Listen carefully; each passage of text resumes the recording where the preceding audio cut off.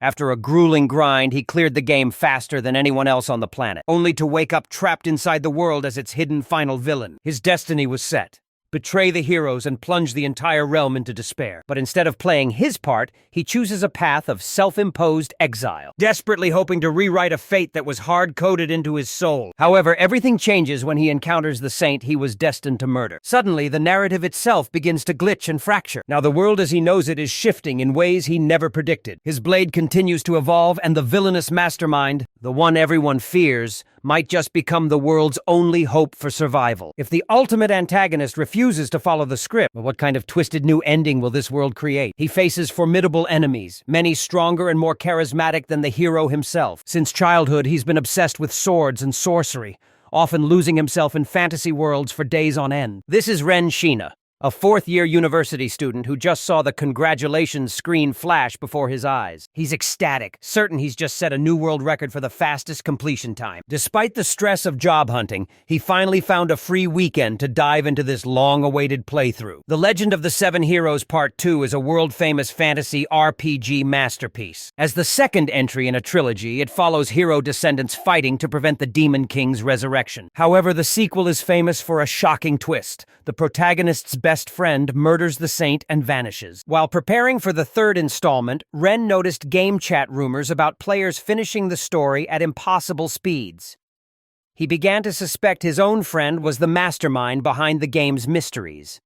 In the forums, a user named Talking Rabbit claimed to be the upcoming final boss, while another named Panda argued that the hero was actually a secret disciple of the Demon Lord.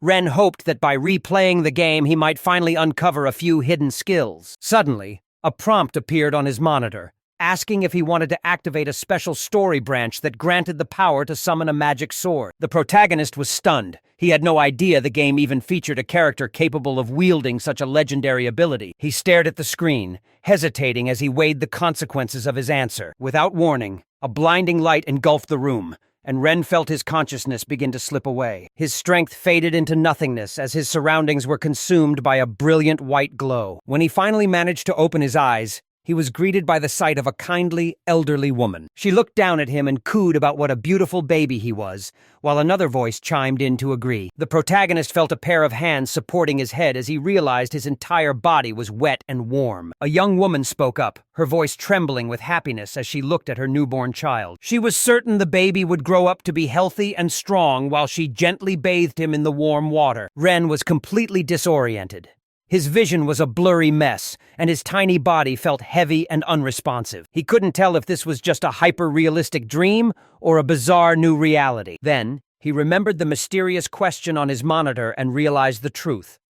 This was the special plotline. It seemed impossible and absurd, but the classic fantasy tropes were undeniable. Ren had actually been reborn. The elderly woman asked what the boy's name would be, prompting the young mother to look down with a smile. She replied softly that she had already decided on the perfect name for him. The woman reached out and gently took the infant into her arms to present him to the family. She announced to everyone present that the baby's name was Ren Ashen. As she pulled him into a tender, loving embrace, the protagonist couldn't help but burst into tears. Ren recalled that in the game, The Legend of the Seven Heroes 2, the mastermind behind the chaos, was actually the protagonist's traitorous best friend. Could he truly be destined to become a primary antagonist? As a dangerous figure shrouded in malice, Ren couldn't fathom why he, of all people, shared the same name. Having the same name, Ren, gave him a strange sense of kinship. But why? Out of all the characters in the game, was he reborn as this boy? Years later, we see a young teenager diligently honing his swordplay. With a surge of confidence, Ren launches an attack only to be met with overwhelming force. Sent flying by the impact, he tumbles hard onto the dirt. His instructor warns him that mindlessly charging an opponent is a recipe for disaster. Recklessness only leads to defeat, and Ren lay there, his head throbbing from the impact. The man chuckled, sitting beside him to check if he was all right before ending the session. Ren simply muttered, "What a shame." Paralyzed with exhaustion, Ren couldn't even twitch as the instructor's laughter echoed through the air. He praised the boy's progress, noting his incredible talent for a 7-year-old. 7 years had now passed since Ren's reincarnation. He now resided on the Western Elven continent, specifically within the borders of a powerful military state, the Liamel Empire. Living in a remote, unnamed village, Ren initially struggled to accept the reality of his bizarre situation. He recalled a girl peering into his crib, asking if he was waiting for his mother. After 6 months trapped in an infant's body, he had finally begun to resign himself to his fate. Once fed and tucked away, Ren kept the secret of his past life hidden from his new parents. As his mother left the room, the infant Ren waited for his moment. After his reincarnation, Ren realized he could access his personal data. By checking his bracelet, he could pull up a detailed status screen. It displayed his name, Ren Ashen, and his unique profession, magic sword summoning. This skill levels up through use. Level 1 allows for 1 sword, Level 2 grants a minor physical buff, and Level 3 unlocks the wooden magic sword with minor elemental attacks. As he progresses, he can eventually unlock the iron magic sword by meeting specific mastery requirements. Curiously, the screen lacked the typical RPG columns for level, strength, or magic power. Ren had questions about his core stats, feeling far more grounded than a typical game protagonist. However, he had never even heard of this specific magic sword summoning skill. The game was known for hidden mechanics, allowing players to combine up to 3 skills to create entirely new ones. For example, merging a swordsman with a black mage creates a magic swordsman. Special characters even possessed rare, unique skills. Ren suspected his summoning ability was one of these rare, unique skills, though he was currently limited. At his current stage, he could only manifest a basic wooden magic sword. It was a small, unassuming wooden blade, just as the description stated. The art of magic sword summoning is a specialized technique used to manifest supernatural blades that bolster the user's physical prowess. Ren noted that his elemental magic was currently restricted to minor plant growth, hardly a game-changer in combat. He knew better than to test these powers inside his bedroom, but he was eager to fulfill the conditions for stronger weaponry. Even with his current progress, the next upgrade would only grant him access to a basic iron magic sword. Ren felt its power would be modest at best, and worse, summoning these blades drained his internal mana reserves. If he pushed himself too hard, he'd suffer debilitating headaches or even lose consciousness. To survive this world, he'd have to train relentlessly every day to expand his mana capacity. He couldn't help but wonder if there was a more efficient way to level up in this reality. Suddenly, his father entered the room, catching him off guard just as the summoned sword vanished into thin air. Despite the shock, Ren was now certain. This world was inextricably linked to the game he once knew. He was inextricably linked to the legend of the 7 heroes, and Ren knew there was a tragic fate he had to avoid. To ensure his survival, he spent his early years secretly honing his magic and amassing as much knowledge as possible. Armed with a deep understanding of this world, our protagonist has now reached the age of 7. As he happily greets his father, he is met with an unexpected proposition. His father asks if he is finally ready to begin his official training. He instructs Ren to head to the warehouse and select a wooden sword for his first lesson. After choosing his weapon with excitement, Ren prepares for the path of a warrior. Overjoyed, the young boy follows his father out to a nearby field to begin. As the duel commences, his father encourages Ren to strike with everything he has. Ren is taken aback by the intensity, but his father quickly apologizes for his bluntness. Explaining that he's never taught anyone before, his father readies his stance. Ren charges forward, launching a bold strike. His father praises the effort and tells him to keep pushing until his body reaches its absolute limit. Ren is slightly dazed by the grueling pace of the workout. While his reincarnated body is in peak condition for his age, he is still only 7 years old. Within 30 minutes, he collapses on the grass, frustrated by his current lack of stamina. His father commends him on a solid first attempt, and Ren thanks him for the words of encouragement. He asks to stay behind for a moment, wanting to rest before heading back to the house. Once his father departs, Ren takes the opportunity to sneak a glance at his mysterious bracelet. He is thrilled to see his level has already increased simply by training with the wooden sword. From that day on, Ren balanced his morning studies with intense afternoon sword sessions with his father. He recalled that magic stones, harvested from the corpses of demons, could enhance his magic sword's mastery. However, the stone his father provided earlier proved useless for his specific blade. Ren realized the catch. He could only utilize stones from demons he personally defeated. This wasn't the Legend of the 7 Heroes game anymore. He couldn't just coast along. In this harsh reality, Ren knew he couldn't afford to relax for a single second. Survival demanded relentless, grueling training, and he was ready to put in the work. Over a month had passed since then,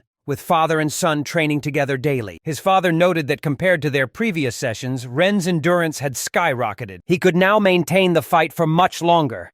yet his striking technique was still far from being perfected and lacked the necessary finesse. His father pointed out that his movements hadn't yet been perfected. He struck out, explaining that a fighter's center of gravity could be easily compromised by simply knocking their hips out of alignment. To prove his point, his father threw him and knocked him onto his back. He asked if Ren was okay and suggested they finally call it a day. Ren screamed that he could still continue training, begging to go just a bit longer. His father warned that fatigue accumulates, praising his progress but ordering a rest until lunch. Accepting this, the protagonist knelt and thanked his father for the training session. Ren noticed his level had risen to 88, meaning he was only a few days away from being able to level up his magic sword summoning art after all this time. He pushed himself to the point of total exhaustion, yet his level gauge only increased by 2 measly points. Still, treating his progress like a literal level up kept his spirits high, a habit from his past life as a gamer. Lately, even the most mundane days had started to feel like a thrilling adventure. His mother gently took his hand, immediately noticing the rough texture developing on his palms. She sighed at the fresh calluses on his young hands, worried that his father's training was becoming far too brutal. She joked that his father was a total musclehead, but Ren insisted he was fine and had already grown used to the intensity. He truly loved the blade. As she applied ointment, she explained that the Ashens were a lineage of knights born to protect the village. For them, a love for the sword was innate. Yet Ren was surprised to learn that his mother didn't share that sentiment. She admitted she was simply terrified of weapons, prompting a confused Ren to ask why. She explained that his father had been a fearless warrior since childhood, never flinching even when facing lethal demons. He had saved her life countless times, but she lived in constant fear that his reckless bravery might one day lead to a tragedy he couldn't return from. Despite her worry, she deeply admired his strength. It was his demon hunting that kept the family comfortable and allowed them to share meat with the rest of the village. Right then, his father stepped through the door, telling his wife not to worry because he was simply too strong to fail. He vowed that no demon in this region would ever be a match for him. Promising to leave his reckless days behind, he embraced his wife, stating that their family's happiness was his only priority. Later that evening, as the house grew quiet, the young protagonist lay in bed, his mind drifting back to the memories of his previous life. In that world, his parents had divorced shortly after he was born. His mother had taken him in, leaving him with a very different upbringing than the one he had now. He lived with her, but as the years passed, their communication dwindled. It grew sparser by the day, and eventually, as the protagonist grew older, his mother stopped coming home altogether. Despite the distance, he was incredibly grateful to her for putting him through university. He remained certain she had her own reasons for leaving. In the present, we witness another duel between father and son, which ends in yet another failed attack. Ren is sent flying, left lying in the dirt once more. His father calls it a day, scheduling their next match for tomorrow. Ren agrees, and the following morning, he diligently completes his studies and chores. Each passing day seemed to surpass the one before it, especially when compared to the misery of his past. Aside from their combat training, his father puts an immense focus on the boy's physical conditioning. Ren enjoys devouring books, and the family always shares dinner together. They'd recap the day's events and discuss their future plans. Then, as a new dawn broke, the cycle would repeat itself. After a brutal session, Ren collapses from exhaustion, earning his father's concern. Seeing his son's state, his father offers to finish tomorrow, but Ren refuses to quit. Despite the agony, he insists on continuing the session every time he forces himself up. But as he stands, a sharp headache spikes and his vision begins to blur. His father immediately notices the distress, worried that Ren might be seriously injured. Ren brushes it off, feeling a strange sensation as his body suddenly feels light as a feather. With a sudden burst of energy, Ren shouts that he's coming for him. He lunges forward with incredible speed,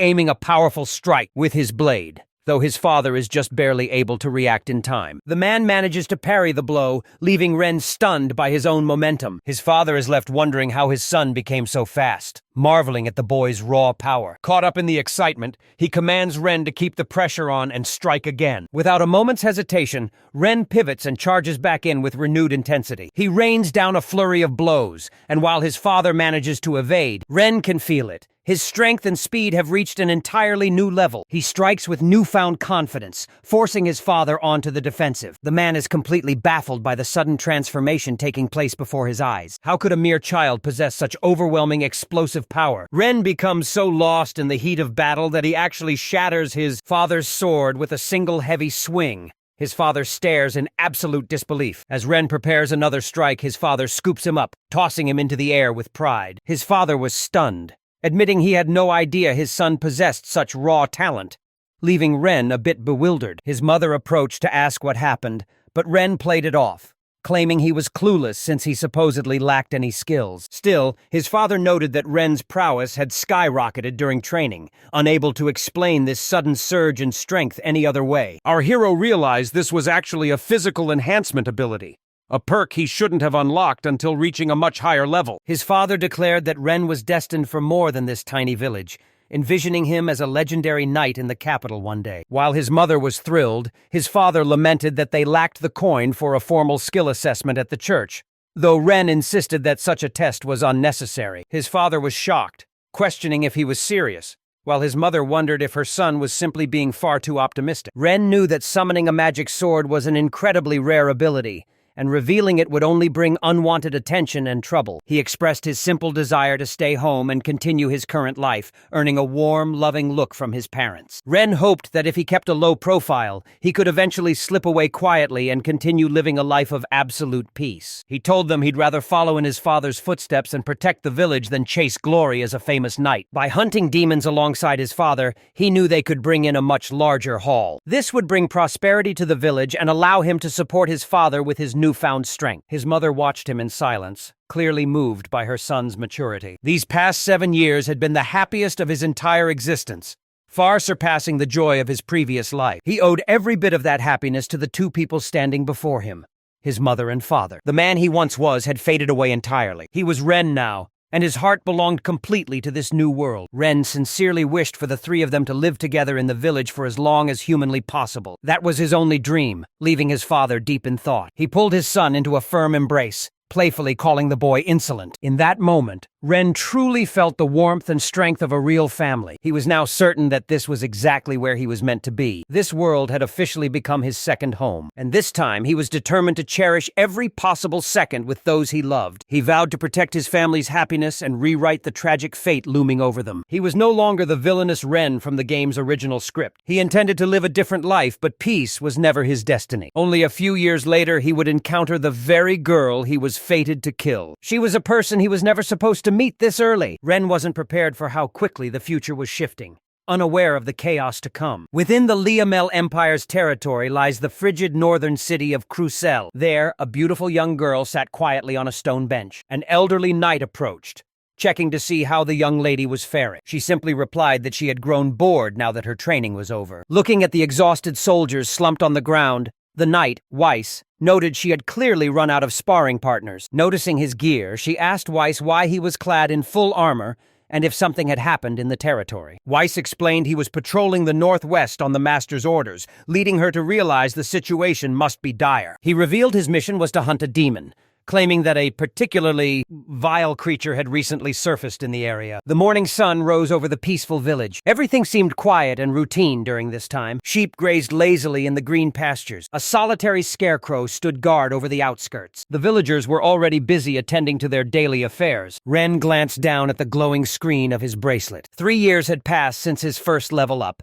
and his stats were finally showing progress. Ren Ashen, the eldest son, had pushed his sword summoning magic to level 2, granting him a physical stat boost. Level 3 would allow him to summon 2 swords at once, and his wooden magic sword now possessed elemental properties. To unlock the iron magic sword, he needed more experience, but his growth was starting to stagnate after 3 years. Progress was slow because Ren prioritized helping his parents with the grueling housework and farm prep for winter. A brief training session only netted him a single skill point before he ran into Grandma Rig. As they walked together, Ren felt his current strength was perfect for a simple, peaceful life. Grandma Rig mentioned how his father boasted of him becoming a great knight, but Ren had no desire to leave. Suddenly, the silhouette of imperial soldiers appeared on the horizon. Ren froze. Grandma Rig sensed the tension and suggested they head back immediately. These weren't just random riders. They were the Baron's personal envoys. A wave of anxiety hit Ren as the soldiers rode directly toward the protagonist's front door. His parents met them outside, where the lead knight apologized for the unannounced visit. Scaling the fence, Ren wondered what the Baron's envoys were doing in their quiet village. Something felt off. Ren knew this territory was actually ruled by a feudal lord, not a baron, and every knight served a specific master. Ren's father was one such knight, entrusted by his own master to protect this very land. This was Ren's first time seeing knights in full armor, And his father was already intensely studying a, scroll while asking the men about a demon threatening the surrounding area. Weiss explained that several villages had already fallen to a savage, beast-like demon. Despite its speed, they were combing the woods to hunt it down, warning that villagers must remain on high alert. Ren was stunned. A demon powerful enough to warrant a full suppression force? Taking the situation seriously, his father asked Weiss exactly what rank they were dealing with. Weiss revealed it was a D rank, a classification that left Ren's father visibly shaken. In this world, a demon's rank is determined by their threat level, as judged by a neutral global organization, known as the Guild, with S rank being the pinnacle and G rank being the weakest. To Ren, a D rank was equivalent to the early game bosses he remembered from his past life. There was no way a mere 5 knights could handle a monster of that caliber. His father was baffled, noting that these woods usually only housed bottom-tier F-rank spirits. Weiss admitted they were still investigating, but warned that neighboring villages needed protection as well. Because the search area was so vast, it would take 20 days for more knights to arrive. His parents were horrified by the delay, but Weiss could only apologize and urge them to stay safe while they scouted the forest. Ren realized he needed to use his game knowledge to identify the beast, while his father offered the weary soldiers a place to rest. Weiss accepted the offer, noting that his soldiers would be in good hands for the hour. Looking over, Weiss asked if the young man standing nearby was Roy's son. Roy proudly confirmed it and told Ren to pay his respects to the commander-in-chief, leaving Ren completely stunned. He knew that was the single highest authority in the entire district. While Ren's mother, Murray, provided water for the horses, Roy treated the weary soldiers to some well-deserved wine. Weiss took a moment to speak with Ren before the troop prepared to depart. Once their brief rest concluded, the soldiers gathered their gear and prepared to move out. As the unit marched away, Weiss gave a final wave from atop a distant hill. The villagers gathered to wave back until the soldiers were finally out of sight. One soldier remarked that Ren was 10 years old, the exact same age as the young lady. Weiss agreed, noting that the boy clearly possessed a natural talent for combat. If the Empire weren't in such turmoil, he would have loved to test the boy's swordsmanship himself. He expressed his hope that the village would remain safe until the regional conflict was settled. Once the soldiers vanished over the horizon, Roy let out a joyous shout, eager to get back to work. Ren then asked to see the list of wanted demons, but his father told him he wasn't ready. Roy explained that he used to hunt high-ranked demons alone before Ren was even born. Ren was floored. He knew his father was strong, but being more powerful than 5 knights combined was on another level. Ren finally realized the massive gap between them. He simply lacked the skill to even compare. The following morning, Roy headed into the woods and returned hauling a massive, heavy net. A pile of wild boars tumbled out, and as Ren marveled at the haul, Roy revealed he had made a major decision. He'd have to hunt more than usual for a while. The local boar meat was a delicacy, but their presence often lured in dangerous demons. Ren understood the necessity. By culling the easy prey, they could keep the more predatory demons at bay. His father nodded, impressed by his son's intuition. He explained that they needed to carefully track droppings, footprints, and the common trails the boars used. It was still a mystery whether the demon would actually show its face near their home. Ren simply nodded, absorbing the gravity of his father's words. With his gear in hand, his father ventured back into the thick of the forest. Normally, his father would finish his hunt by noon. But ever since the warning from the night detachment, he began heading back out for a second hunt every single afternoon. He would push himself until sunset. Later, while they were cleaning up, Ren looked at his father and asked if he was overworking himself. He then requested permission to finally join him on the hunt. His father agreed, but only on the condition that the demon threat was resolved first. He apologized for neglecting Ren's training, but Ren understood. Between helping his mother process the boar meat and chores, he barely had time for his sword anyway. His father smiled, grateful for the help Ren gave his mother.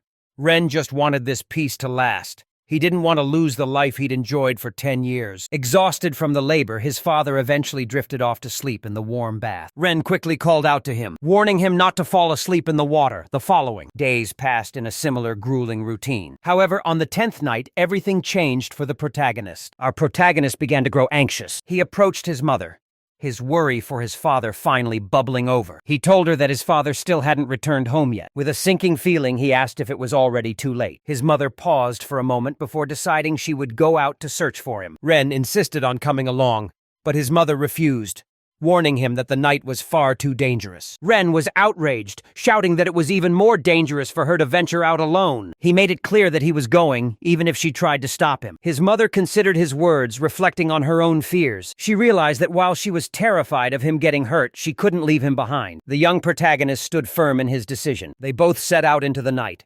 Ren realized he was blind in the pitch black. It was his first time outside after dark since being reborn. His mother told him to watch his step as she pointed toward the horizon. She asked if he could see the light ahead, the torches marking the bridge and the forest entrance. The rushing water grew louder, signaling the river that separated their village from the wild. She warned him not to slip. Ren promised to be careful as his eyes adjusted to the gloom. She cautioned that they could only go as far as the bridge, as demons roamed the woods. Suddenly, she squinted into the distance and caught sight of a figure. It was her husband, slumped under a tree just beyond the bridge. She hoisted her torch high and waved it through the air, desperately calling out to her husband. He sat there, completely motionless, before finally turning his head. Ren confirmed it was him, calling out to his father in relief. Mireille was overwhelmed with joy, seeing her husband still alive. However, Ren was deeply unsettled to find his father in such a state. He wondered why his father was slumped in such a desolate place. His mother told him to wait by the bridge before rushing to her husband's side. But Ren couldn't bear to be alone and chased after her. As Mireille reached her husband, her panic only intensified. She frantically asked him if he could hear her. Once her eyes adjusted to the dark, she saw the extent of his injuries. A jagged wound ripped across his stomach and blood stained his skin. Ren, paralyzed with fear, could only call out to his dying father. Under the glow of the full moon, the family was trapped in a nightmare. His wife and son knelt beside him, praying for a miracle. Mireille begged Roy to hold on,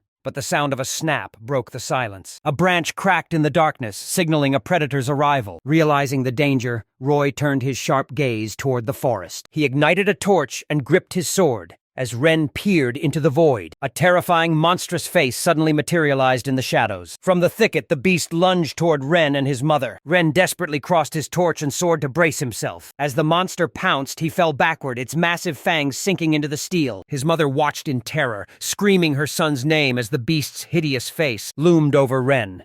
He struggled to hold it back, until his mother suddenly struck, the creature with her torch demanding it release her son. Ren yelled for her to run. Suddenly, two more massive boars charged out from the forest thicket. Cursing under his breath, Ren fought to shove the beast off him. He activated his physical enhancement skill, feeling a sudden surge of strength. With a powerful heave, Ren flipped the monster over, sending it crashing into the other boar. He roared at the beast to stay back. His mother desperately tried to fend off a third attacker. The boar lunged at her, but Ren was already moving to intervene. He intercepted the strike just in time to shield his mother. She collapsed in terror, shielding her eyes from the impending carnage. Ren didn't hesitate, swinging his blade with lethal precision. In one fluid motion, he severed the boar's head from its shoulders. Another beast immediately lunged at his blind spot from behind. But Ren pivoted instantly, striking the monster down before it could land a hit. Even he was stunned by his own inhuman reaction speed. Finally, the dust settled, leaving two dead boars slumped on the ground. The final boar turned tail and fled, vanishing into the depths of the forest in terror. Ren realized he was truly capable. His father's grueling training and his own unique skills had finally paid off. The next day, back at the house, Grandma Rig finished tending to Roy's severe injuries. She assured the family that the worst had passed, though Roy remained unconscious as the heavy tension finally began to fade. Moray thanked the healer, tears of relief streaming down her face. She told Ren that without him, she never could have saved his father. Ren was relieved, but a dark thought lingered. He was plagued by the realization that mere low-level monsters could never have brought his father down so easily. Clearly, Roy had crossed paths with the elite beast the knights were hunting. Ren feared the creature was still lurking nearby, and reinforcements were still over 10 days away. If that monster attacked the village, his family and neighbors would be completely defenseless. Determined, Ren knew he had to take matters into his own hands. That night, he ventured back to the site of the attack. Searching the area where his father had fallen, he found boar carcass that had been left there the previous night. It was a relief to see that other scavengers hadn't picked it clean yet. However, the lingering scent of blood risked attracting the very beast they were hunting. Ren realized he needed to move quickly and haul these kills back home. Suddenly, a strange radiance emanated from the carcasses, and the bracelet on Ren's wrist began absorbing the glow.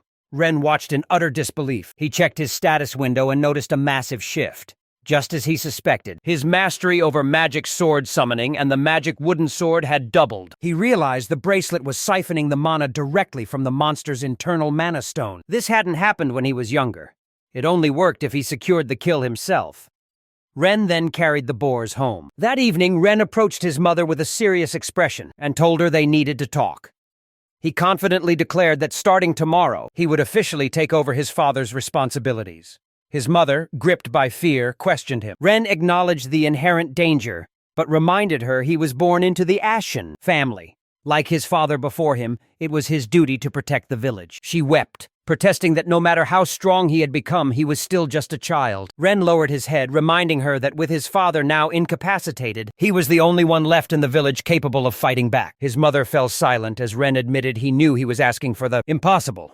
But he had to protect everyone until the reinforcements arrived. As the time arrived, he could see the deep sadness lingering in his mother's eyes. It was clear that Mireille hadn't slept a single wink the previous night. Despite her worries, she spent the next morning preparing him for the journey. She packed a bag full of snacks for her son and finally gave him her blessing. She granted him permission to enter the forest, provided he followed one rule. He had to return home safely before dusk settled over the woods. Once inside, Ren carefully observed his new surroundings. He knew that a 90-minute trek would lead him to a massive rock shaped like a sword. The protagonist was eager to finally test the elemental properties of his magical wooden sword. Ren recalled a powerful boss from the game who utilized this very same elemental magic. Suddenly, a rustle in the bushes caught him off guard and made him jump. A ferocious wild boar came charging out from the dense undergrowth. Reacting instantly, the protagonist assumed a fighting stance and drew his blade. Although the beast startled him, he realized it was just a small forest boar. Ren focused his mind on his magic,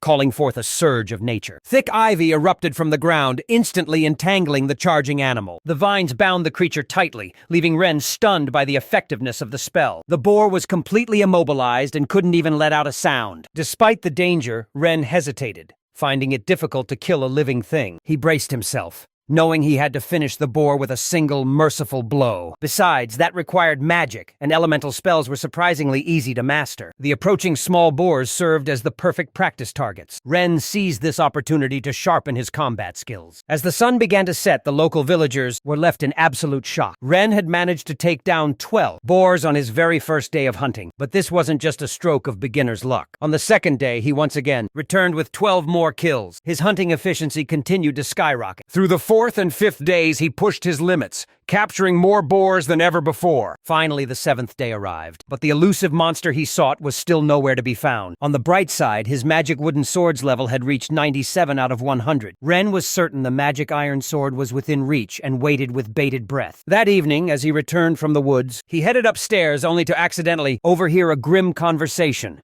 Grandma Rig warned that Roy's condition was critical, urging his mother to wait outside. Seeing the grim scene, Ren was suddenly overcome with fear. He rushed to his mother's side, desperate to know what had happened to his father. His mother, unable to find the words, simply broke down in tears. She explained that his father's condition plummeted as dusk fell. Despite Grandma Rig using their most precious herbs, he was now barely clinging to life. When Ren asked how this could happen, his mother shielded her eyes, consumed by grief and uncertainty. Grandma Rig then delivered more bad news. Their supply of medicinal herbs was almost gone. Mireille began to sob, realizing the medicine would completely run out before the night was over. Ren stood paralyzed with terror as the gravity of the situation sank in. Grandma Rig then turned to Mireille, pleading with her to fetch a specific box of formulas from her house. She noted that her husband knew exactly where the box was. She just needed to ask him. Mireille quickly wiped her eyes and sprinted toward Grandma Rig's home. Ren stepped forward, asking Grandma Rig if there was any way he could help find more herbs nearby. The old woman sighed, explaining that those herbs only grew at the foot of Sarugi Rock and had been wiped out by a harsh freeze decades ago. Ren was stunned, questioning if they had truly been lost to the frost. He turned his gaze toward the small pile of herbs remaining on the table. He asked if those were the ones she needed, but Grandma Rig ushered him out so she could focus on her patient. Ren retreated into the hallway, his mind racing with what he had just seen. As he replayed the image of the plants in his head, a realization struck him. He recognized that plant. It was the Rondo herb. There was absolutely no mistaking it. It was a basic healing item he had used constantly back when he played this game. Ren stared in disbelief at the frozen grass beneath his feet. It was a sight he had to see with his own eyes to truly accept. He knew that venturing into the forest at night was a death sentence, but he didn't care. He sprinted into the thicket as fast as possible, driven by the terrifying thought that if he didn't act now, his father would surely perish. With no time left to second-guess himself, Ren resolved that he would never let such a tragedy happen. Deep within the woods, vicious monkey-like monsters lurked, perched high in the canopy while emitting haunting screeches. Ren tore through the dense foliage at a breakneck pace, completely oblivious to the predators watching from the shadows. His only priority was reaching the base of the massive cliff. As he reached the clearing, the protagonist came to a sudden halt. Standing at the foot of the mountain, he moved toward the rock face. Ren desperately searched the area for the life-saving herbs he needed, only to realize that the patch had been completely picked clean. Looking toward the peak, he realized he'd have to climb the summit. To make the treacherous ascent, he activated his elemental magic. Channeling his mana to aid his climb, he focused his power and summoned a sturdy ivy sapling to scale the heights. The moon emerged from behind the mountain, and in its silver glow, Ren finally spotted the rare herbs he desperately needed. He scrambled to the summit, reaching the very top of the peak, and discovered a massive clearing filled with rondo grass. Ren was relieved to find that the vegetation hadn't withered away. He was confident this amount would be more than enough to save his father. But suddenly, while moving through the tall grass, Ren stumbled upon the skeletal remains of several small boars. He wondered how these bones could have ended up so high on the cliff. Upon closer inspection, he noticed strange, ornate carvings on them. Feeling a sudden chill, he decided to head back down immediately, as an ominous premonition began to weigh on his mind. Once Ren reached the bottom, he began sprinting back toward the village, but his path was suddenly blocked. A massive herd of boars appeared out of nowhere, letting out terrifying guttural sounds. Ren was momentarily caught off guard, but as the beasts charged, he steeled his resolve and prepared for a brutal fight. He began slaughtering the boars one after another with ease. Yet even in the heat of battle, Ren sensed something was very wrong. Something was wrong. Ren noticed the boars were terrified, fleeing from a much greater threat. Suddenly, he felt a chilling sensation as a cold breath brushed against his neck. He spun around and came face to face with a colossal beast perched on the ledge, radiating an aura of pure terror. In that moment, Ren realized this was the creature he'd been hunting, the very same lupine monster from his search, the legendary beast he had been tracking all this time. With multiple sets of eyes and a tail like writhing tentacles, it was a deadly D-rank monster known as the Wolf Chieftain. A beast whose power sits at the peak of its class. Slaying such a unique creature would surely yield incredibly rare loot. Recognizing the danger of this rare breed, Ren immediately began to retreat. Glancing back, he saw a blinding flash of light closing in at high speed. The wolf lunged for its prey, but Ren reacted instantly, leaping high into the air. He performed a mid-air flip to reposition himself and kicked off a nearby tree to gain distance. But the predator wasn't finished yet. The wolf snapped at him again, but Ren dodged, leaving the beast to sink its fangs into the solid wood. Ren cursed under his breath, realizing this monster's speed was far beyond his expectations. This was no ordinary animal. Sensing its miss, the wolf immediately unleashed a blast of wind magic, shattering the massive tree trunk into a hail of splinters near him. The wolf chieftain can manipulate the elements, gathering wind within its body to strike. By manifesting invisible hands, the wolf can effortlessly disarm its enemies. However, it can also weaponize wind magic for direct attacks, a terrifying realization for Ren. This was a high-level calamity he should never have encountered, a monster that would never let its prey escape. Desperate, Ren racks his brain for a way to slay the beast. He notes that while its wind magic is formidable, its nature magic remains underdeveloped. Ren realizes he has only one viable option. He must strike at the monster's belly. Terror grips him as he doubts his own success, but he can't afford to hesitate. He locks eyes with the wolf as it shifts into a lethal predatory stance, coiled and ready to strike. It's then that Ren notices a jagged wound on the monster's paw. He realizes his father must have been the one to inflict that injury. Everything clicks. Ren finally understands how his father managed to survive the encounter. That single wound is the only reason this beast hasn't decimated the village yet. His father had fulfilled his duty as a knight, and now it was up to Ren to finish the job once and for all. He refuses to go down without the fight of his life. The wolf stalks forward, a low, menacing growl vibrating through the air. Ren suspects the beast is even channeling wind magic into its terrifying roar. He forces himself to maintain his composure and focus his resolve, searching desperately for an opening.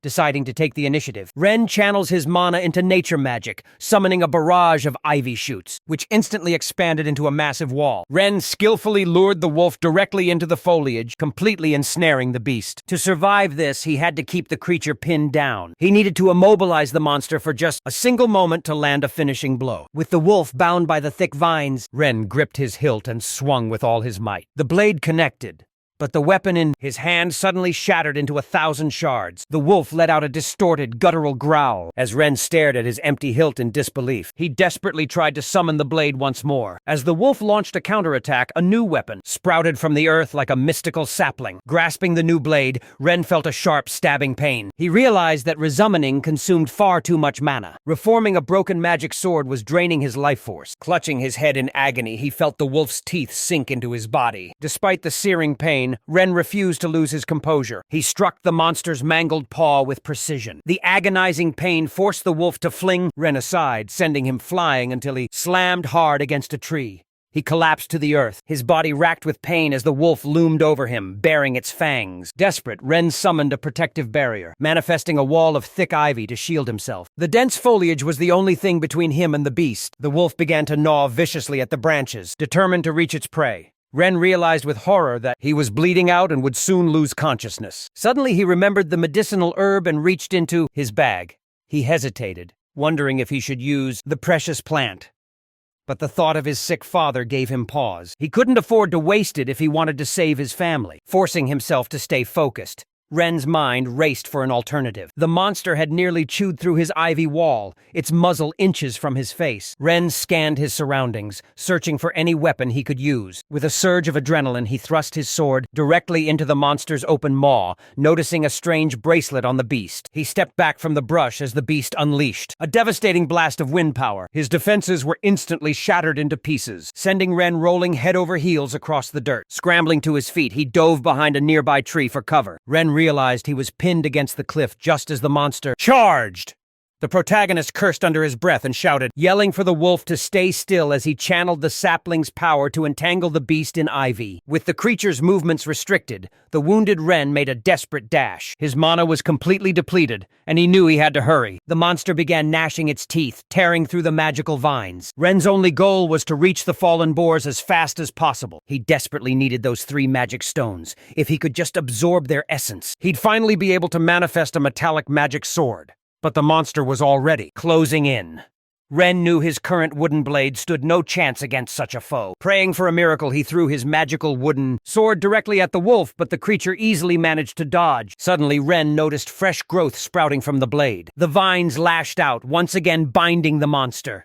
As the wolf struggled with all its ferocity, Ren reached out to pull the magic stones from the boar's remains. Surrounded by bodies, he knew he had to find a way to save his father. The magic stone's energy surged directly into the protagonist's bracelet. Ren gritted his teeth, refusing to let it end here. He stared at the bracelet, waiting for the demonic energy to manifest. He felt the metal sword's power begin to evolve. The protagonist, Ren concentrated every ounce of his remaining mana between his hands. He knew this was his final gamble as the massive wolf lunged, opening its maw wide to deliver a finishing blow to the hero. The beast's jaws were inches away from swallowing him whole. With his life on the line, Ren summoned the last of his strength. Before the wolf could snap its jaws shut, the protagonist thrust his sharp blade forward, channeling his power into a blinding beam of light. A radiant explosion erupted from the monster's head. This was a strike fueled by pure desperation.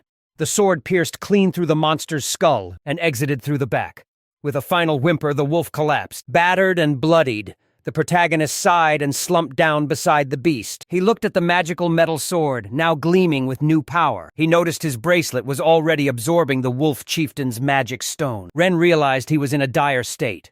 His body refused to move an inch. Clutching his bag of medicinal herbs, his thoughts drifted to his mother. Suddenly, the sound of galloping hooves echoed toward the source of the beast's cry. Ren turned his head to see a group of armored horsemen charging directly toward his position. The knights surrounded the monster's carcass and quickly approached the exhausted boy. They carefully loaded Ren onto a horse and sped back toward the village. Reaching his home, a soldier hammered on the door, calling out for the family. Mireille opened it to find knights from the House of Clausel standing before her. They apologized for the intrusion, insisting there was no time to lose as they carried the boy inside. Mireille froze in terror, barely recognizing her son through the blood. She demanded to know what happened, but the soldiers were just as stunned. They explained that the boy had been desperately clutching a small bag, refusing to let go. Mireille opened it and gasped at the sight of the rondo herb. She looked back at Ren's battered and broken body, stunned that he had actually retrieved the cure. clinging to her son. She finally broke down into a fit of tears. Meanwhile, deep within the capital city of Clausel, Knight Weiss questioned the report once more. The soldier knelt, swearing that his eyes had not deceived him, that the boy possessed terrifying strength. Weiss confirmed the name, Ren Ashton. He couldn't fathom a child single-handedly slaying a wolf chieftain. Suddenly, a young lady. Weiss approached the boy, stunned that someone so young could single-handedly take down a wolf chieftain. It was unheard of for a child to defeat a D-rank monster, especially after only 2 months of training. Curious, she checked the inscription on Ren's mysterious bracelet. It read, Ren Ashen, eldest son of the Ashen family. His unique skill, magic sword summoning, evolved with use. At level 1, he could summon a single blade. Level 2 granted a physical buff, and level 3 allowed for dual wielding. His arsenal included a wooden sword for elemental bursts, an iron sword for raw sharpness, and the bandit sword, which could forcibly steal items from enemies. Ren examined his hand, where the bandit sword had manifested as a piece of finger armor rather than a traditional blade. He was still in disbelief that defeating the wolf chieftain had rewarded him with such a rare and unique weapon. After tucking the loot into his bag, Ren prepared to leave the battlefield. He carefully began his descent, climbing down the thick vines covering the cliffside. Suddenly, a mounted soldier called out, interrupting the young protagonist's journey. The soldier noted that Ren looked exhausted and reminded him they were supposed to wait for backup before entering the forest. Ren could only offer a weary smile and an apology for his recklessness. As he mounted the horse, Ren admitted he only survived because the knights arrived sooner than he expected. But the knight insisted the rush was worth it. The knight was impressed by Ren's grit and asked what treasures he was carrying in his heavy backpack. Ren explained it was loot from the wolf chieftain's den, intended to fund the village, though he worried about heavy taxation. The knight reassured him that he'd earned a tax exemption, and the monster's rare parts were valuable medicinal materials a local merchant would pay top coin for. Ren beamed with joy, knowing these funds would guarantee his village's prosperity for decades to come. Back home, his father praised his heroic deeds, acknowledging that Ren had achieved something truly extraordinary. Ever humble, Ren credited his father's training for his victory, prompting his father to offer him any reward he desired. Ren asked for a specific, beautiful stone he'd found, the Pearl of Salacia, an item so rare it was considered a legendary drop even for a chieftain. He also requested to keep the mysterious bracelet, a wish his father was more than happy to grant. Ren finally felt safe enough to wear the bracelet openly,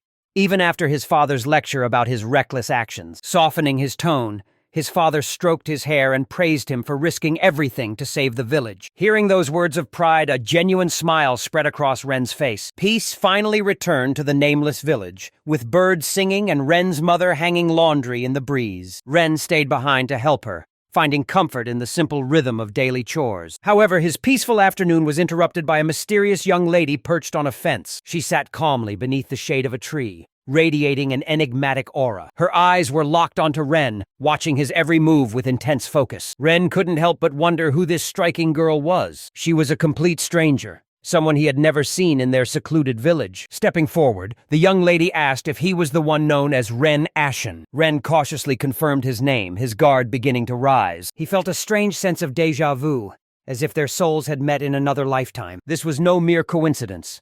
It was a fateful encounter that would change everything. As the gears of fate began to turn, the prologue of a new legend was being written. The woman claimed this meeting was predetermined, stating she had always wanted to find him. Suddenly, she drew her twin swords and skillfully hurled one straight toward Ren. Startled by her sudden aggression, Ren listened as she casually inquired about his recent injuries. Sinking into a low combat stance, Ren replied that his wounds were fully healed. He demanded to know how she knew him, but she simply smiled and challenged him to a duel. Ren was left confused, but the young lady gave him no time to think. She brandished her blade and lunged forward, initiating a sudden attack. She struck first, but Ren's honed reflexes allowed him to parry the blow perfectly. The girl immediately pressed her advantage, attempting to strike him again. However, Ren moved with such blinding speed that she instantly lost her target. Completely stunned, she admitted that his agility was absolutely incredible. She praised his swordsmanship, noting he was far more skilled than he appeared. Ren questioned why she had forced this duel, realizing he was facing a seasoned warrior. He tried to de-escalate, but she insisted the training blade made the fight perfectly safe. Ren wasn't convinced.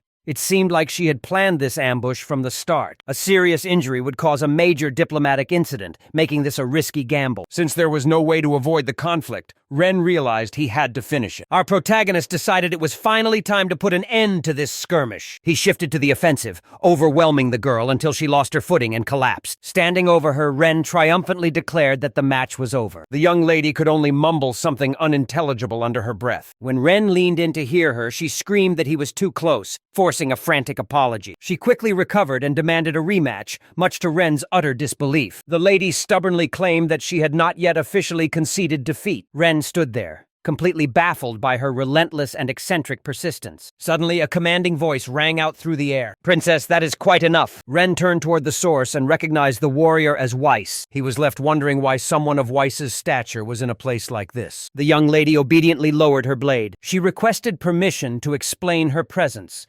presenting a letter for the Ashen family and citing her father's admiration for their victory over the Wolf Chieftain. She further expressed her father's massive expectations for Ren Ashen's future. Ren stood frozen as she introduced herself as Lucia Clausel. She was none other than the legendary Saint of White. Terror gripped Ren as a dark realization hit him. He remembered the tragic fate destined for Lucia Clausel. While Weiss scolded the princess for wandering without an escort, she simply brushed it off, claiming the soldiers had been resting for far too long. Ren's blood ran cold.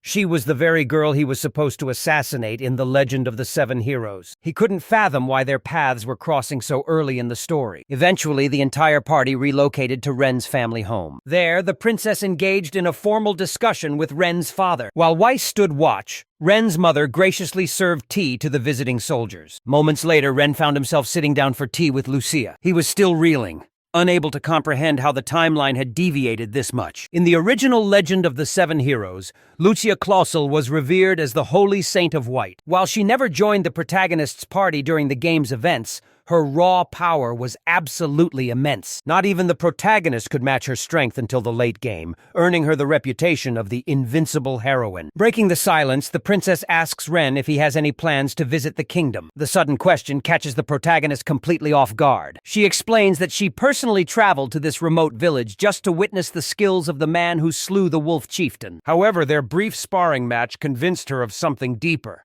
That Ren wasn't just powerful. He was also incredibly courageous, as his decision to draw his sword without a moment's hesitation proved his warrior spirit. Ren wonders if this is a formal challenge, but he simply bows his head, accepting that he was technically defeated. He had heard from a guard that the village sat on the border of Clausel, but it was still a grueling 10-day journey by horse. Ren assumed that as long as he stayed tucked away in this remote rural village, he would never cross paths with the Lord's daughter. But Lucia had traveled all this way specifically to find and fight him. Ren tries to deflect the praise, claiming she's overestimating him because his father was the one who actually wounded the beast. He insists his victory was a fluke and that he lacks proper technique, arguing that he doesn't possess the courage she speaks of. The princess tells him not to be so modest, noting that anyone else in his position would be bragging about such a feat. She sees him as a rare talent compared to the all-talk nobles, and she's determined to bring him to Clausel so they can spar whenever they like. Ren realizes the princess is simply obsessed with swordplay, and judging by their match, she's clearly been training relentlessly. Deciding it's best to keep his distance, Ren politely tells her that he has no intention of leaving his home. Noticing his cold demeanor, Lucia asks if he simply dislikes her, sensing that he's been trying to push her away. Ren explains that it's not personal. If he leaves, his father would be the only one left capable of providing for the village. If another monster like the Wolf Chieftain appeared, the village would be defenseless and face total destruction. The princess went quiet as Ren explained his love for the village, admitting he'd never even considered moving to the city. Lucia set down her tea and claimed to understand, but in her mind she refused to deviate from her plan, already envisioning a much brighter future for him. Later that evening, Ren, his parents, and Lucia gathered together for a peaceful dinner. Once the meal concluded, the young protagonist headed out to the stables, but the princess was quick to follow. Suddenly, she dropped a practice sword right at Ren's feet. He turned back toward her and asked with a sigh, "Are we really supposed to start training right after eating?" Lucia smirked, telling Ren that if he already understood her intentions, then things would be much easier. She'd already secured permission from Weiss and his parents, so he had no excuse. Ren was genuinely shocked that the princess had managed to win over even the stern Weiss. He looked down at the blade lying on the grass, debating whether he should just ignore it. However, the princess warned him that if he didn't pick up the sword, she would simply extend her stay at the village indefinitely. The protagonist finally gave a wry smile, admitting he was actually in the mood for some training. But then, Lucia suddenly paused. She asked why he was trying so hard to keep her at a distance and refuse her offer, sensing that he must have a very good reason for it. With a mysterious glint in her eyes, she proposed a bet.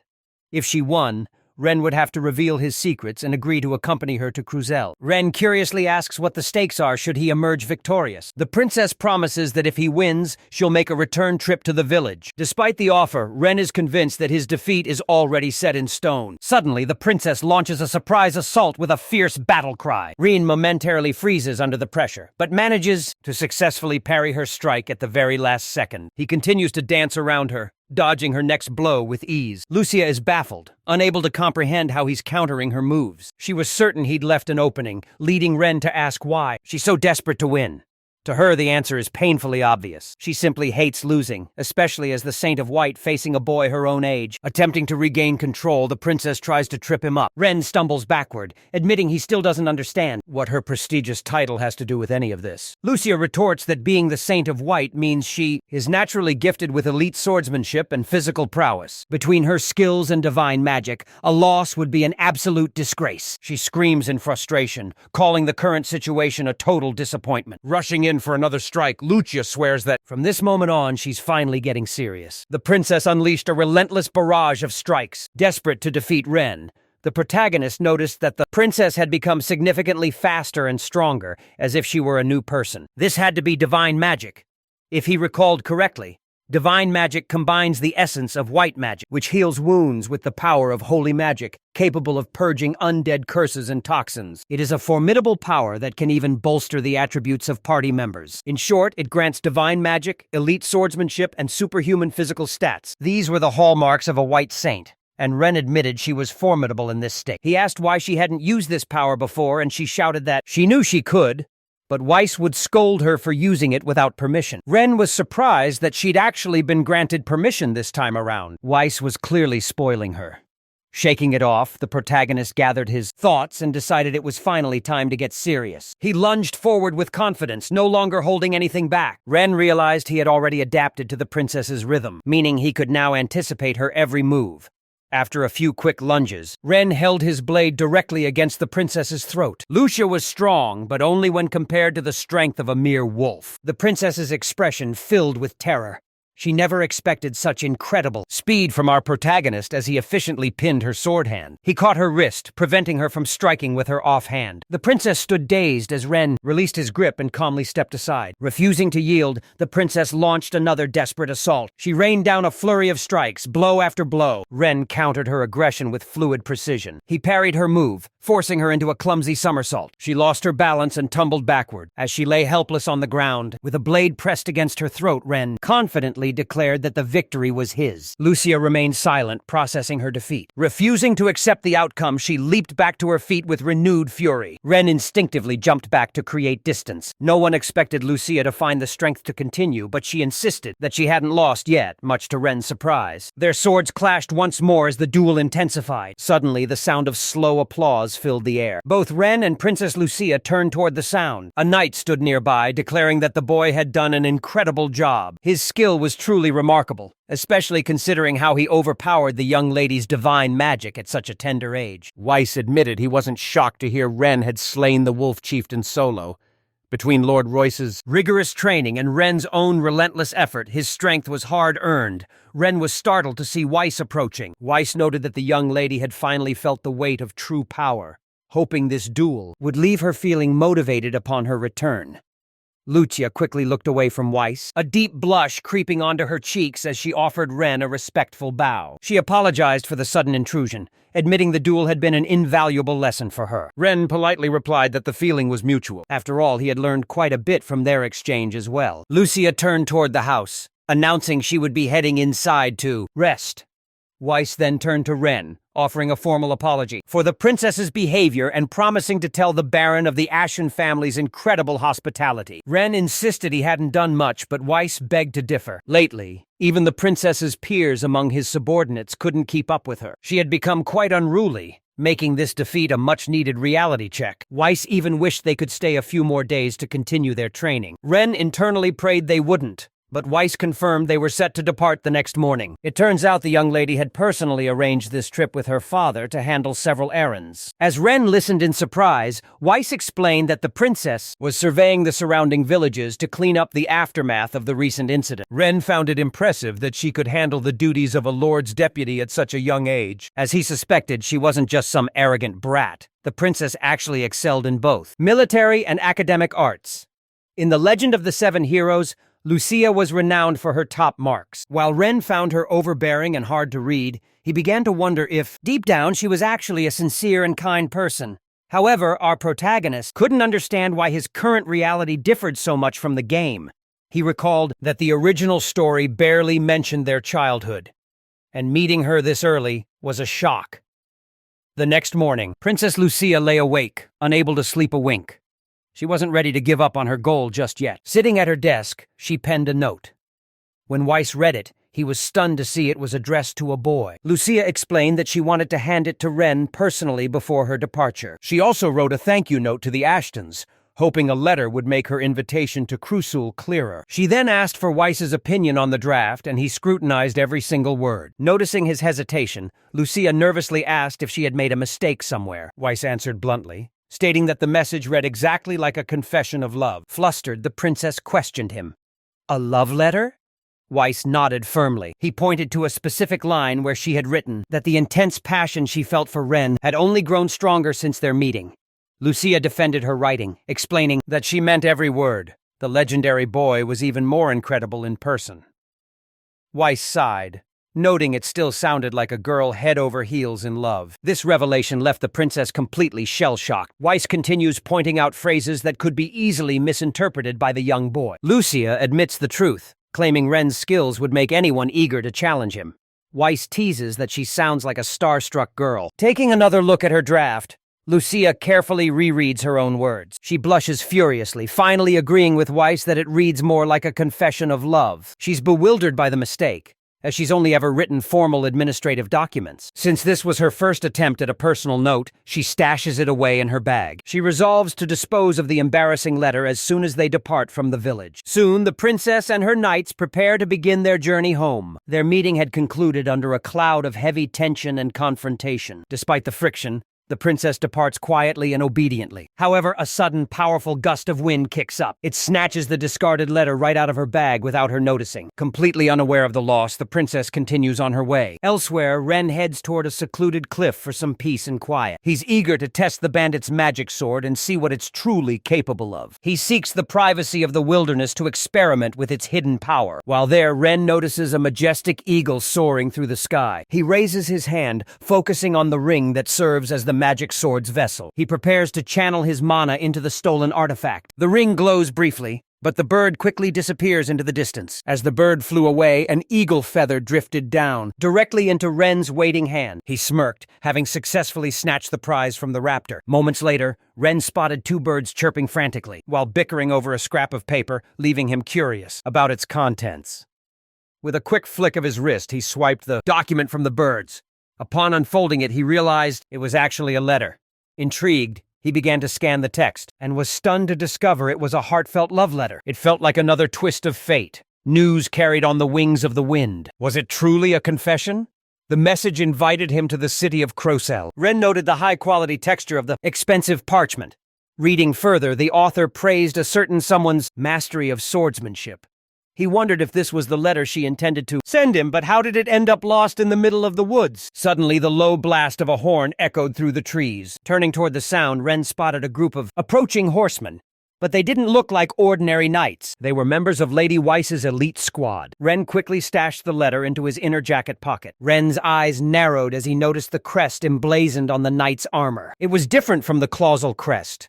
Could these be knights from another domain? The horsemen quickly surrounded our protagonist, and one of the massive steeds reared up in a blatant attempt to intimidate him. One of the knights looked down and asked if he was a resident of the village ruled by the Ashton family. Ren confirmed he was, before asking exactly who these men were. The knight lifted his visor, announcing they carried an official message from Viscount Givens. He demanded Ren lead them to the Ashton estate, leaving Ren to wonder about this Viscount Givens. He recalled an estate to the north belonging to nobles completely unrelated to his family. Recognizing they served a high-ranking noble, Ren knew he couldn't refuse and agreed to escort them. He couldn't help but worry. This was happening right after Lucia's departure. What was going on? True to his word, Ren led the group of knights directly to his family's home. Once there, the lead knight removed his helmet and stepped inside with a look of pure arrogance to deliver the message to Ren's father. While the meeting took place, Ren remained outside under the watchful eyes of 2 guards. The knight eventually emerged, surprised to find the boy was Ren Ashton. He had a message for him, too. Confused, Ren asked if the message was truly meant for him. The knight explained that the Viscount had heard high praise regarding Ren's incredible abilities. As a result, the Viscount wanted to hire Ren to work at his personal residence. Ren was taken aback when one of the bodyguards informed the knight of a crucial detail. Lord Clausel had already invited Ren first.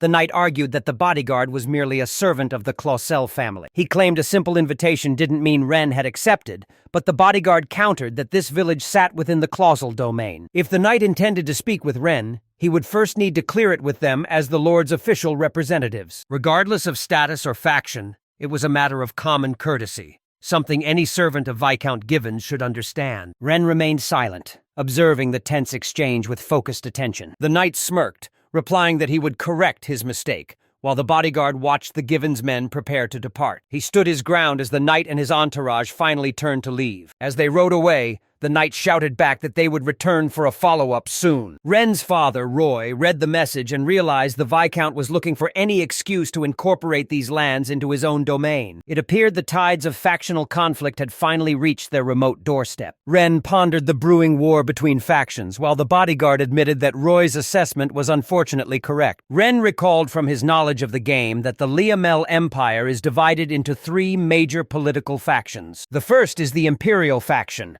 which holds deep reverence for King Leon and believes only the royal bloodline should rule. The second is the Hero faction, comprised of the descendants of the heroes who defeated the Demon King, led by 7 major noble houses. This is considered the protagonist's faction in the Legend of the 7 Heroes, and Viscount Givens is a high-ranking member. They seek to limit the Emperor's power to create a more democratic society and eliminate social inequality. The third group is the Neutral faction, pacifists who respect both sides and avoid conflict, which includes Baron Clausel. Ren asked if transferring a village to another noble was really that easy.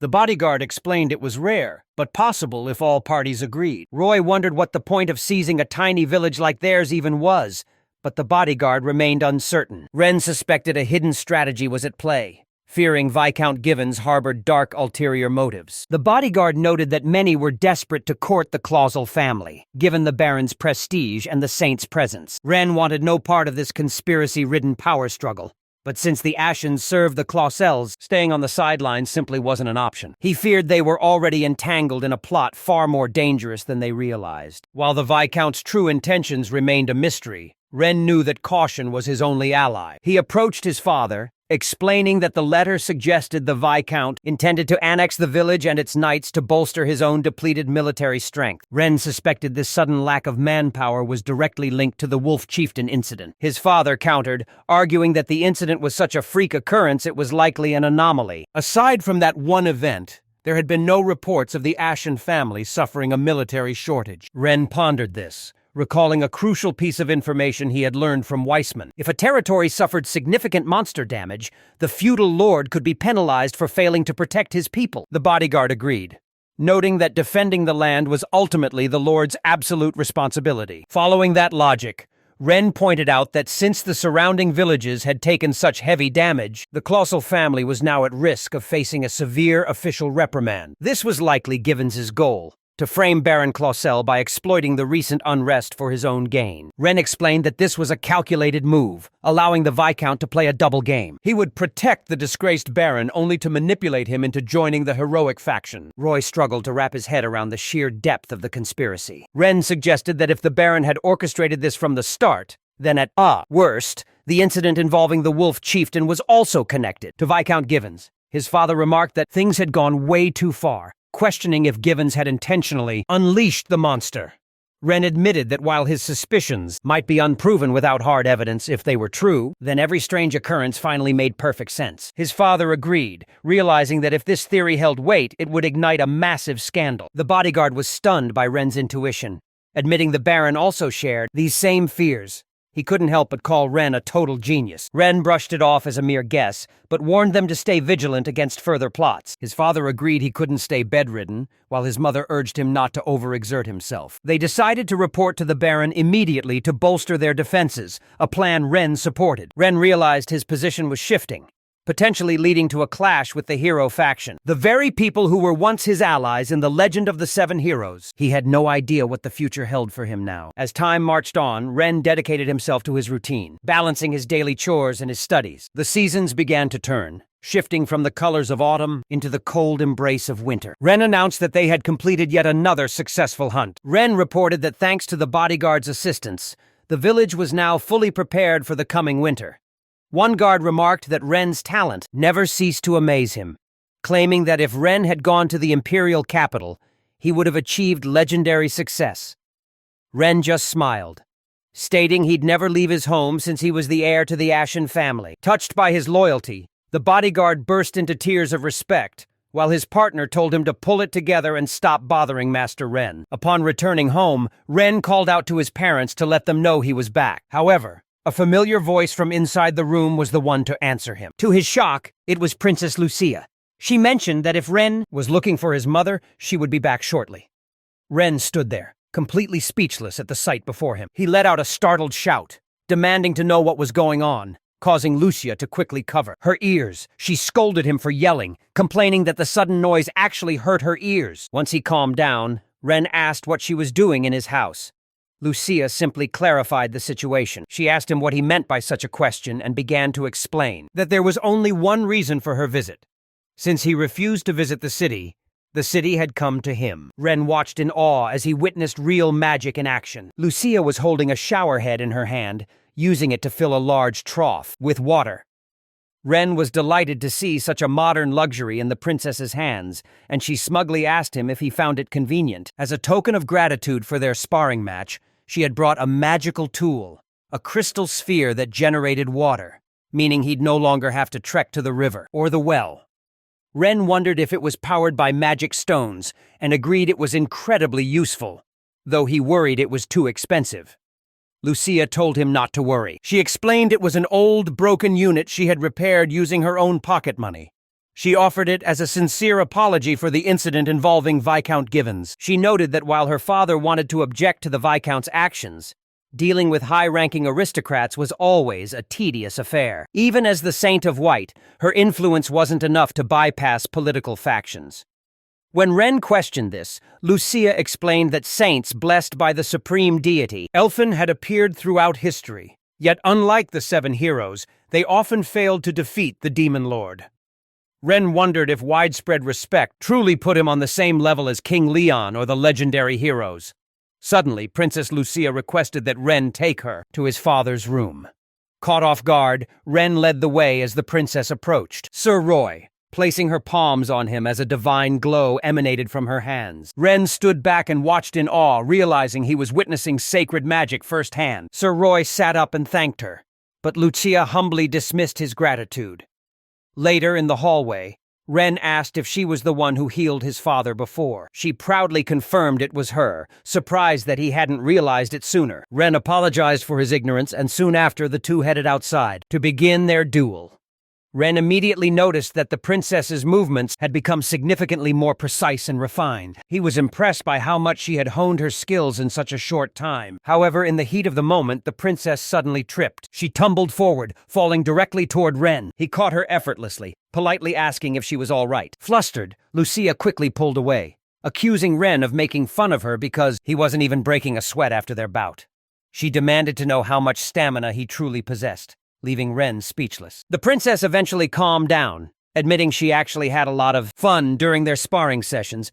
She then suggested that they meet for another duel in the morning before she departed. She declared that next time, victory would be hers, a vow Ren took to heart. Lucia ended up staying with the family for a few more days. During that time, the two engaged in several more intense sparring matches. However, The time eventually came for the princess to return to the capital. She mounted her horse alongside a soldier and bid Ren a final farewell. Ren and his mother stood by, watching as the riders vanished into the distance. He knew she truly intended to return, but he felt it best to keep his distance. Eventually, winter faded away, giving way to a fresh new season. It was now Ren's 11th spring in this world, and change was in the air. One afternoon, Ren and his father were returning from a successful hunt. Ren noted that his father seemed fully recovered, to which Roy replied that it was entirely thanks to the care of his family. But their peaceful mood shifted when they spotted a group of armed soldiers stationed near their home. Ren wondered if Viscount Given's knights had returned to bother them once more. One of the knights approached, stating they had been waiting specifically for Roy. Roy asked what they wanted now, only to learn the Viscount still coveted their family's strength. But the knight added he had news for Ren, causing Roy to question the messenger's intentions. A sense of dread washed over Ren as the knight continued to speak. The messenger revealed that the Viscount offered to sponsor Ren's education. He was being invited to join the prestigious special class of the Imperial Cadet Academy. The Ashen family bodyguards, along with Ren's father, were left completely stunned. Roy remarked that gaining admission was already a monumental challenge, but getting Ren into the special class? That was unheard of. The knight proudly noted that he understood Roy's shock. After all, the Imperial Cadet Corps' special class was reserved for the elite. Only the heirs of the 7 great nobles, war heroes, and the most gifted children in the capital were ever admitted. However, Viscount Given served as the Deputy Minister of Justice and could easily provide a recommendation. The knight then asked Ren if he was ready to showcase his talents, but Ren didn't hesitate for a single second. "No, thank you," he replied flatly. Stunned, the knight asked him to repeat what he just said, unable to believe his own ears. Ren calmly reiterated that he had absolutely no intention of leaving the village. Infuriated, the knight demanded to know why Ren would pass up the chance to become a nobleman, a title he'd earn automatically upon graduation. But Ren was firm. The Imperial Cadet Corps was the main stage for the Legend of the 7 Heroes, where the game's protagonists resided. Joining them would essentially lock him into the game's dangerous plot, something he was desperate to avoid. Ren politely apologized, explaining that he felt his true calling was simply helping his family with their daily chores in the village. This left the knight completely baffled. Turning to Roy, the knight asked if he really wanted his son to throw away such a prestigious future. Roy apologized, stating that while the capital offered great opportunities, the choice was Ren's to make. Besides, his family was honored to serve the colossal house as they had for generations. Roy decided to pen a formal response to Viscount Givens himself, handing the letter to the knight for delivery. The knight's expression soured, clearly not expecting such a dismissal. He scoffed, claiming a letter was unnecessary. He insisted they would simply tell the Viscount Ren's answer in person before storming off in disappointment. Ren and his father stood by, watching the Viscount's messenger retreat empty-handed. A few days later, the peace was shattered as soldiers from the colossal family came galloping in. One of the riders was desperately clutching a pale and weakened Princess Lucia, and just like that, she had appeared at the protagonist's home for the hour. Lucia was completely unconscious, immediately placed under the care of Ren's mother. Weiss explained that she collapsed 3 days ago while traveling. This wasn't a standard illness, but a condition that strikes children with an overwhelming amount of latent magical power. While the disease isn't contagious, the recovery process is grueling and unpredictable. The sudden onset and lack of early symptoms make it incredibly dangerous to manage. If the patient's fever spikes while their immune system is compromised, the results could be catastrophic. Lucia required absolute rest for at least 2 to 3 weeks to avoid fatal complications. Ren offered his full support, telling the soldiers they were welcome to stay until the young lady made a full recovery. As the days crawled by, the princess's condition finally began to stabilize. 3 days later, Ren and his bodyguard approached her room and knocked. A soft voice from the other side of the door granted him permission to enter. Speaking through the door, Ren apologized for the intrusion as Lucia sat up in bed. Even from a distance, he could tell her cheeks were still burning with embarrassment. Suddenly, Lucia caught him off guard by offering a sincere apology. This was the last thing the protagonist expected to hear. The young lady lamented how she had come to the village without permission, only to fall ill and become a burden. Ren tried to object, insisting that her sickness wasn't something she could control. He assured her that caring for her was no trouble at all, but Lucia remained inconsolable. She explained that this journey was meant to prove her family's resolve by visiting more villages than ever before. Wiping her tears, she expressed frustration that her influence as a saint felt so limited and beneath her family's name. Ren was struck by her words. He realized that even at her young age, Lucia was already deeply burdened by her noble position and responsibilities. The princess felt completely powerless as tears continued to stream down her face. She confessed that she felt she could never measure up to Ren, calling herself nothing more than a pathetic, annoying brat. She feared she was tarnishing her late mother's legacy. When Ren asked about her mother, Lucia sniffled, explaining that her mother had been overjoyed to learn her daughter was a saint of the whites, believing she had a legendary future ahead of her. She maintained that hope even until the day she passed away, leaving Lucia with only portraits to remember her by. She had never even had the chance to hear her mother's voice. Every time Lucia wore her combat suit, she felt her mother's strength, as the armor was a precious family memento. Ren was moved by this revelation as Lucia admitted that her struggle to meet everyone's expectations felt futile, in vain. She announced that this visit would be her very last. Ren froze in place. Lucia Garcia mentioned she'd heard Ren refuse to join the Imperial Cadet Corps. Following Viscount Given's invitation, Ren and Sir Roy had proven their loyalty to the Clausel family many times, so she couldn't act like a spoiled child anymore. Lucia explained she'd already spoken with Weiss and apologized for causing so much trouble for Ren's family. She expressed her sincere gratitude for everything they had done. Ren realized this girl possessed a truly pure soul, and that he was the only one still hiding a secret. Could this truly be the end of their time together? Both of them were lost in their own thoughts. Suddenly, Lucia mentioned that she needed to write a letter to her late father. She asked to borrow some ink as hers had run dry. Ren told her the stationery was in the box on his desk and to use whatever was necessary. Lucia paused, asking for clarification. Your desk? Ren smiled, admitting this was actually his room, as he'd been cleaning the guest room when she arrived. Lucia lamented that she brought nothing but trouble. Ren insisted that wasn't true and asked if she could bring a fire magic item the next time she visited. He could even make use of a spare one, Lucia. Confused, Lucia asks what he means, but Ren simply mentions how convenient a fire-starting item would be. She reminds him that this is her final visit. Undeterred, Ren continues to insist that he's already looking forward to her next trip. Raising her voice, the princess reiterates that she won't return, fearing she's nothing but a burden to him. Since Ren had been avoiding her in their sparring matches, he simply scratches his head and offers a logical explanation. He explains that anyone would be overwhelmed by a sudden duel, but as long as she gives him a warning, he's happy to fight her in the village. Lucia is stunned. Ren adds that he doesn't want the princess's health to decline any further. He decides it's best to leave for now. He suggests they finish their conversation once she's feeling better. As he walks out, Ren clutches his head in disbelief, reeling from the bold words he just blurted out. Inside, Lucia ponders his invitation. She wonders if it's truly okay for her to return so suddenly. Could she really just show up here again? In that moment, she realizes her throbbing headache has completely vanished. She quickly moves to write a letter to her father while she still has the strength to do so. Hoping Ren won't mind her using his desk, she begins searching for writing supplies. Lucia looks inside a small box to find the ink. As she opens the beautiful container, something else catches her eye. She notices a crumpled sheet of paper and reads the words written on it.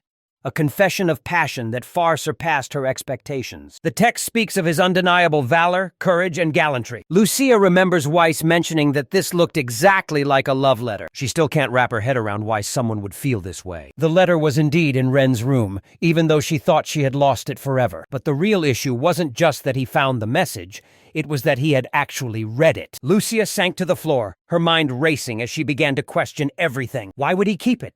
What could his true purpose possibly be? The princess tried to convince herself that Weiss's assumptions were completely mistaken. It wasn't a love letter. It was simply a message she had poured her heart into writing. She insisted she didn't have feelings for Ren, telling herself he was just reliable, kind-hearted, and nothing more. Yet Lucia couldn't understand why Ren had kept the letter. He could have easily thrown it away, but instead he was guarding it as if it were a precious treasure. With trembling hands, the princess carefully folded the letter and tucked it back into its hiding spot. Once it was back in the box, she was tormented by a single question. Did Ren actually want her to develop romantic feelings for him? What was he thinking while reading her words? She couldn't help but remember the smile on his face. When the sun rose the next day, the young lady gathered Weiss and the soldiers to help with hunting and carpentry. and they gladly agreed to repay her hospitality. Ren's father headed into the forest with Weiss's group while Ren helped with repairs, and his mother left for Grandma Riggs to fetch medicine. Lucia watched from her window as one of the soldiers asked Ren where the repair materials were stored. Ren explained that everything they needed was in a storage box near the suspension bridge. With the work beginning, everyone was certain the young lady would need a full week to recover. If everything went according to plan, the squad would reach Clucel right on schedule.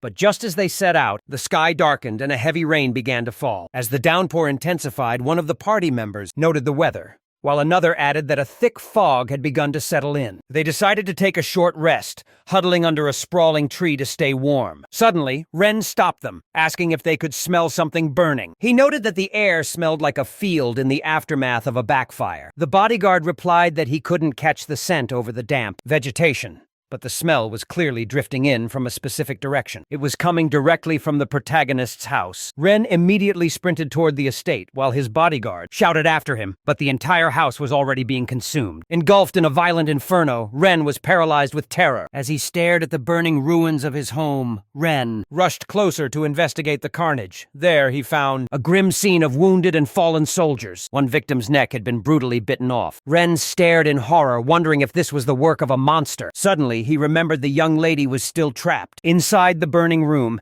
and he gripped his sword with desperate resolve. Ren gripped his sword and threw himself into the flames. The knights tasked with guarding the princess had all been slaughtered. Had anyone foreseen this tragedy? Or had the villains simply exploited a momentary lapse in defense? Through the thick smoke, he noticed the silhouette of a man standing alongside two monsters in the center of the room. He instantly recognized the Devourer, a massive and terrifying D-rank beast. The young princess lay motionless on her bed. Ren rushed to her side, desperately trying to wake her. He cried out her name, but the mysterious man simply noted that he must be the one they call Ren Ashen. Ren roared at the monsters to stay away from the princess. Suddenly, the world began to spin before his eyes. Confusion set in as his vision blurred and distorted. His strength failed him. And then he caught a faint scent. It was incense, so potent it could knock out a dragon for days on end. Ren realized with horror that he was in grave danger as his consciousness faded. Everything around him was soon engulfed in darkness. Enveloped in flames, everything faded into total. When he finally opened his eyes, he realized his limbs were tightly bound. Disoriented, he struggled to make sense of his surroundings. That's when he noticed the young lady lying beside him, also shackled in heavy chains. Ren desperately tried to check on her, introducing himself as Ren Ashen, but Lucia remained unconscious. To his relief, he confirmed that she was still breathing. Suddenly, a voice asked if he was finally awake, catching him off guard. The stranger told him to take a deep breath, mocking that 4 days of sleep should be plenty. He warned Ren to behave if he wanted to stay in one piece. He just needed him to endure a few more days without causing trouble. Ren froze. 4 days? He was stunned. How far had they been taken from the village? As the carriage rattled through the dense forest, Ren questioned the motive behind their abduction. Their captor seemed to be a beast tamare, an individual capable of summoning and commanding monsters. A man powerful enough to control 2 D-rank beasts wasn't someone Ren could afford to fight recklessly. Beside him, Lucia continued to sleep soundly. The protagonist's greatest fear was Lucia's deteriorating state. Her condition was spiraling, and her life was hanging by a thread. He refused to let her die here, trapped inside this carriage. He was determined to save her. As he looked at her, he felt pulled into a vision. Ren was haunted by a dream of his past. Because he lacked the courage to gather herbs, Ren lost his father. After his father fell fighting the wolf chieftain, the village was left defenseless and came under siege. Countless lives were lost in the carnage. Ren knelt by his mother's lifeless body, begging for forgiveness for failing to uphold his promise to protect them. Just as the young boy reached his breaking point, a mysterious girl appeared to save the village. To him, she was nothing short of a saint. Was this the truth behind Ren's past and the legend of the 7 heroes? Now, he and Lucia lay chained together in the carriage. The young lady groaned in agony, drifting in and out of consciousness. Perhaps they truly were destined to meet in this tragic way. As the carriage slowly rolled along, Ren couldn't understand. He couldn't fathom why he was being plagued by such a horrific nightmare. He hadn't sensed a single shred of hostility between himself and the princess. If everything was truly fine, why did his vision show him killing her? Was there some hidden motive? Suddenly, the heavy carriage came to a grinding halt. As Ren listened, he heard heavy footsteps approaching, and a moment later, the back door swung open. A cloaked man roughly tossed some meager rations and water toward the protagonist and the young lady. Ren spoke up, asking if their shackles could finally be removed. The man told him to stop talking nonsense, stating that the boy should be smart enough to figure out the situation himself. He'd been providing them herbal infusions for days and wouldn't indulge them further. He warned that screaming for help would be a complete waste of breath. Any noise coming from inside the carriage was only audible to him through a specialized magical device. The man shut the door, telling Ren to sleep well. Outside, the driver lit a small fire and unhitched the horses to let them rest. Seizing the moment, Ren twisted around and managed to open a bottle of water for the princess, carefully pouring a thin stream into Lucia's mouth. Realizing the girl was at her absolute breaking point, Ren knew that he had to take action immediately. A luminous moon hung high in the night sky. In the dead of night, the driver finally drifted off to sleep beside the dying embers of the fire. Ren seized the moment and summoned a mystical metal blade. The sword sliced through the hero's shackles like they were paper. Lucius was stunned by how effortlessly the heavy chains yielded to the weapon's impossibly sharp edge. Ren quietly pried open the carriage door and slipped outside, confirming the driver was still out cold before beckoning Lucius to follow. Suddenly, Ren heard a piercing screech from above and spotted two winged monstrosities circling them. One of the beasts plummeted down, crashing violently near the carriage. The impact sent Ren and the princess tumbling to the dirt, but Ren kept his composure and prepared to fend off the creature with his blade. Without warning, the carriage was ripped in two.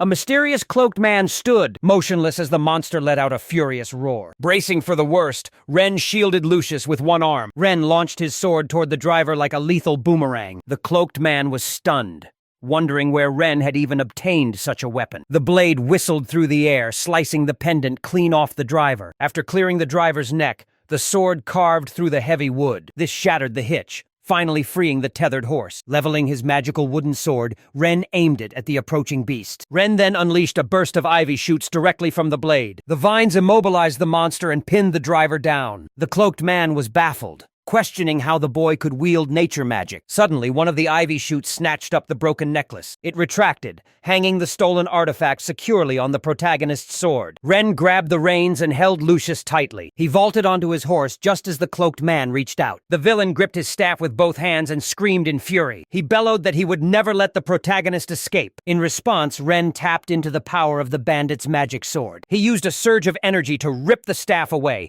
catching it with his free hand. The cloaked man stood there, completely paralyzed by confusion. He couldn't fathom how this was happening, or how the boy had outplayed him. Having successfully seized the cane, Ren spurred his horse forward. The horse tried to buck its rider, but Ren desperately begged the animal to just listen to him.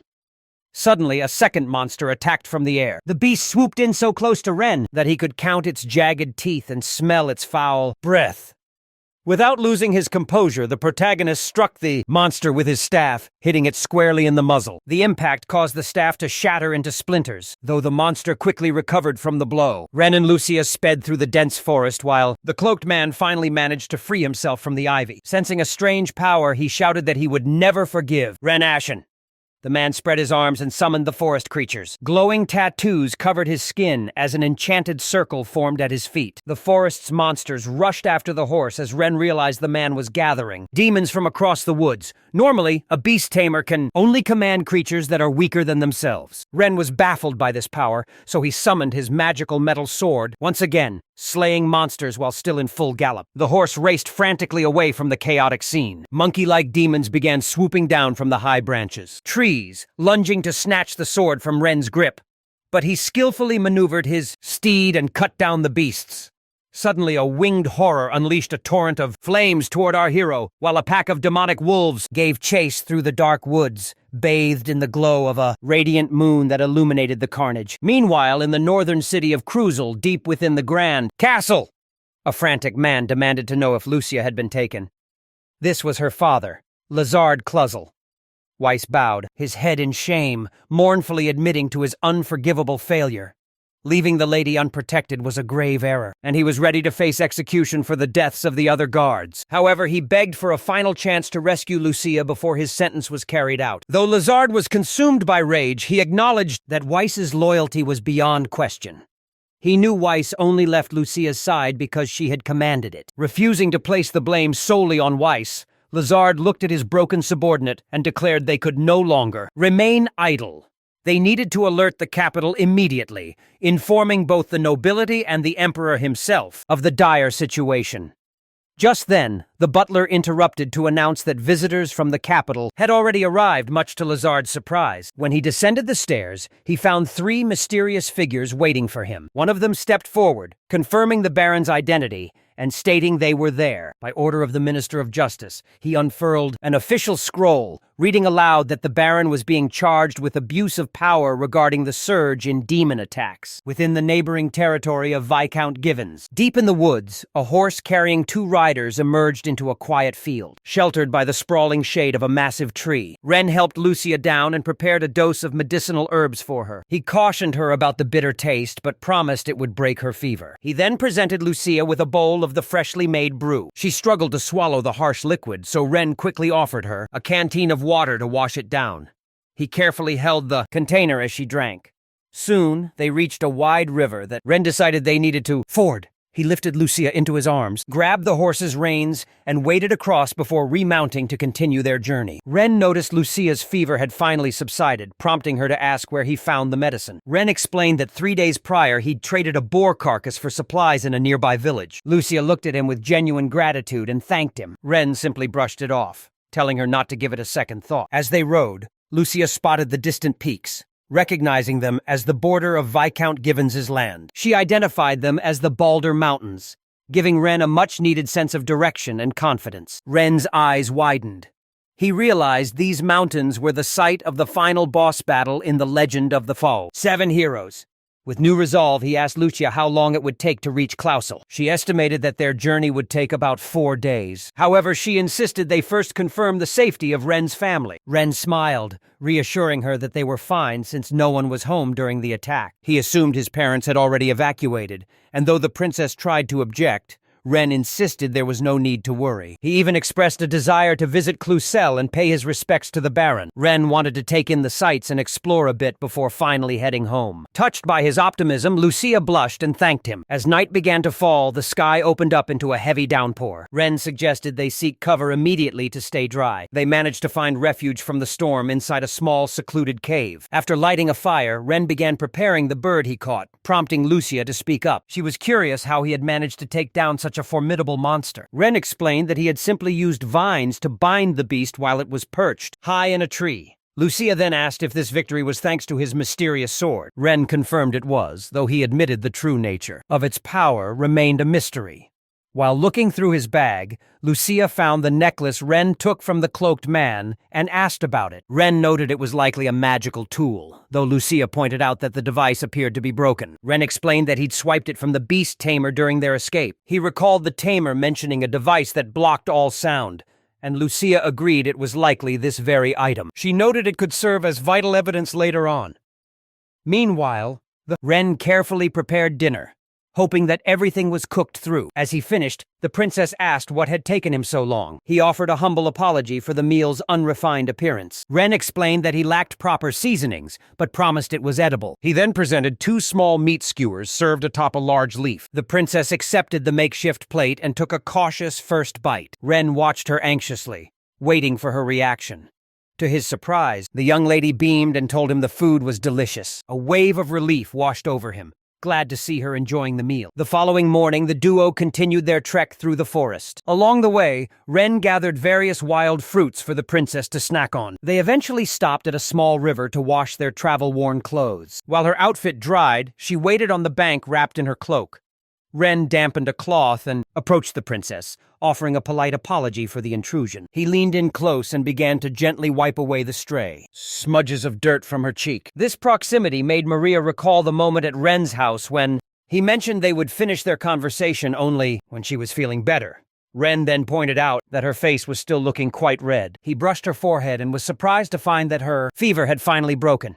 However, Lucia quickly turned away, insisting that she was already feeling much better. She couldn't stop herself from wondering about his reaction. After he had finished reading her private letter, Lucia then asked if she could pose a serious question. She demanded to know where he had obtained the item he was hiding. After all, she knew he had locked it inside that chest. Ren was caught off guard by her sudden interrogation. He asked for clarification on exactly what she was referring to. Lucia told him not to make her repeat herself, claiming she'd found it in his room. Ren was genuinely confused, certain there was nothing unusual hidden in his quarters. answers. Then, he remembered the box of hollow magic stones his mother had questioned. Though they were practically worthless, Ren collected them for their sheer beauty. His mother often said he inherited this quirk from his father, a man obsessed with magic stones. She had warned Ren not to become such a dreamer. He wondered if Lucia meant those stones. He did have quite a collection, which might seem strange from a girl's perspective. After a tense silence, Ren finally admitted that those stones had fascinated him from the very first moment he laid eyes on them. Hearing this, the princess was absolutely stunned. Ren struggled to explain what he meant by interested, admitting he simply didn't know how else to put it. Lucia wondered if he was actually talking about her, shouting that it was unfair to say such things without a reason. Ren scratched his head with a sheepish grin, remarking that it felt strange to hold on to something that genuinely piqued his curiosity. Lucia looked away, muttering that it wasn't strange at all and he could do as he pleased. Ren overthought her reaction, assuming she was just grossed out because the stones were harvested from monsters. He quickly apologized, clarifying his academic interest, but Lucia just gave him a cold fine. She accepted the apology but demanded that he never mention the subject to her again. She agonized internally, wondering how she should navigate the awkwardness of the situation. As the protagonist stood there in a clumsy silence, Lucia suddenly buried her blushing face into her cloak and told him that he should finally start calling her by her actual name. Ren was completely caught off guard, but Lucia doubled down. She insisted that since they were traveling together, there was no harm in him using her first name. Ren froze instantly, standing as stiff as a stone pillar, unable to comprehend the weight of her request. As they continued their journey, the duo eventually arrived at a small, quiet village. To help the locals, Ren returned from the nearby woods hauling a massive wild boar. An elderly woman from the village approached the travelers, lamenting that they were currently suffering from a desperate lack of medicinal herbs. Ren noted that while he didn't have medicine, a fresh supply of food would surely be a massive help. The grandmother asked where they were headed, and Ren replied that they were simply drifting without a destination. The grandmother smiled, suggesting they visit Klausel's restaurant nearby. Ren, confused, asked why they would even consider going there. She replied that a traveling adventurer claimed Baron Klausel would soon be punished. Supposedly, this meant a major event was being held at the restaurant. Instantly, a look of pure horror gripped Lucia's expression. She cried out, unable to believe that such a thing was happening. Startled by her intensity, the grandmother was grilled for more information. She didn't have all the details, but the rumors were already devastating. Word was that the Baron had unleashed monsters onto Viscount Given's territory. This shocking news caught Ren completely off guard as well. He immediately mounted his horse, and the duo began their frantic dash toward the city. Lucia was reeling, trying to make sense of the lies. She knew her father would never unleash monsters on innocent people. It was an absurd accusation. Meanwhile, the scenery around them shifted rapidly. In the northern city of Klausel, a carriage rattled across the cobblestones. Local citizens watched with curiosity as the high-end carriage passed by. The door creaked open, and a man finally stepped out onto the street. The knights bowed in respect, announcing that the Viscount had finally arrived. They remarked that once they secured this territory, the hero's power would be absolute. Viscount Givens appeared, a gaunt, calculating man in a formal frock coat. Clad in a formal coat, his stern face and piercing gaze behind his glasses commanded the room. He declared that to revive the fading Liamel and finally restore its glory, they had no choice but to dismantle the Clausel family. This set the stage for a tense face-to-face confrontation between the two bitter rivals. The two adversaries, Baron Clausel and Viscount Givens, locked eyes in a silent battle of wills. It was then announced that, based on the evidence presented, the Imperial Court, acting under the authority of the great Imperial law, had condemned them. The formal verdict was set to be read the following morning, at the exact same time as the current session. A wave of hushed whispers and uneasy glances swept through the hall. Despite the gravity of the situation, the Baron remained stoic, stating that the path forward was now clear. Weiss, however, was indignant, asking if they would be dragged to the capital for punishment today. He argued that the Baron could still file an appeal and take the fight to the High Court. If that failed, they would simply find another way to escape this trap. But the Baron knew it was futile. The cold look in the Viscount's eyes said it all. He was absolutely determined to win this legal war. He would surely sabotage any attempt at an appeal. The Viscount merely smirked, looking down at the Baron with utter contempt. The Baron found it bizarre that a man of such high standing would stoop to such underhanded and cruel tactics. Perhaps this was the dark reality of factional warfare, While elsewhere, deep within the silence of the forest, a young lady was fast asleep. She rested by the warmth of a flickering campfire while Ren stood watch over her. He sat in silence, wondering how he could possibly save everyone if he continued to stay idle. According to Lucius, Baron Clausel was facing total ruin, the loss of his title and his reputation. Because of the Baron's neutrality, none of the higher factions would lift a finger to help him. Ren felt powerless. After all, what could a mere child do against such political giants? Noticing Ren's restlessness, Lucia asked why he couldn't sleep, and he admitted he was stuck in his own head. He was dwelling on his limitations, so Lucia suggested he drop the formalities to make talking easier. She insisted on calling him by his first name from now on, leaving Ren in a stunned silence. Unable to rest herself, Lucia decided they would set out at the first break of dawn. They had to reach the Clausel estate immediately to reveal the truth behind the kidnapping. However, Ren was skeptical, wondering who would even take the word of 2 children. They desperately needed concrete evidence linking Viscount Givens directly to the kidnapping plot if they wanted to stand a chance. Lucia agreed that time was running out, but they had to find something, anything to use as leverage. As the sun began to rise, the duo prepared themselves for the final stretch of their journey. Pushing their horses to the limit, they galloped past crumbling, abandoned estates and navigated through treacherous, deep ravines. They cut through dense forests and sprinted across vast, open fields until the rolling hills finally came into view. Ren signaled that their destination was finally within reach. The location was tucked away, far from the prying eyes of the main roads. All that stood between them and their goal was one final hill beyond the tree line. As they neared the Clausel border, Lucia asked if they were finally safe. She expected the knights of the city of Clausel to be the ones to receive them next. Instead, a lone rider approached. This man was a high-ranking, knight-serving Viscount Givens, and he claimed to be relieved to have found them. However, Ren grew wary the moment he recognized the Viscount's crest. The knight claimed Baron Clausel had requested help in searching for the young lady. Lucia grew suspicious, questioning why he was acting so familiar. That's when Ren noticed they were being quietly boxed in by a large contingent of the Viscount's personal soldiers. The knight urged them to hurry, insisting they needed to leave immediately while offering to lead the heroes to safety. Ren and Lucia shared a tense moment of realization. Lucia whispered to Ren that she would take the lead in handling the situation. She could sense the clear danger they were now in. Ren signaled his agreement, prepared to face the impending threat head-on. Sensing their hesitation, the knight demanded to know what they were discussing. Lucia looked him in the eye and stated that whether or not they allowed themselves to be escorted depended entirely on his answer to one crucial question. With a knowing smile, Lucia pulled a necklace from her purse. She held it up, asking the knight to take a closer look. As she asked if he recognized it, a sharp flicker crossed the knight's eyes. Despite his reaction, he coldly replied that he had no idea what it was. Lucia didn't miss that brief moment of recognition in his gaze. She explained that the item was actually a rare magical artifact. It was a piece of loot recovered from the bandits who had kidnapped them. The knight suddenly feigned interest, claiming he should keep it as evidence. But Lucia saw right through him. Lucia flatly refused his request. She declared she would have the Merchant Guild investigate the item, causing the knight to visibly tense up. She intended to uncover every detail: the previous owners, the sellers, and its entire history. Stunned, the knight questioned how she could possibly track one specific item in the vast Liamel Empire. Lucia countered that because the item was so valuable, it was incredibly easy to trace. Such treasures aren't sold to ordinary people, meaning there was bound to be a paper trail. Since she was close with the faction leader, gathering that information would be a simple task. Once the investigation was complete, she would know exactly how the bandits got it. She would find out if they stole it,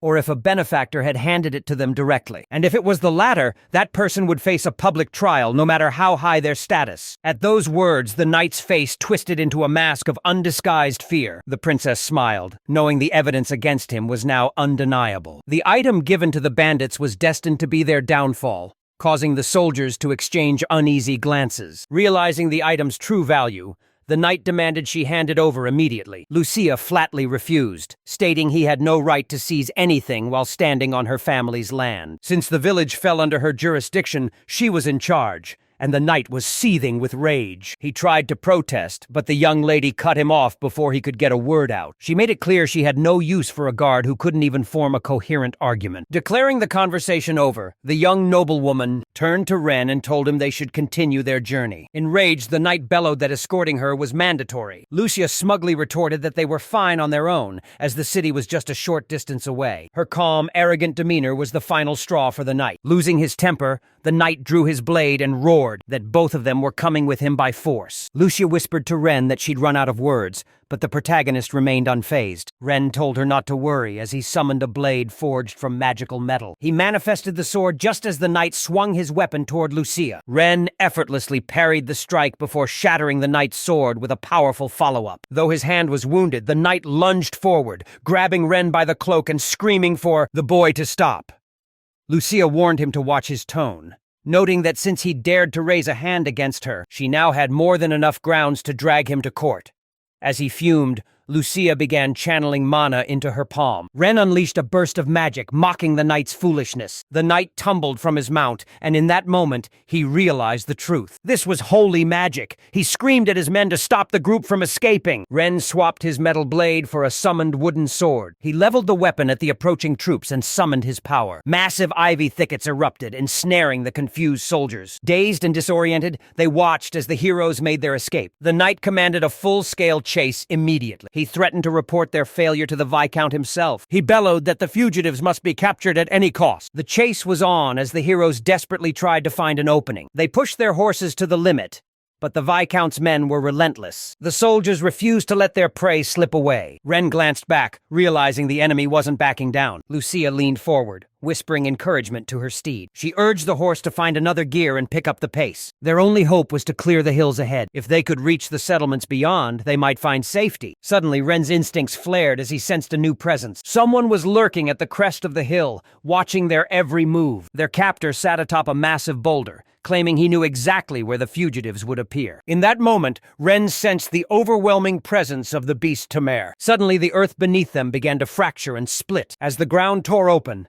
a nightmarish landscape of towering mushrooms and monstrous plants erupted forth. Wild beasts followed close behind, sealing their path. Terrified by the sudden onslaught, the horses reared back in panic. The fugitives were now completely trapped on all sides. Lucia shouted for Ren to hand over the sword, reminding him she'd used it to spark a blaze earlier. A swarming tide of rodents suddenly surged toward the Viscount's soldiers. The guards were baffled, unable to comprehend why the creatures were turning on them. They desperately tried to fend them off, shouting that they were supposed to be allies. However, the ravenous rats didn't care who they feasted upon. The beast, Tamer, admitted the soldiers annoyed him, and even if they surrendered, he wouldn't listen, choosing instead to settle the matter with brute force. If they resisted, he'd simply kill them all.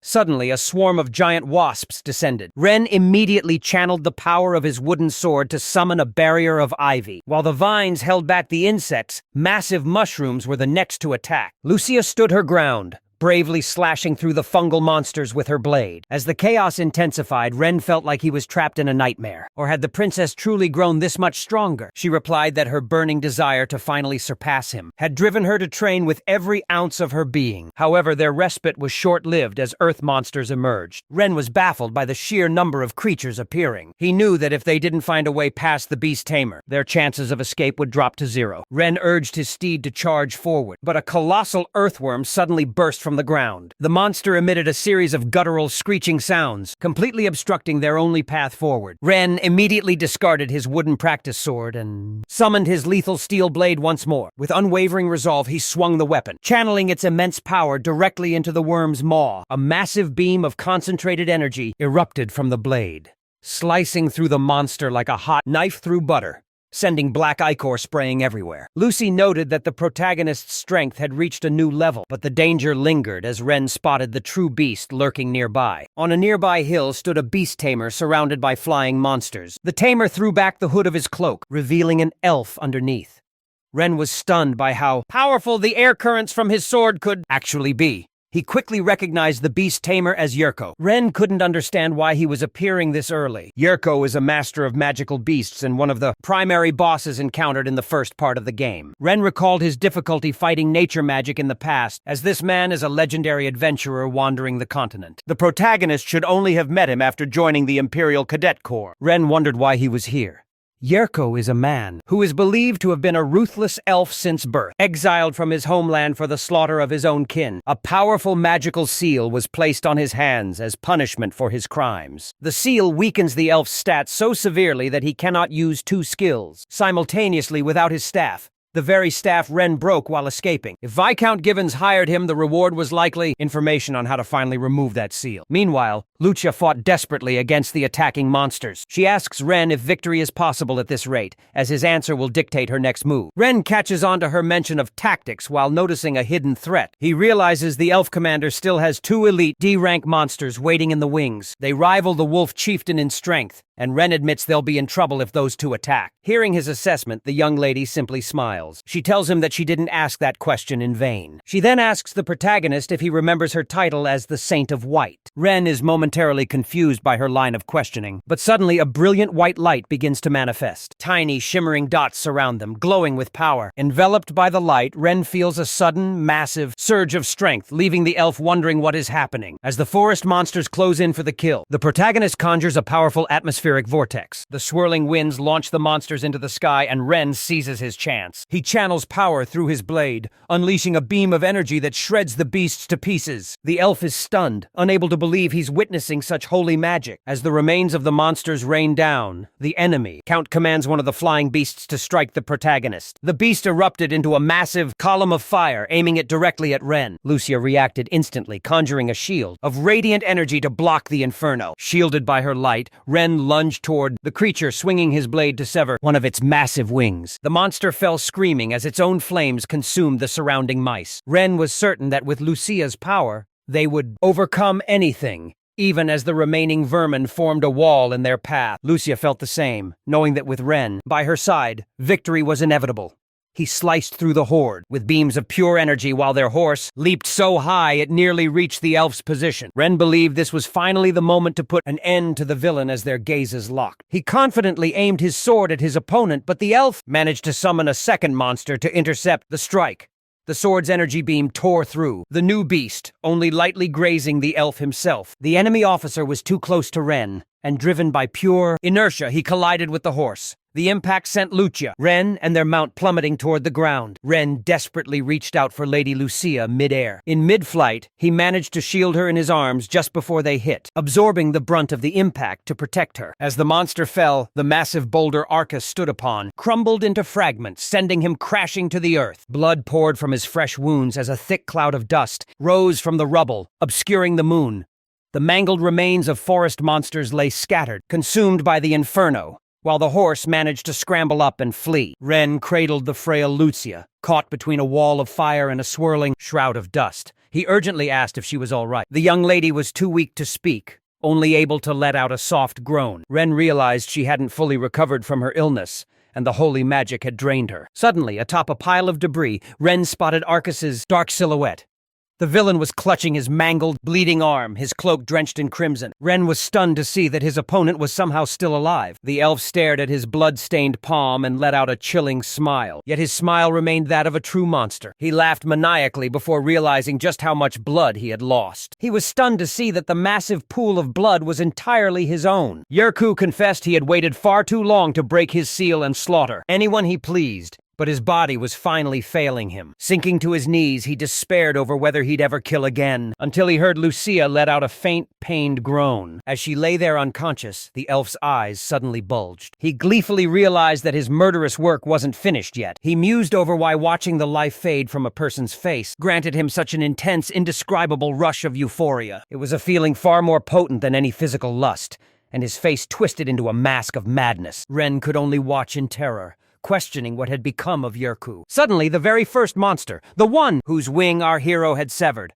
crawled out from beneath the rubble. The elf called out to the beast, commanding the vile devourer to feast upon his very own arm. He was willing to endure any agony to achieve his goal. He even ordered the creature to consume his eye and the limb that bore the cursed seal. Ren watched in horror as Yurko lost his mind. The monster suddenly bit clean through the elf's arm, sending blood spraying everywhere. Yurko screamed in agony, the pain becoming absolutely unbearable. But the moment the beast severed his limb, grotesque transformations began to warp his entire body. His frame expanded exponentially as he urged the beast to grow even larger. Suddenly, iron chains erupted from the elf's very heart, binding him tightly. He spat out a curse. "Damn this seal! Is one arm not enough?" Just then, a withered, skeletal tree burst forth from the earth. With a crazed look, the elf declared he had no regrets left. He violently slammed his body against the trunk once more, and with a deafening crack, the chains finally shattered. Now his movements were perfectly in sync with the monster's. As the gnarled branches began to splinter and tear, they revealed a vial containing a mysterious glowing liquid. The elf let out a manic laugh, mocking the potency of the elixir, wondering how such a legendary potion could be this weak. Even through the suffering, he grinned as the monster evolved into a colossal beast stood before him as Ren grabbed Lu. He rushed to move her to safety and summoned his metal blade. He charged toward Yurko, even as the tree inside the elf expanded. The elf defied death, claiming he was still very much alive. He ordered the monster to eliminate the meddling protagonist. Ren remained fearless, ready to face the enormous monstrosity, but the creature moved with terrifying, unnatural speed. Ren found it impossible to track its rapid movements. The monster delivered a crushing initial strike. The force of the impact sent Ren hurtling backward. While still in midair, the beast launched a follow-up attack. Ren was tossed through the sky like a helpless feather. He was unable to find his footing or block the relentless assault. He swung his sword wildly, but his desperate strikes failed to land. He realized this beast was far more formidable than expected. It was significantly stronger than the Yurko he once knew. Ren eventually hit the dirt, unable to stand. He was wounded, exhausted, and pushed to his absolute limit. He finally realized he was facing a rank B mana devourer. Perhaps it was even more dangerous than he first feared. Ren gathered his strength and struggled to his feet, leaning heavily on his sword for support. Lucia watched from a safe distance, her eyes wide with terror.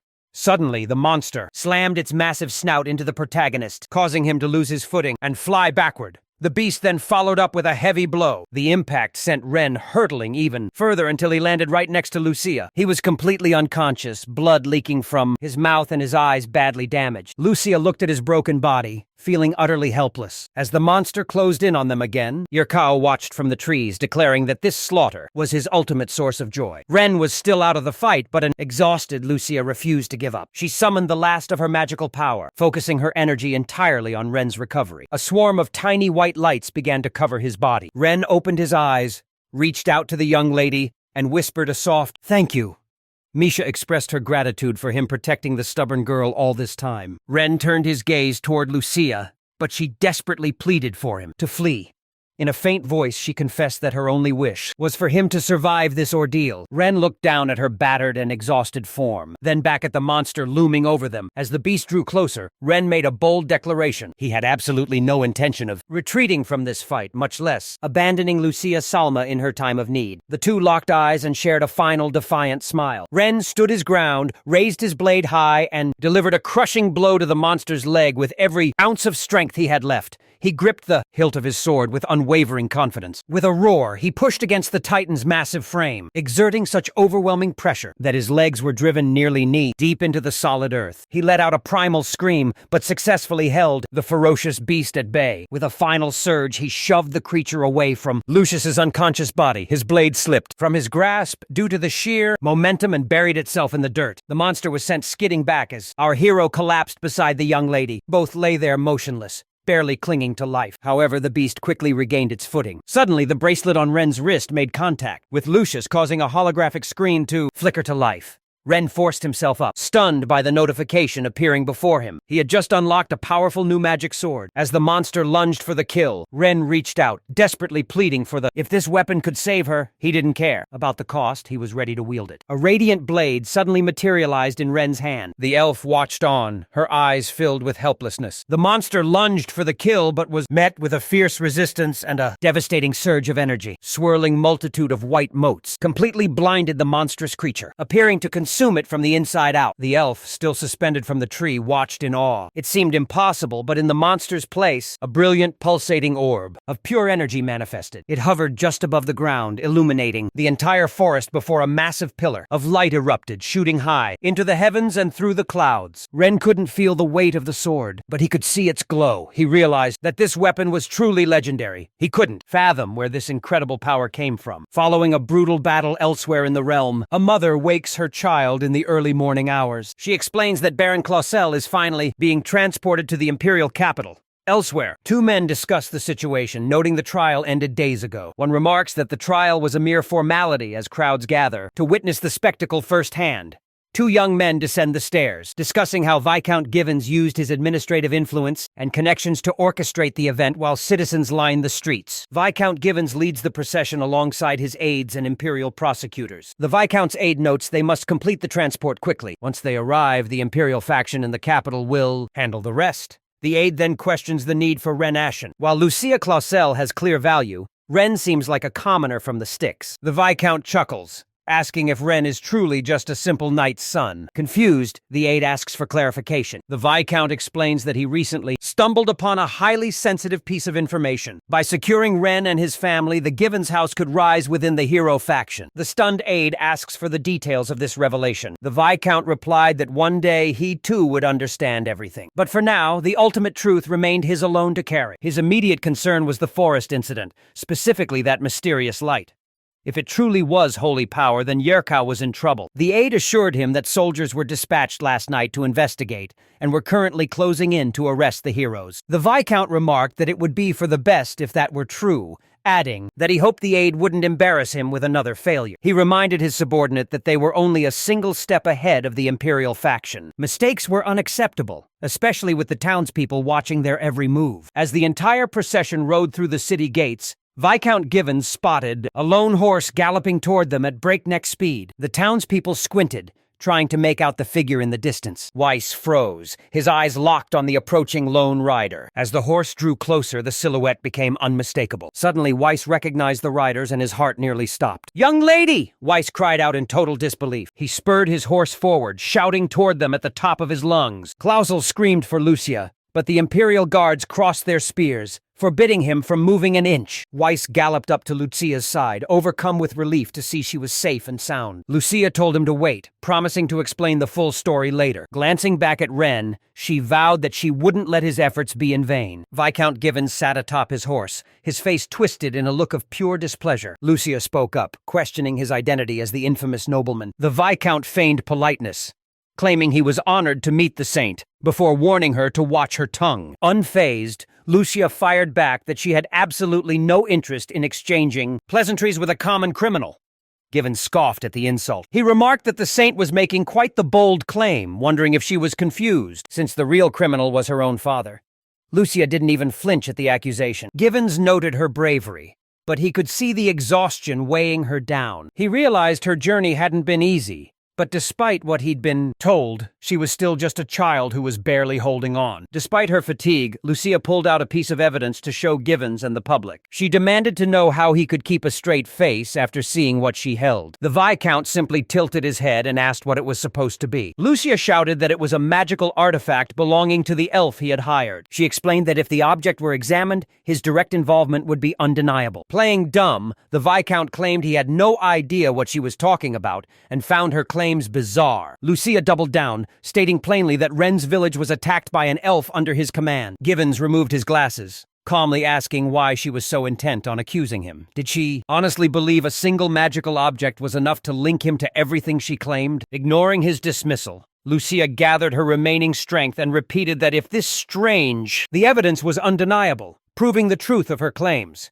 She testified that they were ambushed by his knights in the nearby forest. The Viscount calmly polished his glasses and suggested the attackers were merely imposters disguised as his men. Lucia countered, stating she vividly remembered her attacker's face and pointed directly at the Viscount's assistant. She swore he was the one who drew his blade against her, but the assistant remained cold and expressionless. The Viscount turned to him, demanding to know if these accusations were true. The assistant denied everything, claiming he was stationed outside the forest under the Viscount's direct orders. Adjusting his glasses, the Viscount haughtily declared that someone must have deceived the venerable saint. Lucia stood her ground, insisting the matter be properly investigated and resolved in her home city. The Viscount let out an insolent smirk, dismissing the idea as completely unnecessary. Weiss dismounted, declaring that as commander of the Clausel Knights, her testimony demanded a full inquiry. Viscount Givens scoffed, challenging Weiss to take the trial to the imperial capital if he truly wished to persist. Weiss seethed with rage, frustrated by his own powerlessness in the face of such arrogance. In a low whisper, Ren suddenly asked to see his hand. Weiss was taken aback by the young man's strange request. Confused by the boy's words, he questioned who exactly Ren was talking to. He wondered who these words were truly meant for. Ren calmly replied that his words were addressed directly to his knight. He asked, with a sharp edge,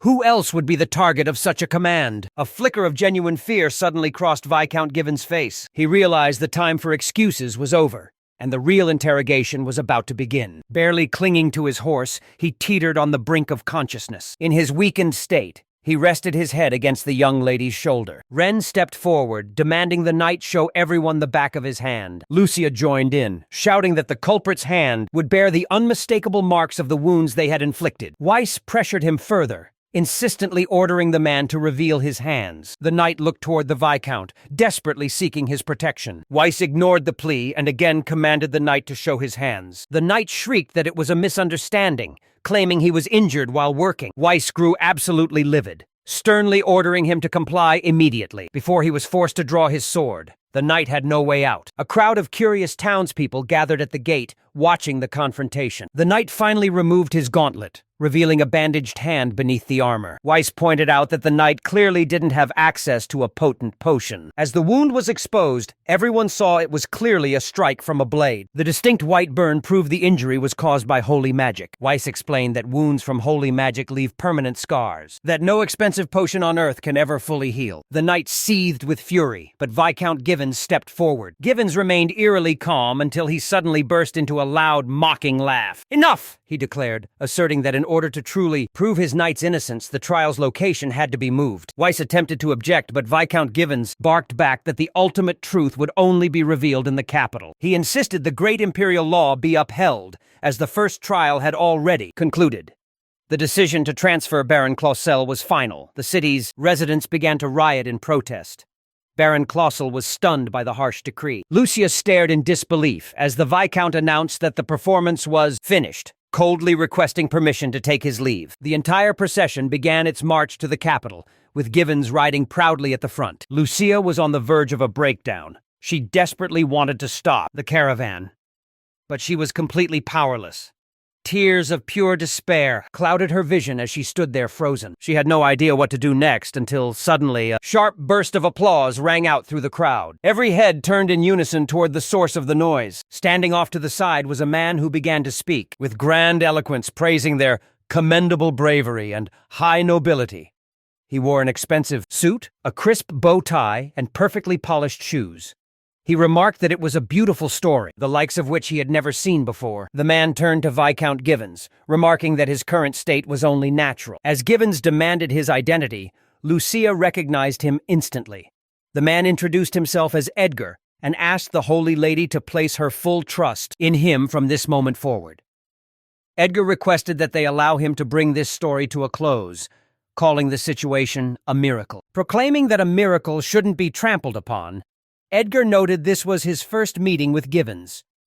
He had come on his master's orders to assist Baron Clausel. The Viscount shouted for Edgar to reveal exactly who his master was. In response, Edgar simply offered a polite, knowing smile. He pulled a dagger engraved with a royal coat of arms from his pocket and offered a mocking apology. Of Justice scrutinized the crest on the weapon. Edgar noted that the symbol spoke for itself, making a formal introduction of his master's name entirely unnecessary. Lucia watched the revelation in total shock. Viscount Givens roared that this man was a mere fraud attempting to deceive the court. Edgar countered that forging a noble seal was a capital offense, mocking the Viscount for his apparent ignorance of the law. The Viscount was absolutely livid. Edgar then informed the imperial official that his master had granted him full authority to act freely on his behalf. The representative of justice stood frozen, unable to find his words. Edgar then pointed out that there were far too many inconsistencies in the current trial. Citing these legal flaws, Edgar officially proposed a retrial for Baron Clausel. The official tried to object, but Edgar explained that his master owed a great debt to the Baron, and an incalculable debt to the Clausel family and this young man, Ren Ashen. Therefore, should a situation like this ever arise, his master had strictly ordered him to provide his full assistance. This representative of justice declared his unwavering loyalty to the very end.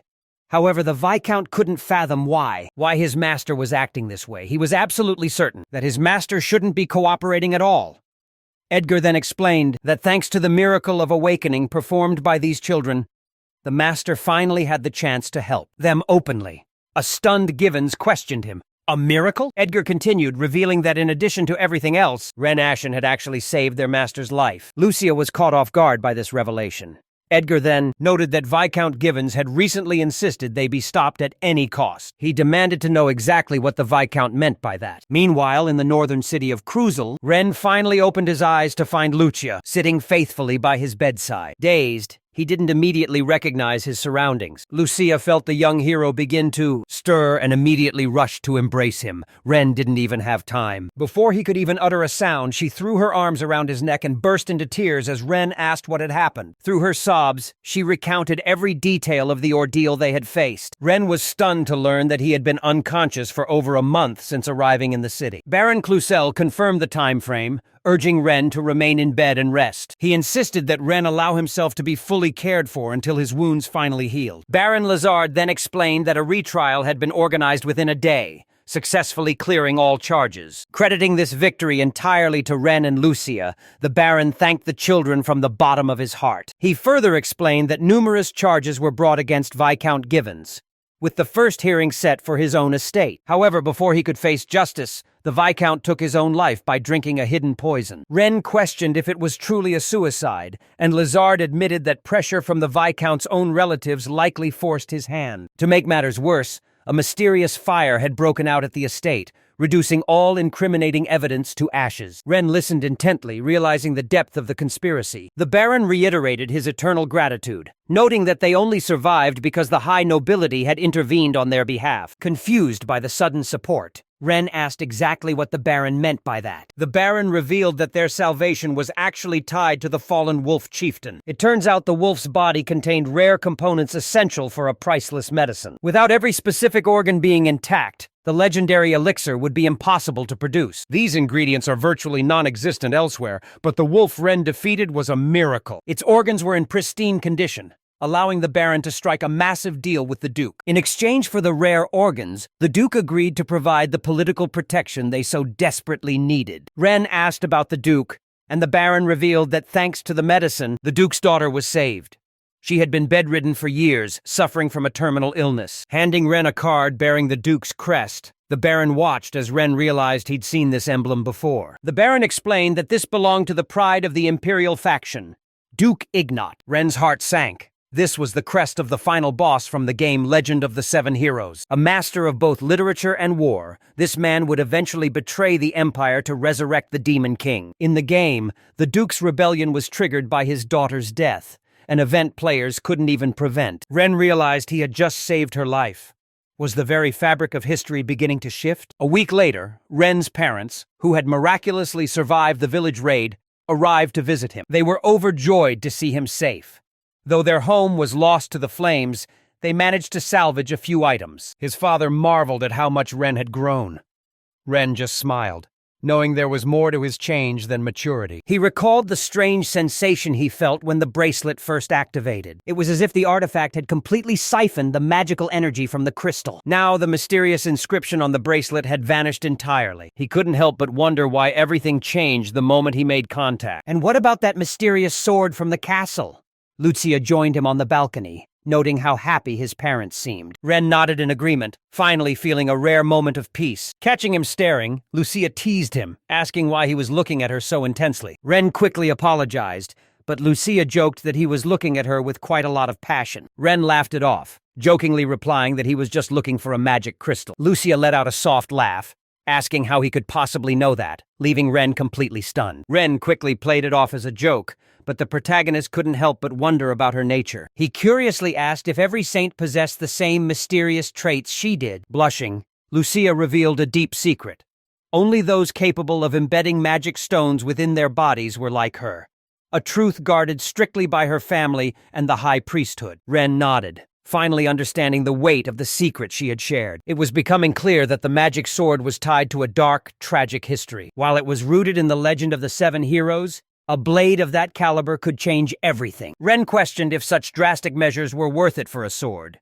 yet he knew he had to proceed. He was the catalyst for these changes, having sacrificed everything to avert a catastrophic future. Despite his best efforts to avoid the heroine, fate had continuously pulled them together. His arrival in Clausel and his victory over the Wolf Chieftain had completely rewritten the history he once knew. The timeline was now irrevocably altered.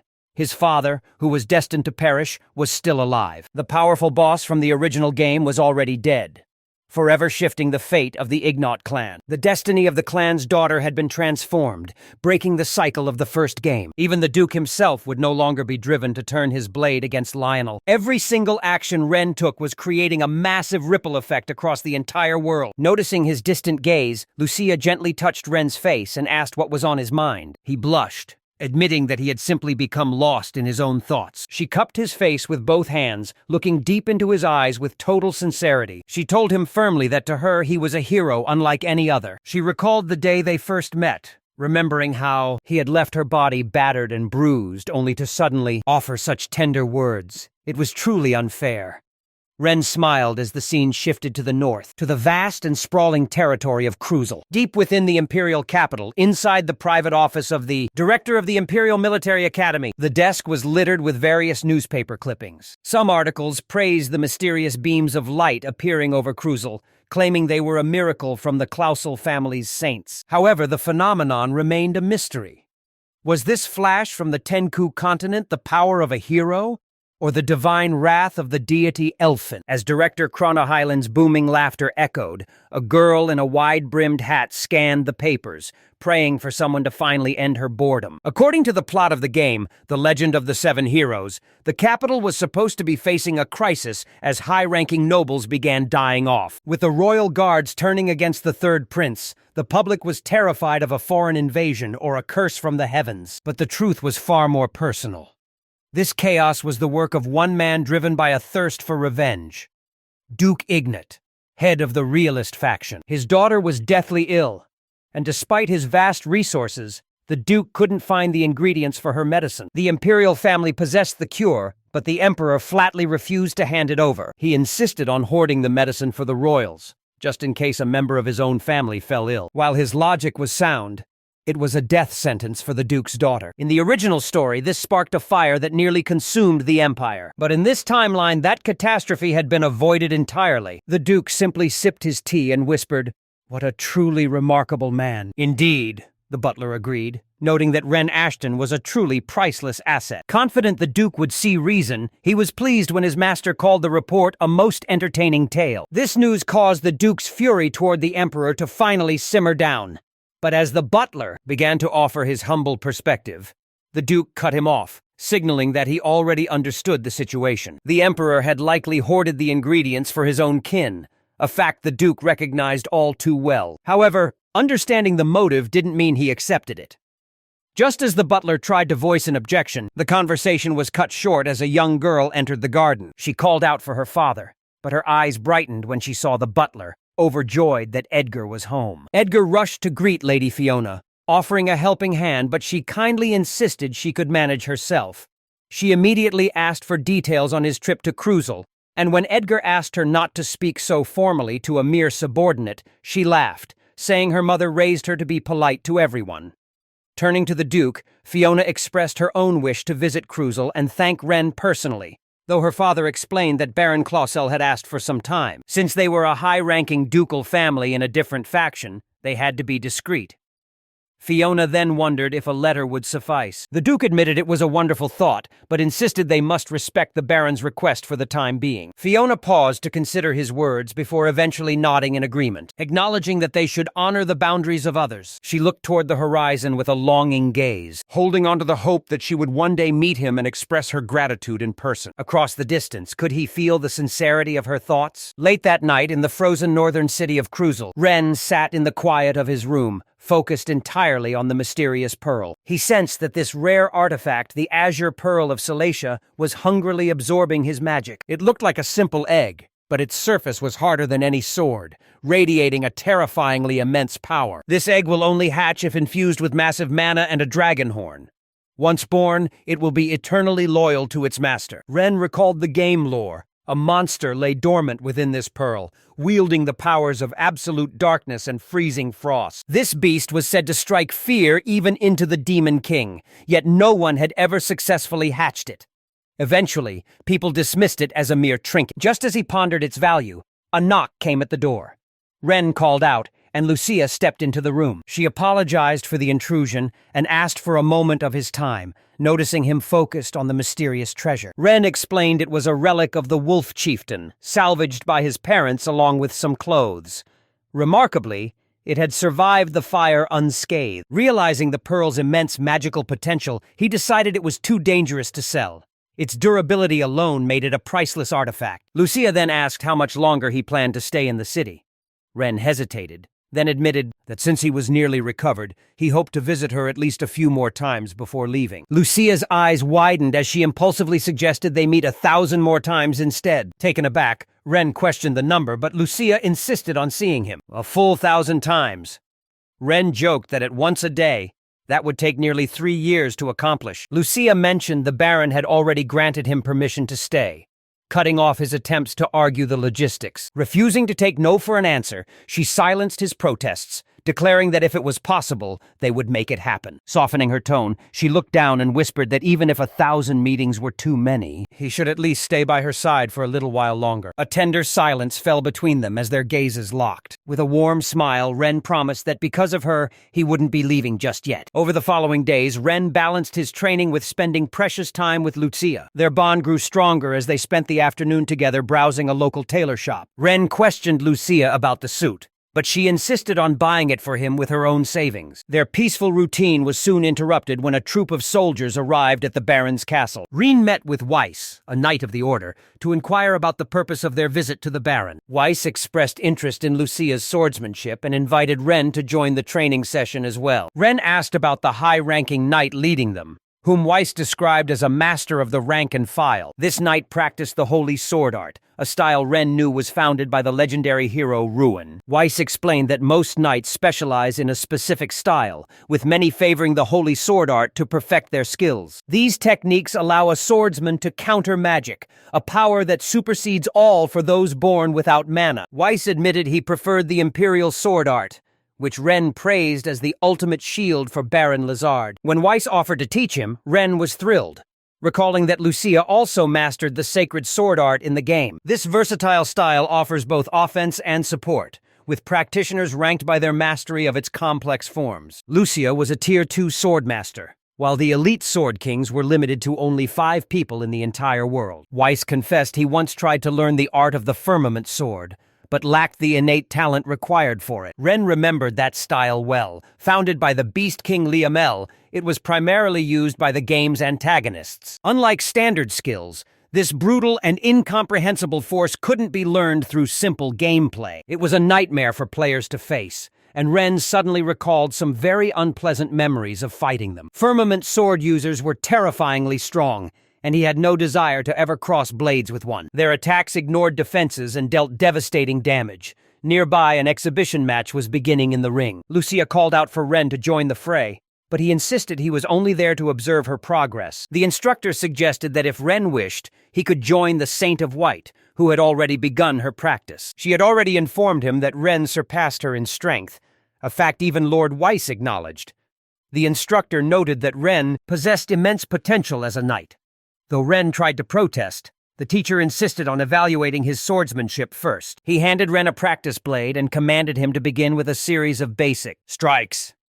After a brief pause, the protagonist stepped into the open ring. Soon the air was filled with the sharp ring of clashing steel. Ren lunged forward, relentlessly pressing the offensive. He transitioned seamlessly from defense to a perfectly timed parry. The instructor urged him to find a style that was uniquely his own, rather than merely imitating others. Ren took this advice to heart, reflecting on his own approach. He recalled how in the game he had simply mimicked the mastery of the holy sword. Shifting his grip, Ren dropped into a low, aggressive attacking stance, locking his gaze intensely on his opponent. He analyzed the teacher's posture, searching for a single opening. The instructor was impressed, though he initially had his doubts. About the boy, Ren's movements were lightning fast, designed to preempt any counterattack. Meanwhile, Lucia watched from the sidelines, her face etched with worry. The teacher carefully tracked every nuance of the boy's footwork. Ren unleashed a final flurry of strikes before freezing in tense anticipation. The instructor believed he had finally shattered Ren's guard. But was that truly the case? By successfully parrying that blow, Ren proved he was truly a capable warrior. Impressed by his skill, the instructor asked the young man for his name. Ren bowed respectfully and introduced himself to the master as Ren Ashen. However, the teacher apologized,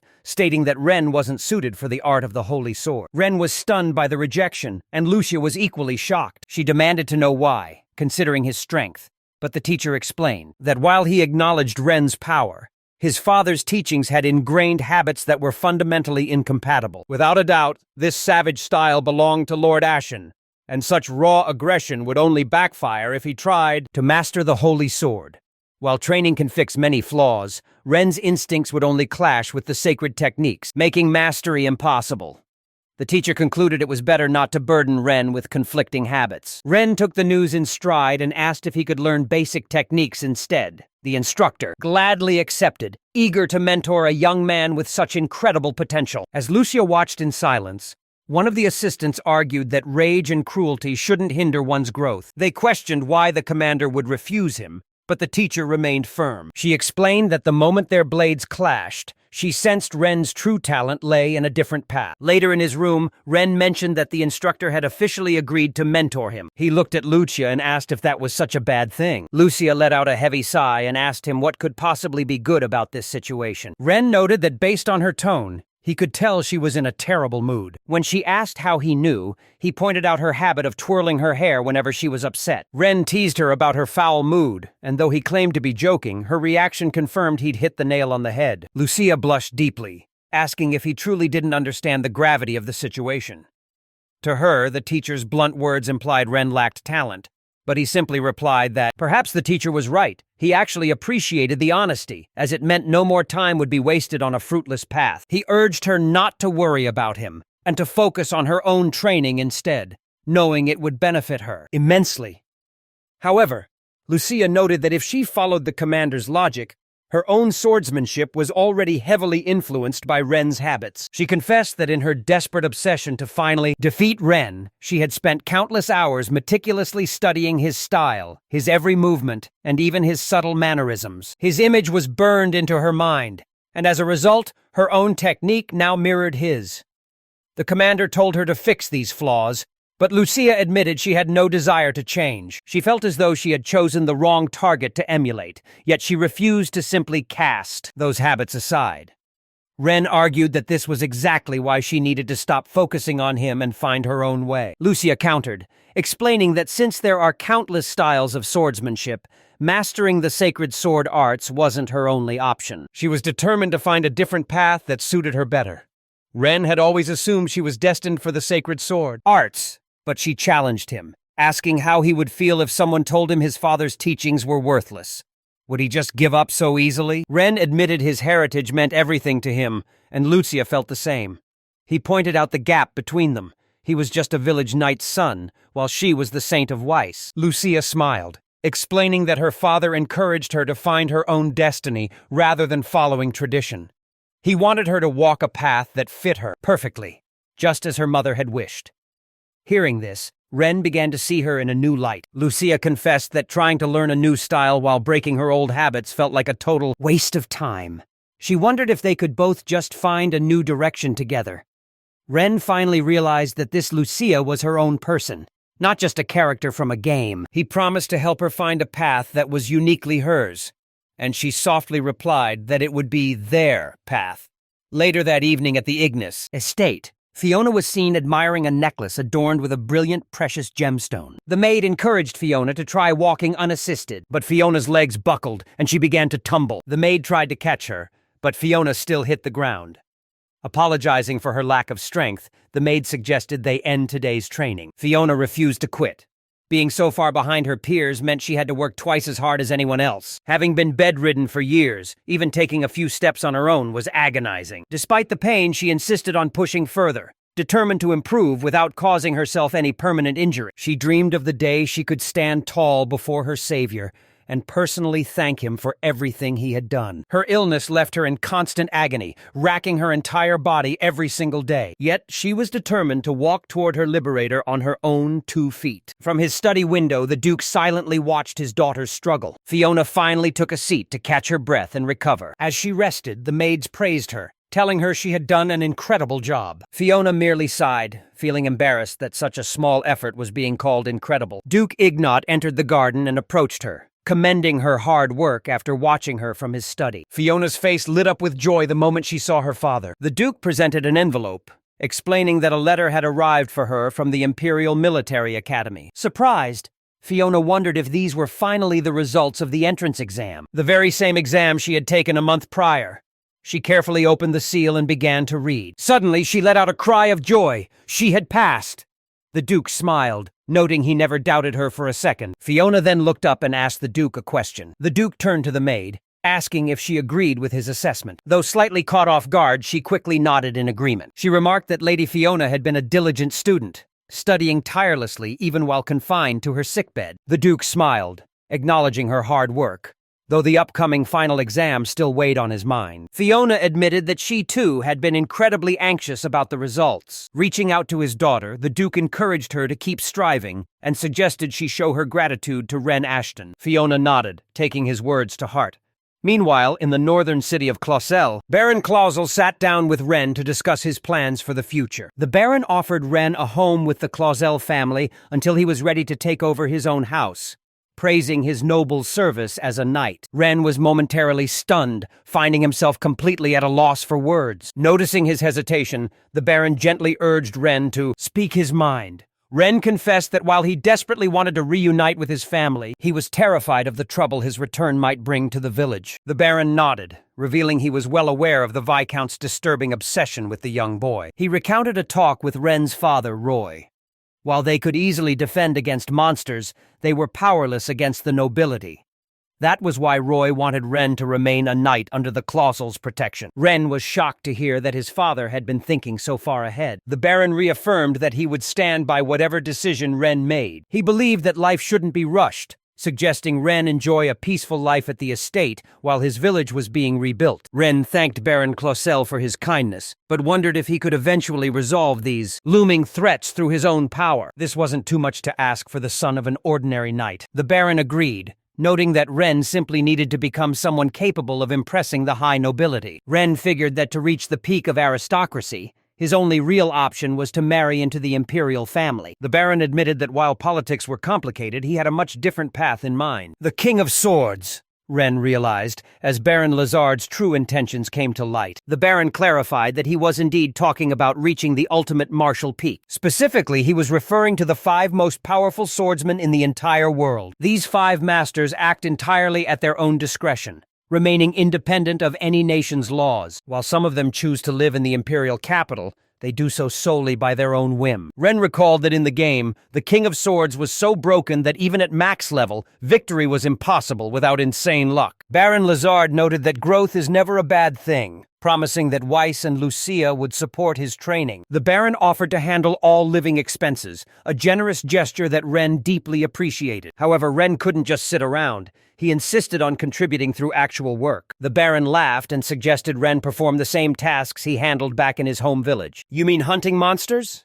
Ren asked, and the Baron confirmed that was exactly the plan. Having lived through it, Ren was already intimately familiar with the dangers of monster infestations. The Baron also wanted to use this as an opportunity to study the monsters in the surrounding area. The job involved scouting monster locations and providing periodic reports on their activity. Ren would eliminate any threats he found, and while he was out on the road, he had another option. He could also take on official errands for the local adventurers guild to build his reputation. Ren finally locates the local guild and steps through the front doors. Inside, the tavern area is bustling with seasoned adventurers. As he enters, the rowdy crowd falls silent, turning their gaze toward the newcomer. A few veterans recognize him immediately, but a girl nearby scolds them for staring so rudely. Ren approaches the reception desk to register, but the administrator seems hesitant to let him sign up. She asks if he's cleared this with Baron Clausel, and Ren assures her he has the Baron's official blessing. He hands over the registration fee, which includes a literacy check, an essential skill for any hunter. The administrator double-checks if this is truly his first time, and Ren calmly confirms the details. Impressed by his mature demeanor,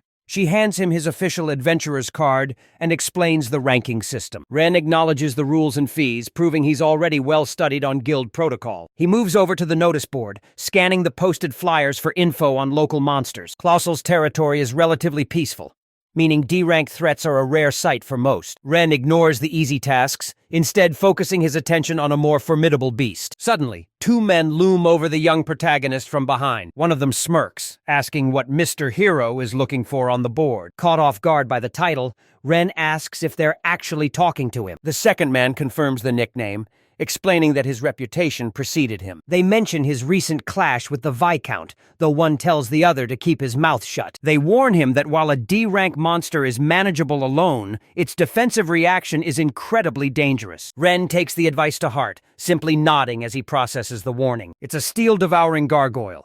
Typically, these predatory stone dwellers feed on rare metals and minerals, but occasionally an exceptional specimen is born. With high-quality materials and his refined skills, he should be able to afford a new blade, though Ren decides to consult Lord Lizard first. Checking his bracelet, Ren views his current stats. Name, Ren Ashen. Occupation, eldest son of the Ashen family. Skill, magic sword summoning, level 1. Art mastery, level 3. 239 out of 2,000. At level 2, the bracelet boosts his physical stats. At level 3, he can summon 2 swords simultaneously. His arsenal includes a level 2 wooden sword for natural magic, a level 1 steel sword for sharpness, and a level 1 thief's sword with a chance to steal items. Ren realizes his summoning level spiked after the battle with Yurko, finally allowing him to dual wield. Suddenly, a rustling noise erupts from the nearby brush. A hairy rank F beast charges toward him from the shadows. The Mitsume pounces, aiming straight for Ren's throat. Quickly, the young hero raises his guard to intercept the strike. With a swift motion, he summons a steel magic sword in a flash. With a flick of his wrist, he strikes down the beast. The creature falls dead before it can even let out a whimper. Ren then summons his wooden sword, conjuring ivy vines to weave a makeshift net around the carcass. He hauls the bundle onto his back, noting how convenient his powers have become. Just then, a second Mitsume lunges from the thicket. Ren dispatches the second monster just as effortlessly as the first. His bracelet updates. The wooden magic sword is at level 2, 1,000 over 1,000, while his steel sword reaches level 2, 0 over 2,500, significantly boosting its lethality. Ren is pleased with the progress, but he worries if his wooden sword has already hit its ceiling. While taking a break to eat, Ren ponders the hidden conditions for leveling up. He still has much to learn. Dragging a massive net overflowing with monsters, the guild staff were absolutely floored by the sheer volume of his haul. They couldn't believe their eyes. As Ren hauled the catch in, the administrator immediately offered to purchase every last monster. Among the loot were 2 E-rank earthworms, though Ren noted the magic stones had already been turned in. After requesting a formal appraisal of his kills, our protagonist finally received his hard-earned reward. He walked away with a staggering 600,000 gold. A fortune, considering the average citizen only earns 10,000. Ren had done some incredible work today, but he'd definitely need a bigger wallet. Later, he passed the tailor shop. He had previously visited with Lucia, deciding he'd take the young lady back there tomorrow. The shopkeeper spotted Ren-sama through the window as he walked by. 1 month later, Lucia was caught off guard, asking Ren why he was suddenly moving out. Ren, clutching a box of his belongings, explained that he didn't want to keep imposing on the Clausel family, despite Lucia's insistence that he was welcome to stay forever. Ren replied that he was a proud member of the Ashen family and her loyal servant. He then asked for the way to the old manor. Lucia gasped in disbelief. The manor? Ren explained that Baron Lizard had officially entrusted him with the management of the estate. While he could no longer stay in the guest room, he promised to visit her whenever she'd have him. Lucia cried out that she hadn't heard a word of this, thinking he was heading back to the village.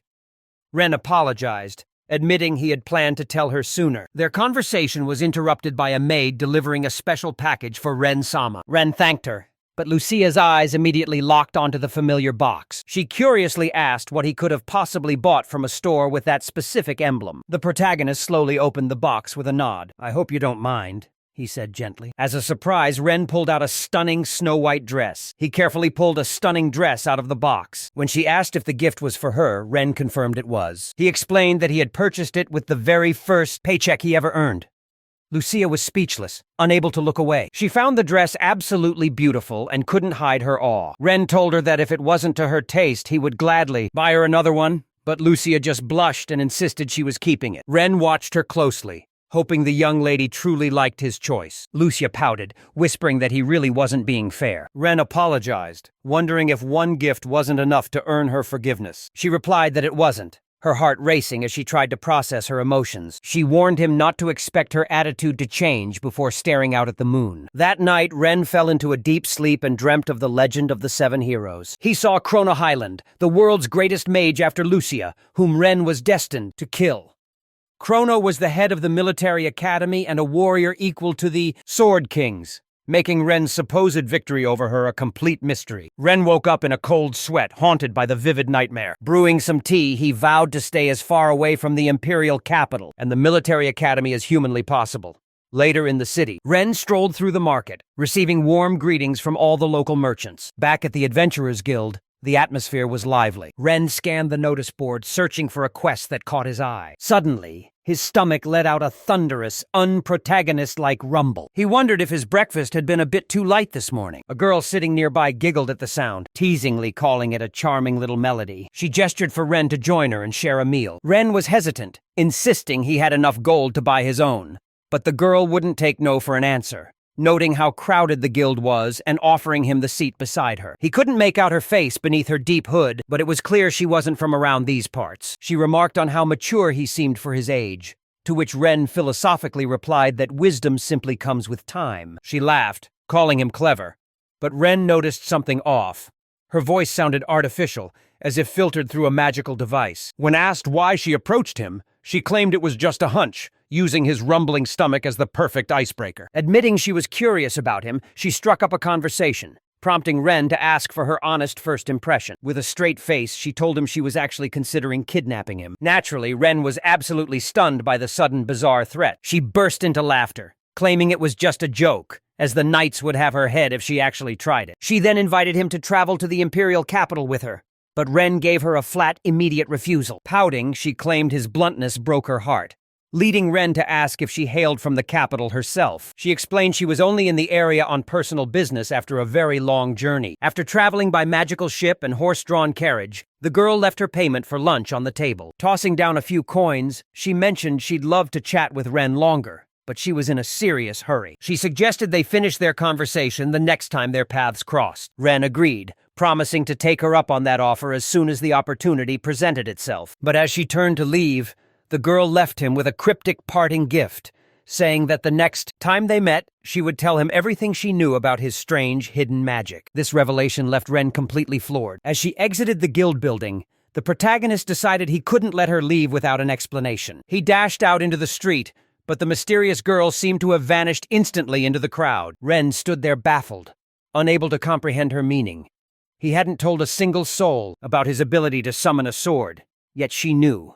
He scanned the busy city streets in vain. While Ren processed her disappearance, a voice from behind asked if he was also headed to the eastern forest. Turning around, he saw 2 familiar adventurers who invited him to join them, explaining they were providing backup for some rookies heading into the woods. The second man clarified it wasn't a formal escort mission, but they needed to be nearby to intervene if necessary. Ren politely declined their offer, explaining that he was actually there on official business for the Baron. The adventurers understood, though they admitted they were hoping to finally see the boy's skills in action. Ren replied that the feeling was mutual, though his mind was still plagued by the stranger's identity as he began his serious task of hunting giant earthworms. He later noted in his journal that this test of his combat abilities was actually going remarkably well, and he had already managed to earn himself a very tidy sum of gold. Baron Lazard was generous enough to let the party spend his wealth. Back when Ren lived at home, he dealt in the trade of magical artifacts, and he wondered if his family would be proud of his progress. Suddenly, a chilling sensation washed over the young protagonist. As birds fled the forest canopy in a panic, he spun around to find the source of a deafening roar that terrified every creature nearby. The sheer volume of the cry caused the very earth to fracture, and a massive section of the ground suddenly gave way. Below, 2 adventurers were locked in a desperate struggle with a gargoyle. The beast was encased in a stony shell and wielded massive, lethal talons. One boy yelled that the fight was impossible, while the other questioned its presence. Behind them, 3 more comrades lay wounded and broken on the dirt. The boys desperately swung their blades,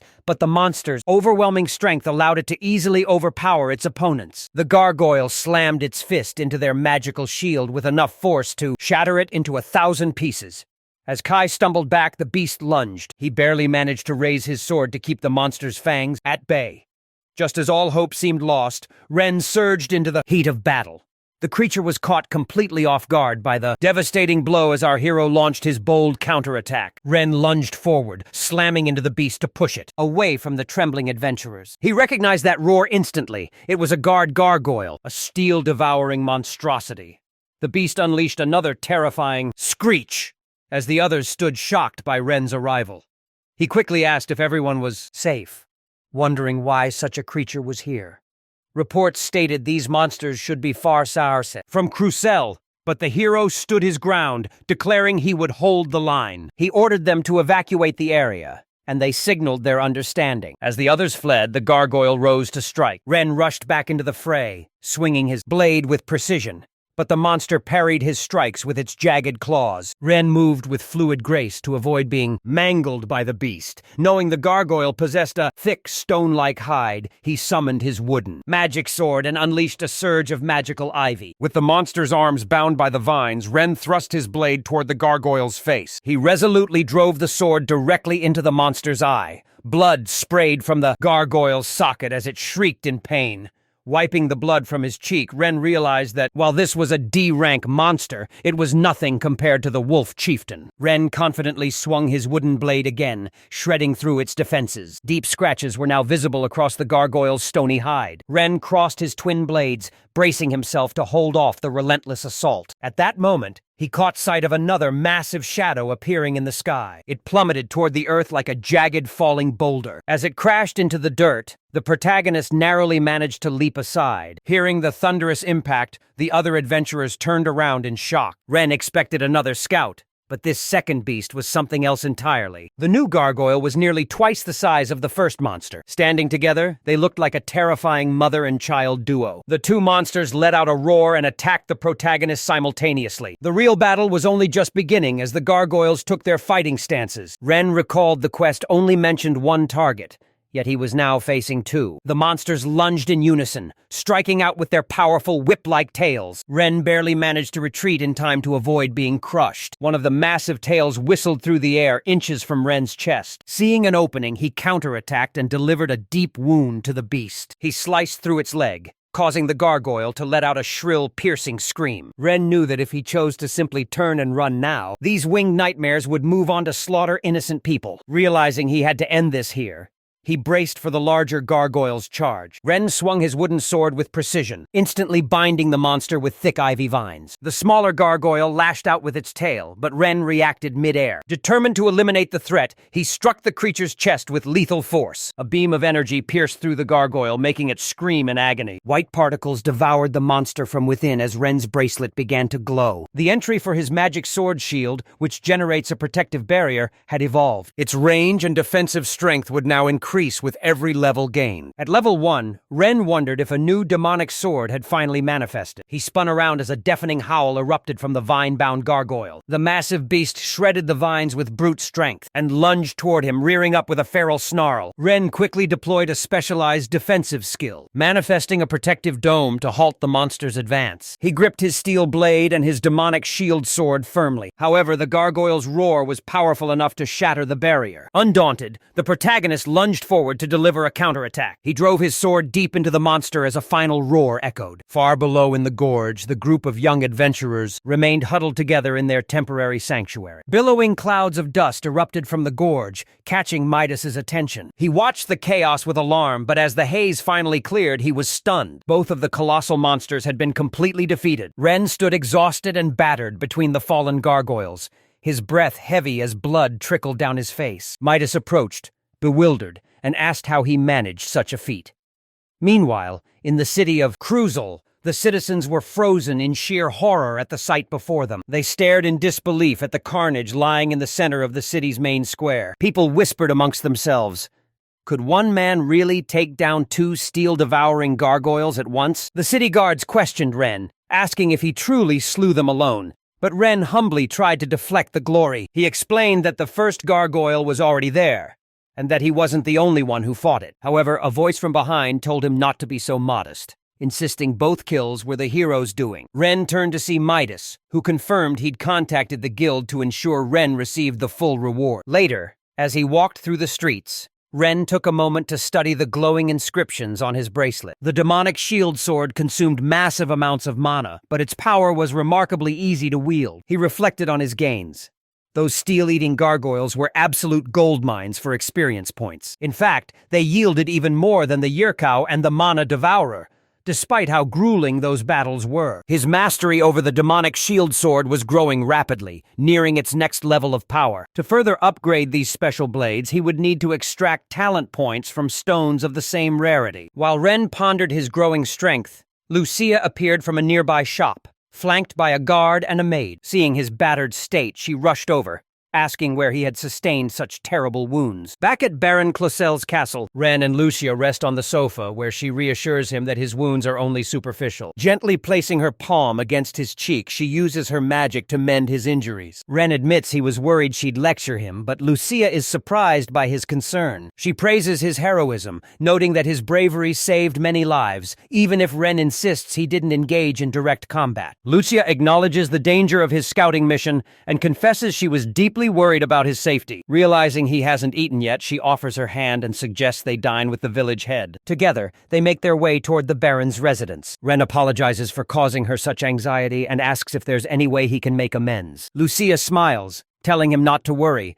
but asks him to accompany her on a tour of the local villages. Ren readily agrees to be her escort once they have the time. Meanwhile, Weiss delivers an urgent scroll to Baron Clossel. The message comes from the knights stationed near the base of Mount Baldur. Predicting an unusually harsh winter, the Baron orders a massive stockpile of firewood and magical tools. He then asks for Weiss's professional take on the recent steel-eating gargoyle sightings. Weiss reports that the hero's faction believes the emaciated creatures were simply driven by a desperate search for food. The Baron notes a crash in mineral prices, which Weiss links to the hero's unauthorized mining in inhabited areas. Concerned by these developments, the Baron wonders how they can prevent further exploitation. He reflects on how Ren was said to lack any talent for sacred sword techniques. However, seeing Ren's rapid improvement, he suspects the boy may possess a different, far more powerful gift. Several days after the gargoyles were pacified, the area finally began to settle. Ren, alongside Lucia and the rest of the expedition team, set out to visit the surrounding villages.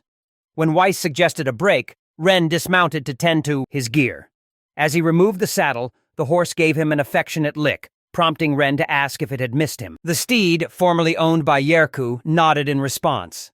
Lucia remarked how rare it was for the horse to accept a new master so quickly. Stroking its muzzle, Ren felt a sense of relief, though it was clear the animal never held any love for its previous owner. It turned out the horse possessed magical blood, much like Weiss, meaning its potential would only continue to grow. Lucia explained that such creatures enjoy a far longer lifespan, ensuring Ren would have a faithful companion for years to come. She gently patted the beast, insisting that they finally come up with a proper name for it. Suddenly, the maid approached Ren, asking for a private moment of his time. After stepping aside, she thanked him and mentioned hearing rumors of his upcoming visit to Baron Clossel. Ren confirmed the news, stating he'd be staying with the Baron for a while, which clearly delighted her. She then asked if Master Ren planned to attend the gala, a term that caught him off guard. The maid clarified that the gala was actually a grand celebration for the lady's birthday. Remembering her birthday was in the summer, Ren realized the festivities were set for next month. He thanked the maid for the heads up and vowed to return to the estate with a worthy gift in hand. However, there were still pressing matters to attend to within the local district. The village headman warmly greeted Lucia, who responded to the welcome with a respectful and humble bow. Meanwhile, Weiss and the soldiers began unloading the relief supplies sent by the Baron. As night fell, the weary travelers finally settled into the village guest house to rest. Lucia pointed out their current village on the map and detailed the route they would be taking tomorrow. Ren noted that they were entering the Baldur mountain range, a place Lucia recalled passing through recently. Ren realized they were closer than he'd thought, but knew they'd be safe as long as they didn't cross Duke Ignat. In the game's lore, Duke Ignat triggered a cataclysm within these mountains to dismantle the Liamel Empire. These peaks, once devoid of high-ranking magical beasts, were suddenly overrun by monstrous threats. The entire landscape was twisted by dark forces, transforming into the most treacherous territory in the realm. It was here that a magic crystal was used to incarnate the legendary red dragon, Asbar. According to myth, this ancient dragon had lived for centuries and was even capable of human speech. Asbar was a proud creature who sought out the world's strongest warriors,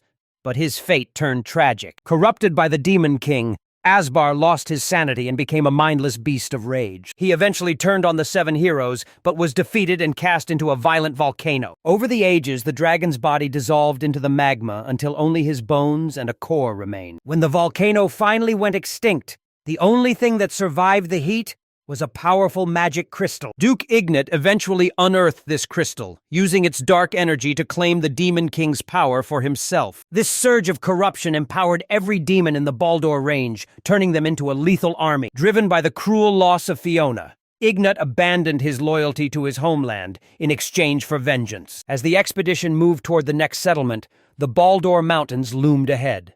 Ren hoped the future had changed, but he knew better than to drop his guard. Upon arriving at the village, a worried resident approached Weiss with a dire concern. The river's water level had been dropping rapidly for days. He discovered fallen trees blocking the river's flow, a remnant of the heavy rains that had recently devastated the area.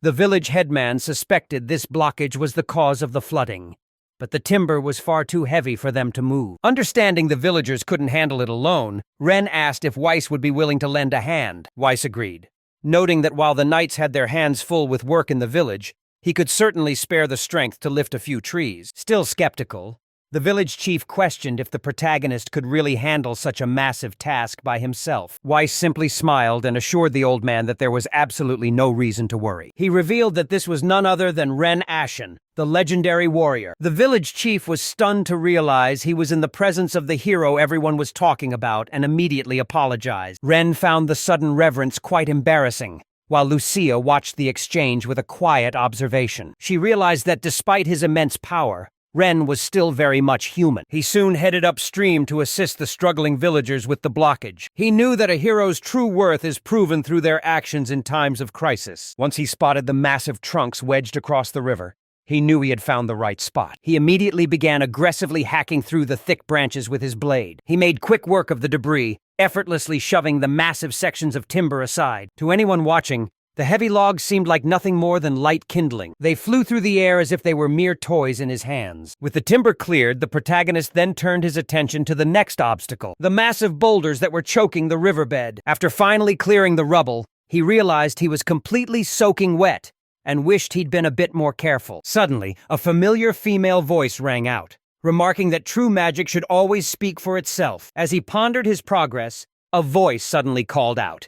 Turning around, he spotted the girl from the cafe. Ren was stunned to see her, but she beat him to the punch, asking what he was doing out here. She found it odd that someone living with Baron Clausel was busy splashing around in the river. Ren quickly clarified that he was here on urgent business, not just taking a casual swim. The girl giggled, teasing that catching a cold wouldn't be very much fun for him. Ren then looked closely at his shirt and noticed something impossible. He couldn't fathom how his soaked clothes had managed to dry instantly. She laughed and explained it was a cleaning spell, asking him if he found the magic convenient. Ren realized that utility magic existed alongside combat spells.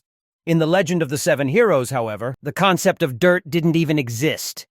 Eager to know more, he asked her once again what brought her here. She claimed to be on the clock, though her casual outfit didn't look like any official uniform Ren recognized. Suddenly, the protagonist spotted a pair of pointed ears twitching behind a tree. On the opposite bank, a group of wild boars emerged from the shadows. They began boldly swimming across the river toward him, and Ren was actually thrilled to see them. The girl noted that because of the recent cataclysm, the forest animals were starving. With no food left in the woods, the desperate creatures were hunting anything in sight. She quickly ducked behind Ren as he drew his blade, ready for the confrontation. As he charged, Ren agreed that the situation was dire.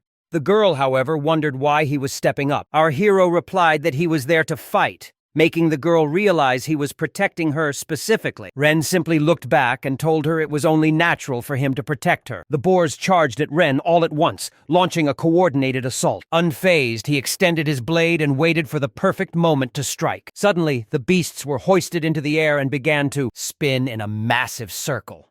The enraged monsters let out a deafening roar, yet the protagonist remained perfectly still. Watching him, the girl whispered that Ren was a model hero. But when he asked what she said, she playfully teased that he was just cute. Ren was baffled, so she suggested they return to the capital together, where she could explain everything during the journey. Ren flatly refused, prompting her to offer a quick apology, with a graceful flick of her index finger. She cast a spell and the stubborn stains on Ren's shirt instantly vanished. She admitted she was tired of her duties, but meeting Ren had made the ordeal worthwhile. She began to float away, announcing her departure for the Balder Mountains, insisting this wasn't a final goodbye. Ren shouted for her to wait, but it was too late. The mysterious girl vanished as quickly as she had appeared, leaving Ren to survey the area. The river was now completely clear of debris. Ren realized he still needed to deal with the fallen trees, though he couldn't stop wondering about her true nature. It was clear she possessed immense magical power, yet her voice was entirely unfamiliar. He suspected she might have been using a magical instrument to disguise her speech. For a moment, he wondered if it was her, but he quickly dismissed the idea as impossible. As fate leads the way, the expedition finally sets off toward the next settlement. Days after Ren's team returned, a maid announced that a massive delivery of birthday gifts for the mistress was arriving, asking to store them in the old estate. Ren readily agreed, eager to assist with the upcoming festivities. The maid signed the documents as the workers began their labor, unloading a mountain of boxes and crates while Ren happily threw himself into the holiday preparations. An impatient Lucia rushed over to inspect the contents of the delivery. She peered into one of the crates and shouted, "There it is!" Ren was surprised to find Lucia hovering over the cargo. She asked if he'd noticed anything, but Ren needed her to clarify. Before he could get an answer, Lucia claimed she had urgent business to attend to and bolted. Our protagonist realized he still needed to find the perfect gift for Lady Lucia. As he walked the city streets, Ren brainstormed ideas. He'd already given her clothes, and jewelry like a ring felt far too inappropriate and prone to misunderstanding. Suddenly, he spotted a majestic white hawk soaring through the sky. A rare platinum feather drifted down from its tail. Though it lacked magical properties, its incredible luster was legendary. It shimmered like polished silver, the kind of beauty that would captivate any girl's heart. Ren hurried to a souvenir shop and stood before the display case. He knew the feather was an elegant choice, but feared it might not be for sale. Medeus approached the protagonist and asked what was weighing so heavily on his mind. He noted that Ren looked like his head was about to spin from overthinking. When asked if he needed a hand, Ren gladly accepted Medeus's offer of help. Over coffee, Medeus learned that Ren was hunting for a rare platinum hawk feather. Ren explained that obtaining such a legendary item was far from a simple task. These feathers only grow on the strongest white hawks and lose their magic if the bird is startled. If the hawk even senses a threat, the magic drains away, making a naturally molted tail. Feather the only option. Medeus suggested contacting the Imperial Chamber of Commerce instead. Ren declined, as the birthday was only a month away and he had to find it personally. Medeus apologized for his limited reach, but revealed he knew exactly where the hawks nested. He offered to point out the location on a map, and Ren told him he'd be incredibly grateful for the information. Later, our protagonist returned to the Baron's palace. There, he was warmly greeted by Lucia. Ren thanked her, but noticed she looked pale, asking if she was pushing herself too hard. Lucia gave a faint smile and claimed she was just a bit exhausted from her magic training. Ren questioned her about her divine magic studies, but she insisted she was fine. She told him there was no need for him to worry, then quickly hurried away.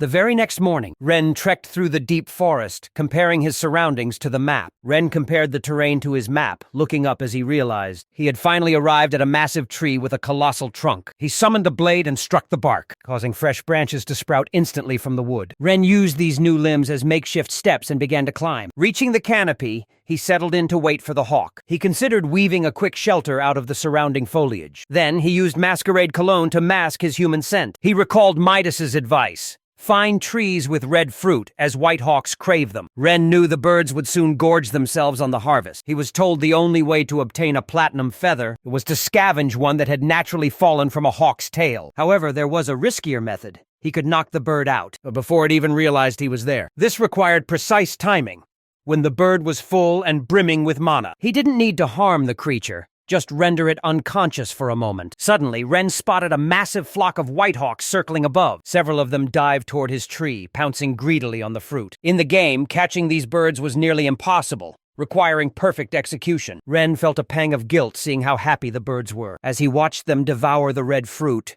Ren wished he had arrived a bit earlier. If this plan failed, he'd be forced to find an entirely different gift. More birds began to perch on the branches of the very tree where our protagonist was currently hiding. He carefully monitored the flock from his concealed spot, but one of the birds seemed to sense an intense gaze fixed directly upon it, causing the entire group to take flight. A few stray feathers drifted to the ground in their wake. Several weeks later, Ren stood ready in a brand new suit paired with a crisp snow-white shirt and tie. He decided it was finally time to debut his more formal attire. The hall was filled with guests in elegant evening wear. Even Weiss was dressed to the nines, holding a glass of champagne.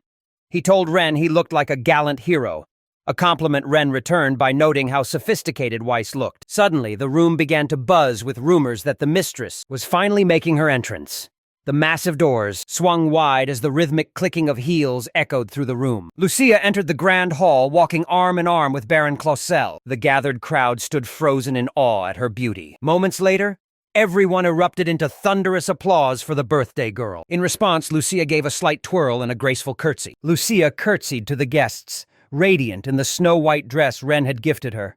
Her eyes sparkled with joy as she silently sought his approval. Ren watched her, thinking she looked undoubtedly stunning in the moonlight. In this elegant gown, Lucia truly looked like a divine saint. Cloaked in pure white, she stood at the center of a celebration now in full swing. Flickering candlelight and the rhythmic clinking of crystal glasses filled the room. The lively chatter of the guests blended together to create a truly festive atmosphere. Weiss leaned in, explaining to Ren that tradition dictated the butler present a gift first on behalf of the staff. This would be followed by the knight's tribute, before finally concluding with the head of the household. Ren suggested he should step up first, but Weiss immediately shut him down, insisting that was out of the question. He told Ren to follow his lead, confident that Ren's gift would leave a lasting impression on everyone. Ren questioned if he was being serious, and Weiss assured him that he had never been more earnest. Our hero admitted his nerves were getting the better of him as his stomach began to churn. Weiss chuckled, remarking that such youthful nerves were perfectly natural for a young man in his position. Weiss then approached Lucia, formally asking permission to present a gift on behalf of the entire Knight's Guard. Kneeling, he explained that a merchant from his past helped him procure a special training set just for her.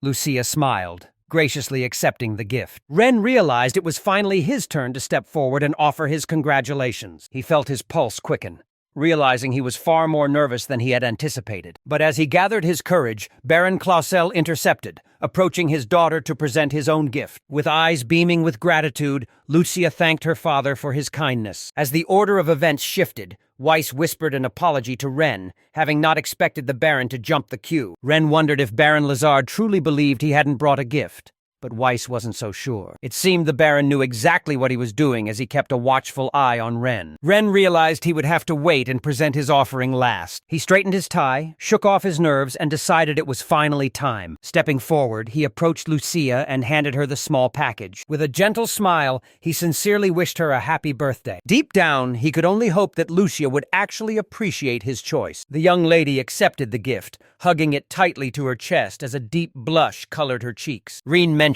he was glad she liked it, noting the mountain of other presents she had already received. Lucia laughed, insisting that his was special, and began to carefully pry the box open. As the lid lifted, a brilliant radiance spilled out, illuminating her entire face. Lucia's eyes widened in sheer disbelief as she peered at the contents. Resting inside the box was a breathtaking sight. It was a single, neatly wrapped and shimmering feather. The entire room fell silent, everyone buzzing with curiosity about what Ren had given her. Weiss stood frozen, unable to believe what he was seeing with his own eyes. He stammered, wondering if it was truly the legendary item he suspected. Lucia breathed out in awe, asking if this was really a genuine platinum hawk feather. She declared she could die of happiness, though Ren joked that he was just glad she liked it. He teased that he should have given her something less deadly, but Lucia promised to never let it go. She would never give the gift back. As the orchestra began to play, the atmosphere shifted, The tables were now overflowing with refreshments. The maids proudly announced they had spared no effort in preparing these delicacies. One offered him a taste just as Baron Lazard approached Ren, looking stunned. Visibly surprised, the Baron asked where Ren had found such a rare feather. A guest chimed in, noting those hawks were rarely ever spotted near the capital. Ren simply explained he'd been incredibly lucky during his trek into the forest. But getting that feather was no easy feat. Suddenly, he felt a gentle tug on his arm. When Ren turned around, he found himself face to face with the young lady herself. She leaned in and whispered, wondering what was taking him so long, especially after giving her such a magnificent gift. Ren was caught off guard. By the time 10 p.m. rolled around, the party was still in full swing, but Ren and Lucia decided to slip away for a moment of peace out on the balcony. Lucia had already pinned Ren's gift elegantly into her hair. Clutching a small box, she confessed that the entire night felt like a dream. Her celebration had been perfect. Lucia then nervously handed the box to Ren. She explained that she'd searched high and low for something that would suit him. Ren was stunned, asking if the gift was truly meant for him. Lucia nodded, her eyes sparkling as she waited for his reaction. She insistently urged him to see what was inside the box. Ren placed it on the table and carefully lifted the lid. Inside lay a magnificent sword. He asked if this was intended to replace the blade he had lost, and Lucia confirmed that his original weapon had been destroyed in the heat of battle. This was no ordinary blade, but a magical weapon crafted from a rare material capable of absorbing mana. When Ren unsheathed the weapon, the blade began to emit a soft glow. He asked if the light was magic, and Lucia shyly lowered her gaze, explaining that the blade now contained her magic, and every cut would release it. This meant that every strike would have the same devastating effect as a magic spell. Lucia had imbued the sword every day, hoping it would be a vital asset for him. Ren was stunned. He suddenly remembered meeting her on the stairs, looking completely drained. She had claimed to be overworked, and now he finally understood why. Until today, she had been exhausting herself to empower this blade. Touched by her dedication, Ren thanked her for the incredible gift. He then asked why she was giving him a present on her own birthday. Blushing, she exclaimed that she wanted to celebrate his birthday too. She knew his was in the spring, but she simply couldn't wait until next year to show him her appreciation. She had been so worried about his safety that she felt she had to give it to him today. Ren turned to leave, but Lucia called out, demanding to know why he was laughing. Ren apologized, noting how they had both worked incredibly hard that day. He realized that they might actually be more alike than they first appeared. Ren admitted he hoped their bond would remain this way. As they locked eyes, Lucia spoke up. "Ren?" she whispered softly. He noticed something immediately. The young girl had begun to cry, and he gently asked her why. Lucia wiped away her tears with a soft smile and explained it was simply because he always returned to her. Ren was puzzled, asking what she could possibly mean by that. She just replied that it was a secret. Her heart filled with joy. A few months after Lucia's birthday, a mysterious guest arrives at Duke Ignat's estate, situated in a bustling city far from Cruzel. The gate guard demanded to see an appointment. The girl gracefully removed her hooded cloak and adjusted her hair.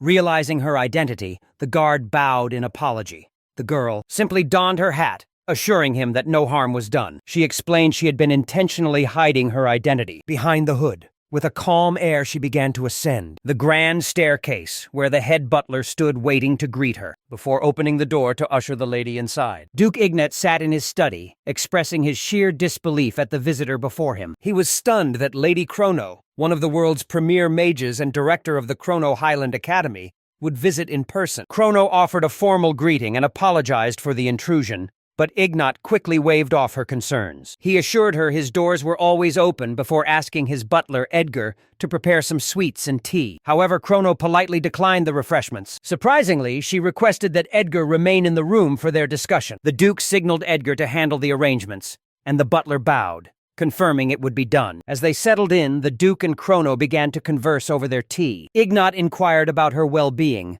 noting he'd heard rumors she had recently left the capital on urgent business. Chrono was impressed by the Duke's sharp intuition, though he pressed her for more details. Lady Chrono simply laughed, playfully claiming that her business was a state secret. The Duke chuckled, admitting he expected as much. He then pivoted to the true reason for her visit as Chrono reached for a cookie. After taking a bite, she cut straight to the chase. She wanted to know everything about Ren. The Duke's gaze sharpened as he studied her. wondering exactly why she was so interested in the young boy's background. Lady Chrono offered nothing but a mysterious, sweet smile in response. Duke Ignat relented, noting that he owed a great debt to both Ren Ashton and Baron Clausel. He then began to explain how the Clausel family had taken Ren under their wing. Ren's assistance was vital to Fiona's recovery, a fact Lady Chrono knew all too well. However, he wasn't about to divulge everything about Ren without first understanding her true motives. Lady Chrono listened in silence, her expression unreadable. Throughout the exchange, Edgar remained professional and did not interrupt. Eventually, Chrono offered a soft smile and a sincere apology. She promised to clarify the entire situation immediately. She urged them to set aside their skepticism and listen to her explanation. She explained that Ren was the only one capable of protecting her, much like her own father. Knowing Ren shielded her from the monsters warmed her heart, and she assured them she meant no harm. The Duke, satisfied, requested that Edgar recount the specific events that transpired in Cruzel. The butler proceeded to describe the incident with meticulous precision. Lady Chrono was stunned, marveling at Ren's strength, kindness, and sharp intellect. Edgar apologized, admitting he had struggled to find the words to accurately describe the young man. He confessed that he hadn't even been able to give Fiona a clear picture of who Ren truly was. When Chrono asked why, Edgar explained that Ren had been battered beyond recognition at the time. Later, within Duke Ignat's estate, Lady Chrono followed the butler through the grand halls. Suddenly, Fiona rushed out to greet her, followed closely by her personal maid. Fiona was overjoyed, and after their long time apart, Chrono was amazed to see her walking unaided. Fiona admitted the recovery was grueling, but her determination to move again helped her endure the agony. Now that the worst was over, Fiona asked what brought her there, and Chrono explained she was simply checking on her. Fiona smiled warmly, smoothing her hair as she mentioned hearing about the successful talk with her father. Lady Chrono agreed that it was a vital discussion before asking for permission to perform a quick examination. Fiona gave her consent, and the two sat across from one another in the quiet room. Placing a gentle hand on Fiona's chest, Chrono began to magically scan her condition. The results were promising. Fiona no longer needed medication as her body was finally recovering on its own. She assured the girl that her suffering was over, so long as she kept wearing the protective necklace. Fiona felt a wave of relief and thanked her deeply for everything she had done. As they finished, Lady Chrono's eyes drifted toward a garment hanging in the room. It was Fiona's new military academy uniform. Chrono curiously asked if she had tried it on yet. Fiona admitted she'd been obsessing over the fit. Even with the final exam looming, she wanted to be perfectly prepared. Chrono noted that with the aristocracy buzzing over the upcoming results, everyone was scrambling to get ready. If she hadn't started her tailoring now, she likely wouldn't have finished in time for the ceremony. She then added that the Academy's colors suited Fiona far better than she probably realized. Blushing at the praise, Fiona confessed that she still struggled to see herself as a real student. She explained that until this spring, her entire world had been confined to the four walls of her bedroom with only a few brief excursions into the capital to see the outside world. She worried if she could even make friends or fit in with her more experienced classmates. The sheer noise and scale of the city terrified her, making her fear she'd simply get lost in the crowd. Lady Chrono offered a reassuring smile, promising that her kind heart would guide her through any challenge. Fiona was taken aback by the sudden warmth of her words as Chrono continued to comfort her. Chrono pulled the rack of uniforms closer. With a graceful gesture, she led Fiona toward the mirror, urging her to look at her reflection. She told Fiona to envision herself in the uniform, enjoying the city life with friends. Fiona timidly asked if she could visit, and Chrono assured her there were no such restrictions. Using a soothing, almost hypnotic tone, Chrono told her to visualize pure happiness, to feel the joy radiating from within, promising that once she did, she would never have to fear anything ever again. Following her instructions, Fiona obediently closed her eyes. She began to picture herself wandering through the bustling city streets in her new attire as a gentle breeze danced through her hair. Despite the blinding sun, she saw a young man standing by her side. Snapping back to reality, Fiona's face turned a deep shade of crimson. Sensing her distress, Chrono asked what was wrong, but Fiona quickly brushed it off. She was mortified that she'd just imagined herself with Ren, a boy she'd never even met. As night fell over the estate, Duke Ignite and his butler Edgar arrived to see Lady Chrono out.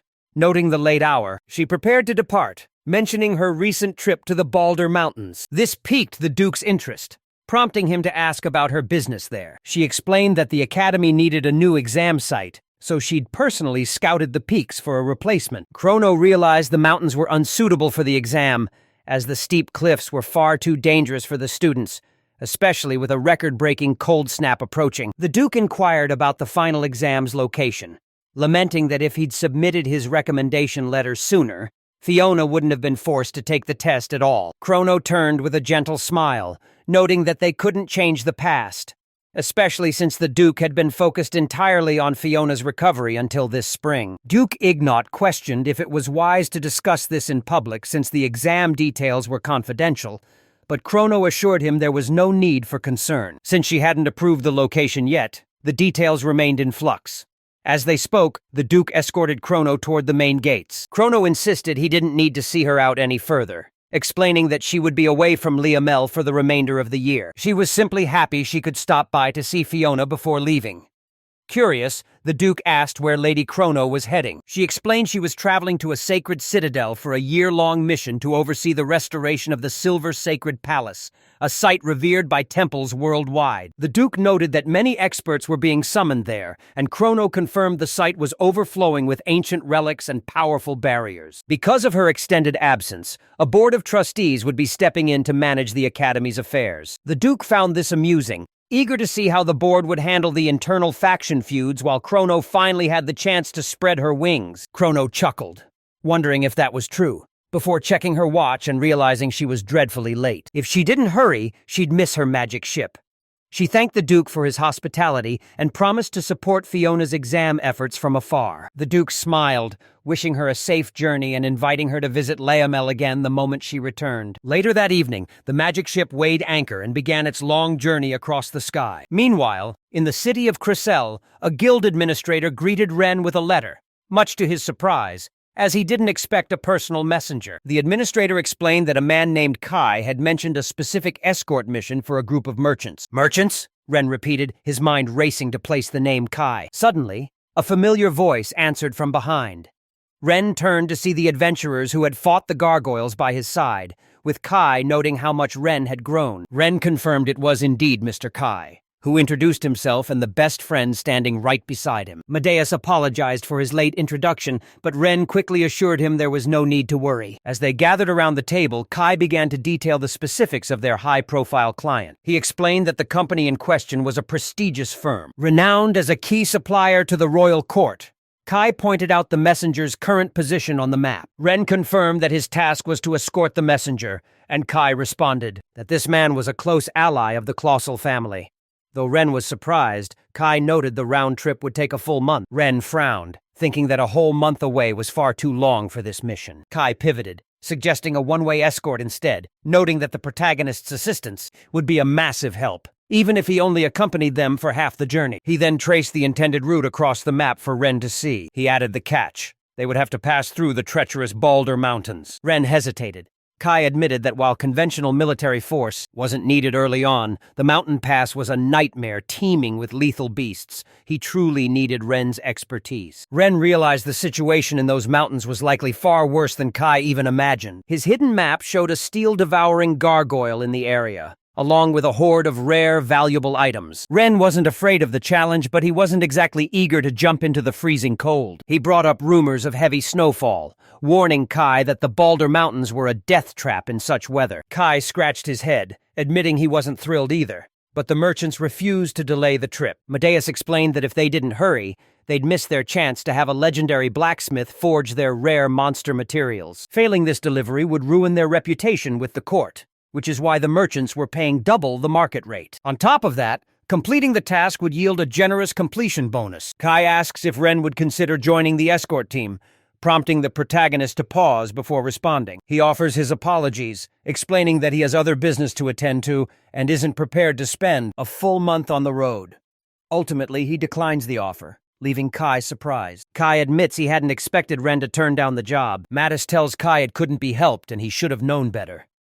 Kai agrees, lamenting that aside from Mattis, he has no other allies he can truly trust. When Ren asks why they aren't working together, Mattis explains that they occasionally take separate jobs, and this isn't the first time. Kai decides to look for another recruit, noting he still has 2 weeks before the mission begins to find at least one more person. Ren apologizes once more for declining, but Kai brushes it off.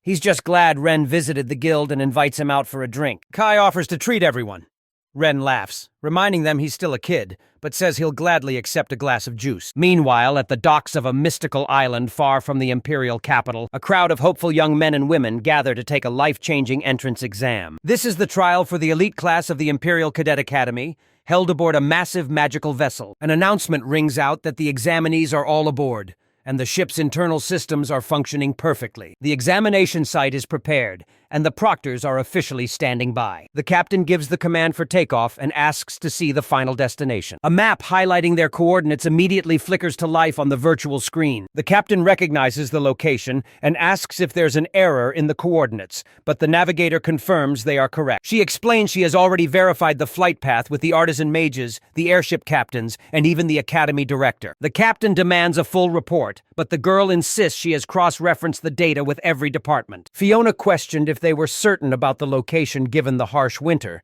but she was assured these conditions would truly test the students' limits. The captain reviewed the reports, noting that the examination site would remain a strict secret until the very last moment. This secrecy was vital to ensure that aristocrats and commoners began the trial on an equal footing once the committee gave their approval. With the orders finalized, they prepared to carry out their duties exactly as planned. The ship's engines roared to life as it began its long journey toward the destination. Fiona stood silently by the window, watching as the vessel disappeared into the clouds. The ship was heading toward a legendary and unforgiving landscape. Their destination was none other than the treacherous Balder Mountains. The horizon was dominated by the jagged, snow-capped peaks of the Balder Range. Meanwhile, near the Valder Mountains, Lucia kept a close eye on Ren as he pushed through his grueling daily training. Ren worked tirelessly every day, even volunteering for the backbreaking labor of clearing heavy snow. After clearing the drifts from the Baron's palace roof, he would finally head inside for a quick breakfast. Following his meal and a brief cup of tea, Ren would transition into his studies just as a maid arrived with news. She presented Baron Lazard with a tray of urgent reports sent from the knights stationed in the surrounding villages. The Baron studied the documents, noting that while food was plentiful, the relentless snowfall was becoming a disaster. He worriedly explained that the weight of the snow was causing the roofs of older houses to collapse across the region. With roads blocked and the knights pleading for reinforcements, the Baron knew that any delay would cause the villagers even more suffering. Ren immediately stood up and offered to help, explaining that he had plenty of experience repairing roofs back in his own village. Recalling Ren's bravery during their last expedition, the Baron looked at him with profound gratitude. He asked if Ren was truly willing to assist, and it was quickly decided that the young warrior would join the relief effort. Everything was set for the expedition, but at sunset, the situation took a sudden turn. Baron Lazard announced that an emergency SOS signal had just been received. The distress call originated from a fortress nestled deep within the Balder Mountains. Ren inquired about the situation, and the Baron explained the gravity of the matter. It appeared the adventurers had sent a desperate distress signal from the old mountain fortress, which was located halfway between the base and the summit. Handing Ren an envelope, the Baron asked him to deliver a letter, feeling guilty for burdening him with yet another task. Ren realized this was unprecedented, recalling that a similar request had recently come from Lord Midas. He suspected the adventurers had gotten themselves into trouble, forcing them to signal for help. Ren knew the location well. The fortress was ancient and completely unsuitable for any kind of shelter. With no way to stay warm, the threat of freezing to death was very real. He informed Baron Lazard that he was actually acquainted with some of those adventurers. Ren explained that Kai had previously mentioned a request from a court supplier regarding a family of aristocratic heroes. Aristocratic heroes?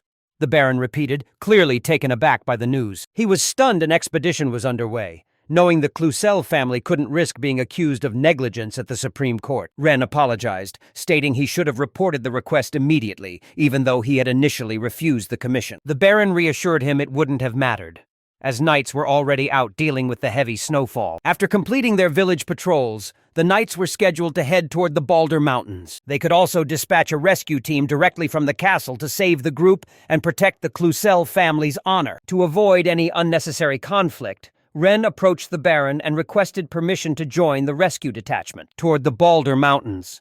The Baron admitted he expected the protagonist to volunteer, yet he felt uneasy asking for such a massive favor. Ren told the Baron not to worry, insisting he was simply tagging along to ensure the Cloucel family's safety. Baron Lazard eventually gave in and agreed with Ren's proposal. He granted permission for the knights to escort him all the way to the fortress. However, he warned that Ren shouldn't accept an official commission, as doing so would bind him to the expedition. He'd be forced to remain with the group until they cleared the Balder Mountains this winter. The peaks were treacherous, and Ren's only true objective was to rescue whoever signaled for help. Once that was done, he was ordered to return immediately, and Ren thanked the Baron for his genuine concern. Soon after, a massive merchant expedition prepared to depart from the city gates. As Ren approached the caravan, Lady Lucia suddenly appeared before him. Calling out his name, she gently reached out and asked for his hand. Lucia traced a mystical figure in the air and pressed the glowing essence directly into Ren's palm. Ren immediately felt an overwhelming surge of power coursing through his veins. Stunned, he asked if this was the legendary divine magic he'd heard of. Lucia explained that the enchantment would only hold for a few hours. She simply wanted Ren to feel bolstered and, more importantly,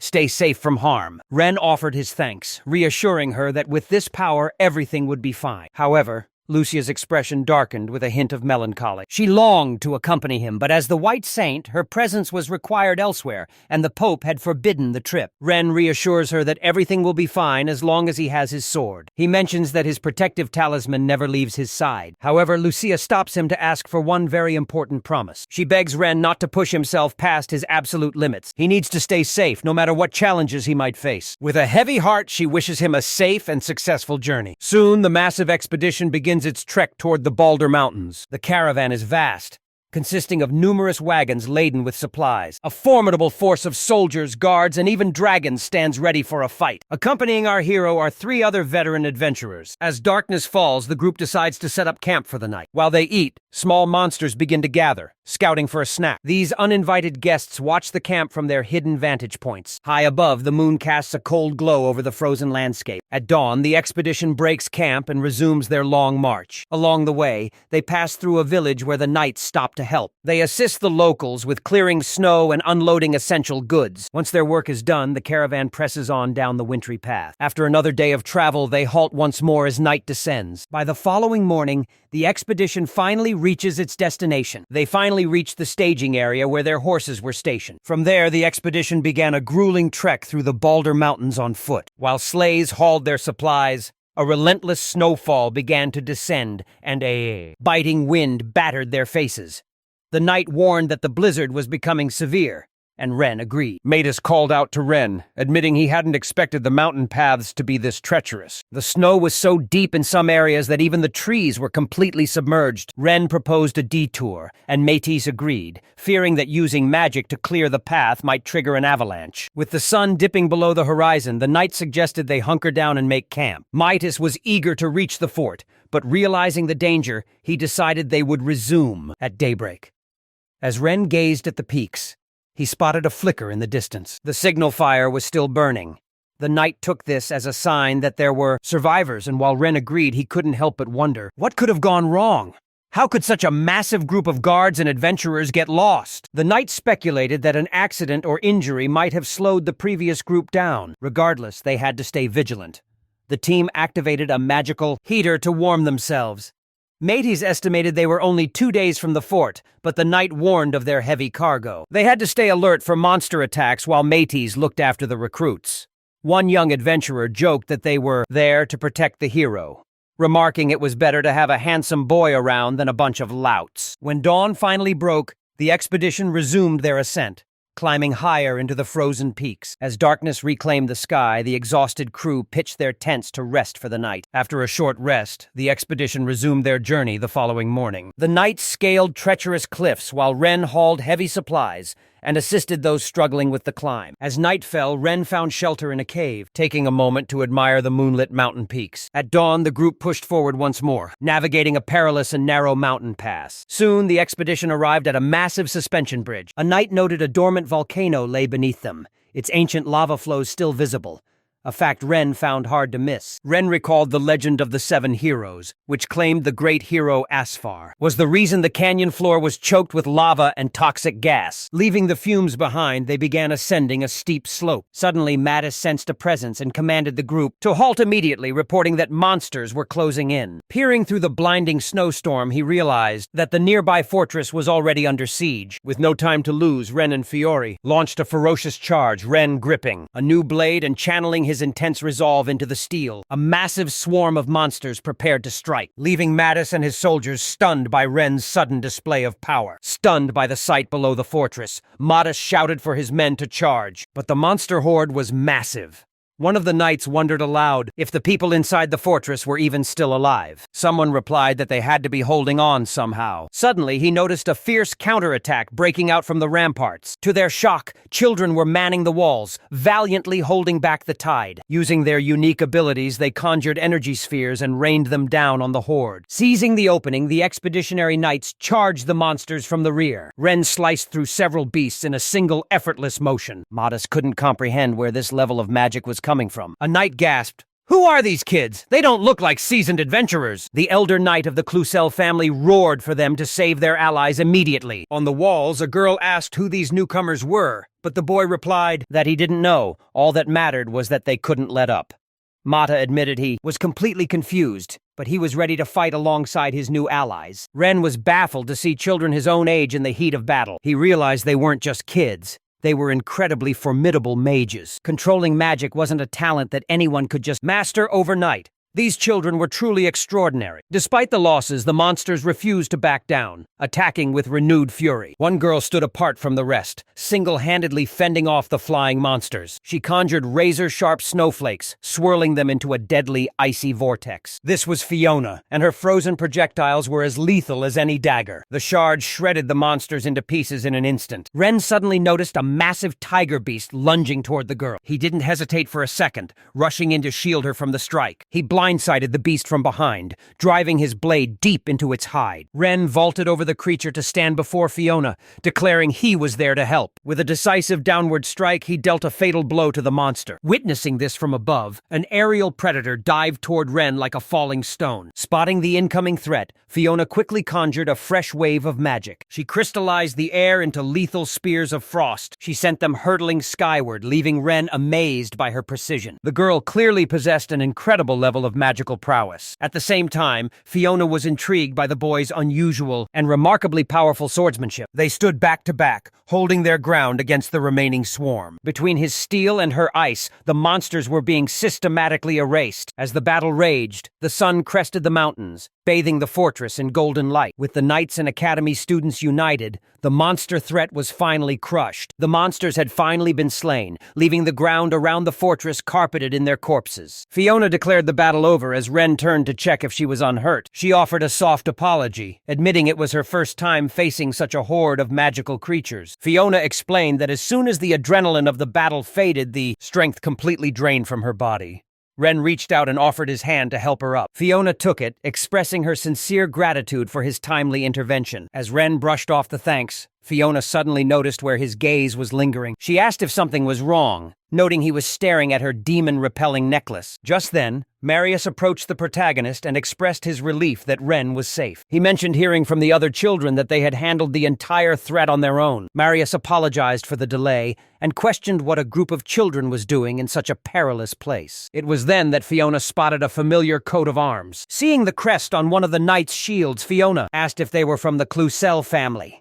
The lead knight confirmed her suspicion, explaining they were there under the Baron's orders to rescue any adventurers in distress. The knight then asked for the girl's identity, realizing she had yet to introduce herself to the group. Performing a graceful, deep curtsy, she introduced herself as Fiona. She revealed that she was the sole daughter of Duke Ignat. Ren was stunned by the revelation, looking at Fiona with a sense of shock. Stepping forward carefully, Midas introduced himself to the group. He explained that he was currently in command of the adventurers, assigned to this specific rescue operation. However, he was confused as to why so many young boys and girls were out here in the Balder Mountains. The children had taken refuge in the fortress alongside the knights, and Fiona clarified that they were actually there for their entrance exams. They had evacuated to the fortress days ago, But Midas was still skeptical about the exam part. Fiona stood her ground, confirming that these dangerous lands were indeed their testing site. This was the final examination hall for the elite scholarship students of the Imperial Academy. Ren and the knights were stunned, while Midas began to realize the truth. He wondered if this was the legendary special class the Academy was so proud of. Upon hearing this, one of the other adventurers let out a boisterous laugh. He warned Midas to mind his manners around such elites, and Midas quickly agreed. Midas apologized to Fiona, admitting he hadn't learned how to properly address the upper class. He then prompted his fellow adventurers to introduce themselves as well. A female adventurer flatly refused, explaining that she'd been burned by arrogant nobles in the past. Her partner also declined, noting that academy students were far above mere village adventurers. He knew that associating with the elite usually meant trouble, but the female elf assured the kids they'd still be escorted down. The man added that as long as everyone minded their own business, they could guarantee the children's safety. Fiona acknowledged the conditions, stating that they understood the terms perfectly. That was exactly how they intended to proceed. Ben glanced at Fiona, noting that if these children were taking the exam for such a specialized class, the snowy conditions were far from safe. The Imperial Officers Academy is Liamel's most prestigious school, where only the elite secure a scholarship. The prowess they displayed at the fortress walls had been nothing short of remarkable. Fiona smiled, claiming their strength rivaled that of any adult. However, if this anomaly had only lasted a few days, they could have managed. But they'd been trekking through the mountains for over a week. The endless swarm of monsters only made things worse, draining the students' energy to the breaking point. It almost seemed as if the monsters were specifically hunting the children. The knight noted the lack of monsters elsewhere. They were all congregating around the students. Ren realized that the final exam for the special class was turning out to be far more treacherous than expected. The exam required following a set route to test their endurance, intellect, and teamwork. Usually, an examiner would be watching from the shadows, but in this chaos, there was no one to be found. The situation felt completely wrong. Even veterans get lost in the Balder Mountain snowstorms. An examiner should have intervened by now. The adventurer asked Ren if he'd noticed the anomaly. This felt like the work of someone incredibly powerful. With foreign nobles among the examinees, a single powerful entity could spark a political massacre. The danger was immense, explaining why the other adventurers were acting so hesitant. Bluntly, the adventurer admitted that they simply weren't willing to throw their lives away. The elf girls explained that the entire expedition was searching for their missing comrades. Fiona revealed that those very adventurers were being sheltered right here in the fortress. This news left every member of the expedition team completely stunned. Fiona mentioned that once the students managed to evacuate to the stronghold, they felt a massive sense of relief knowing they weren't alone. She then opened the doors to a large room filled with rows of infirmary beds, each occupied by a fallen warrior. The survivors were all unconscious and groaning in pain, a sight that was hard to stomach. Upon spotting Kai among the suffering crowd, Ren rushed to his bedside, desperately checking to see if he was all right. Ren then demanded to know exactly how this tragedy had occurred, and Fiona provided a grim explanation. Every person they found was severely ill, left far too weak to even stand. A knight noted they had tracked a signal fire from Clausel's, questioning how a signal was sent if every adult was incapacitated. Fiona clarified that the students themselves had been the ones keeping the signal fires burning. One of the examinees with medical knowledge examined the patients and found their internal mana was skyrocketing, a dangerous symptom similar to a ruptured mana vessel. The knight recognized it as a debilitating disease triggered by mana overload, where energy levels far exceed what the body can handle. While common in gifted children, it was unheard of in seasoned adults. Fiona admitted that the source of this sudden outbreak remained a total mystery. Despite the dire situation, it seemed the adults were slowly starting to regain consciousness. A ruptured vessel is usually a death sentence for those with high mana, but in this instance, things were slightly different, as it seemed everything would stabilize shortly. The knight decided to assess the situation before discussing their descent from the mountains. Fiona agreed, though she couldn't help but wonder if Ren would be willing to assist the Clausel household once more. The adventurer chimed in, suggesting that offering a proper reward might sweeten the deal. With the expedition's plans shifting, the elf girls noted they'd be forced to spend the night there. She urged her friend to find a place to rest as the girls shared a knowing glance and a smile. The adventurer agreed, leaving the men to handle the heavy lifting. They leaned in and whispered to Ren, teasingly asking how he felt about them all sharing a room. Closing his eyes, Ren begged them not to try anything funny given the circumstances. The girls just laughed, teasing him for being far too serious. Rein moved to join the others in the room, but found Fiona waiting for him right at the entrance. She hesitated as she tried to strike up a conversation, glancing over at the laughing girls. Ren clarified that he wasn't, just keeping them around for his own amusement, to which Fiona simply nodded. Ren was relieved, but their conversation was cut short when one of the students approached Fiona, stating they had urgent matters to discuss. The student then asked if they could speak in private. Ren agreed to step aside and let them pass. However, she addressed him as a seasoned adventurer. Ren paused, turning back in confusion as Fiona stepped forward to thank him. She expressed her deep gratitude for his help in repelling the monsters. Ren simply replied that helping was his duty, wondering if she mistook him for a mercenary, based solely on his rugged gear. Either way, they missed their chance to properly introduce themselves. That night, a violent snowstorm began to howl over the fortress. Inside the cold stone walls, the students were deep in a tense discussion. While one of the knights prepared a warm dinner for the group, another focused on setting up the bedrolls. Over the meal, a knight noted that the examinees were rattled by the unexpected aid. They argued that students must prove their worth through their own merit, and that this outside interference was a blatant breach of the rules. Ren pointed out a glaring flaw. There was never a formal lockdown in place. Random adventurers had breached the perimeter before the exam even started, which felt like far more than a coincidence. The knight agreed, suspecting that outside forces were intentionally sabotaging the proceedings. Ren nodded, while the knights debated which noble faction or imperial member could be behind such a scheme. They questioned why anyone would risk this while the duke's daughter was present, but the lead knight dismissed the idea of imperial involvement as foolish.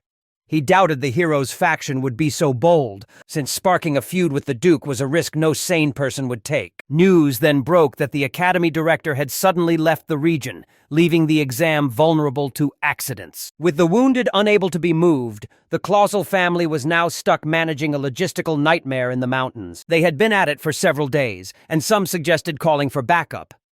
Ren inquired about how they treated the wounded, and the knight explained they used specialized healing skills for the sick. This left our protagonist wondering exactly what kind of skill that was. One of the knights expressed his shock that Lord Ren had assisted the Duke, a sentiment his comrade quickly echoed. He found it hard to believe that Ren had crossed paths with someone whose life he had previously saved in a place like this. Ren realized he had missed the chance to properly introduce himself to Fiona. He was certain she mistook him for a common adventurer due to his attire, so he decided against starting a conversation for now. The knight noted that a non-interference pact was currently in place between examinees and adventurers, meaning they could speak freely once they descended the mountain. Ren offered a smile, agreeing that he would wait until then. Later, the protagonist sat on his bed in a private room, rummaging through his backpack. He pulled out a strange, mysterious object, wondering how to even activate it. That's when he recalled Lucia mentioning she had tucked written instructions into his bag. Ren found the note and realized it belonged to the magical instrument Lucia had given him. He carefully tapped the device twice, and it powered on. Holding the paper up to the light, he noticed a hidden message appearing through the text. It seemed to be written in invisible ink. Ren read the secret warning. If he was gone for too long, she would come looking for him herself. Ren smiled warmly as the snow began to fall, drifting through the mountains, caught by the howling wind. The flakes danced through the forests and fields, finally reaching the grand estate of the colossal family. Lucia stood out on the balcony, gazing at the night sky as snowflakes drifted past. Her maid expressed concern, warning that the biting cold was bad for her health. But Lucia simply replied that she was perfectly fine. She enjoyed the crisp breeze as they watched the horizon together. Eventually, the maid asked if her mistress was worried about Ren. Lucia let out a soft sigh, admitting that it would be a total lie to say she wasn't anxious. However, she wasn't nearly as worried as everyone assumed. She claimed to know better than anyone just how powerful Ren truly was. The maid smiled, realizing her question had been quite foolish. She then offered to prepare some tea before the mistress retired for the night. Lucia agreed, and the two made their way back into her bedroom, where the dress Ren had gifted her was laid out on the bed. Seeing the garment there caught Lucia completely off guard. Startled, she asked why the maid had suddenly brought the dress out. It seemed out of place, but the maid explained that she simply remembered how much the gift meant to her. She had noticed how delicately Lucia always handled the fabric. Then the maid hesitantly asked if the mistress still missed him. Miss Ren.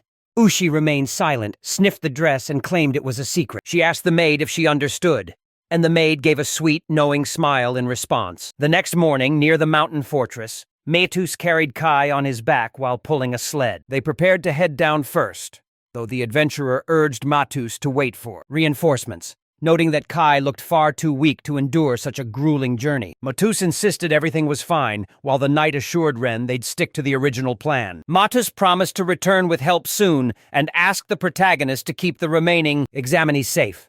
The female adventurer scoffed at Matus's recklessness, questioning if he even cared about the life of his partner. Ren watched them depart in silence, lost in his own thoughts. Suddenly, a massive boar monster lunged from the swirling snowstorm, charging directly at our protagonist. With one swift strike, Ren decapitated the beast, leaving it dead in the snow. The knight was thoroughly impressed, noting that a beast of that size could feed them for a month. With provisions no longer an issue, the second knight offered to handle the butchering himself. Ren hauled the massive boar back to the fortress, thanked the knights, and took a hot shower. Feeling refreshed, he began walking down a dimly lit corridor toward his quarters. Suddenly, Fiona rounded the corner and collided with Ren, startled by the unexpected encounter.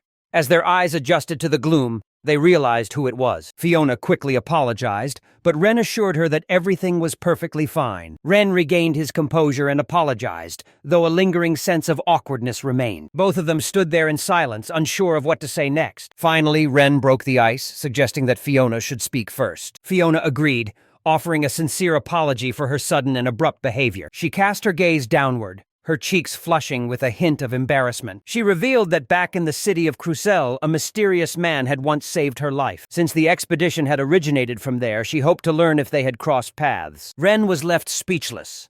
Fiona admitted she wanted to ask the knights, but they were far too busy. She couldn't help but notice that Ren was roughly the same age as her savior. Ren searched for the right words to respond, but ultimately, he remained silent. Fiona let out a soft laugh and told him to forget it, reminding him of their pact not to pry. She didn't want to interfere, even as Ren desperately tried to find a way to resume the conversation. Fiona apologized again, feeling as though she had overstepped the boundaries of their agreement. Seeing her resolve, the protagonist didn't try to dissuade her further. With a polite bow and a final well-wish, she turned and made her exit. Shortly after, she departed from the frozen peaks of the Balder Mountains. That night, as a fierce snowstorm howled against the stone walls of the mountain fortress, Fiona was tucked away in her room, finally drifting into a deep slumber. Soon, she was transported back into a recurring dream of her past. In her mind, she was once again walking through the city, surrounded by her friends.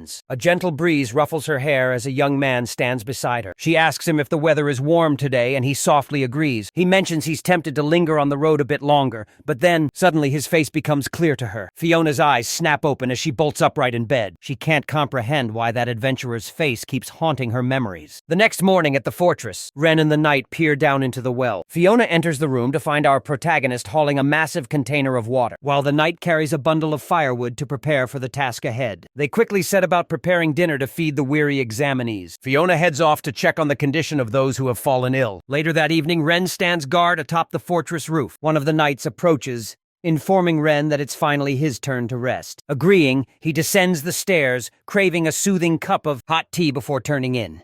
He makes his way to the kitchen, but as he steps inside, he unexpectedly runs into Fiona once again. The two exchange a polite evening greeting before falling back into an awkward, heavy silence. As they locked eyes, Fiona couldn't help but wonder if he was the hero from her dreams. Sensing her gaze, the adventurer, Ren, asked if something was bothering her. "It's nothing at all," Fiona replied, letting out a soft, nervous laugh. She reassured him that everything was fine and she was simply lost in thought. Fiona then asked if he'd like some tea while she went to put the kettle on. Ren accepted the offer and stepped over to help her in the kitchen. Fiona carefully placed a pot of water onto the stove to boil. An awkward silence once again filled the small room as they waited. To break the tension, Ren reached out and opened the cabinet door. He began scanning the various jars lined up neatly on the shelves. He picked one up, noting the label for the tea leaves stored inside. He noticed the leaves were surprisingly larger than the varieties he was used to. Without looking, he instinctively reached for a second jar. At that exact moment, Fiona reached for the very same container. Their hands brushed against each other,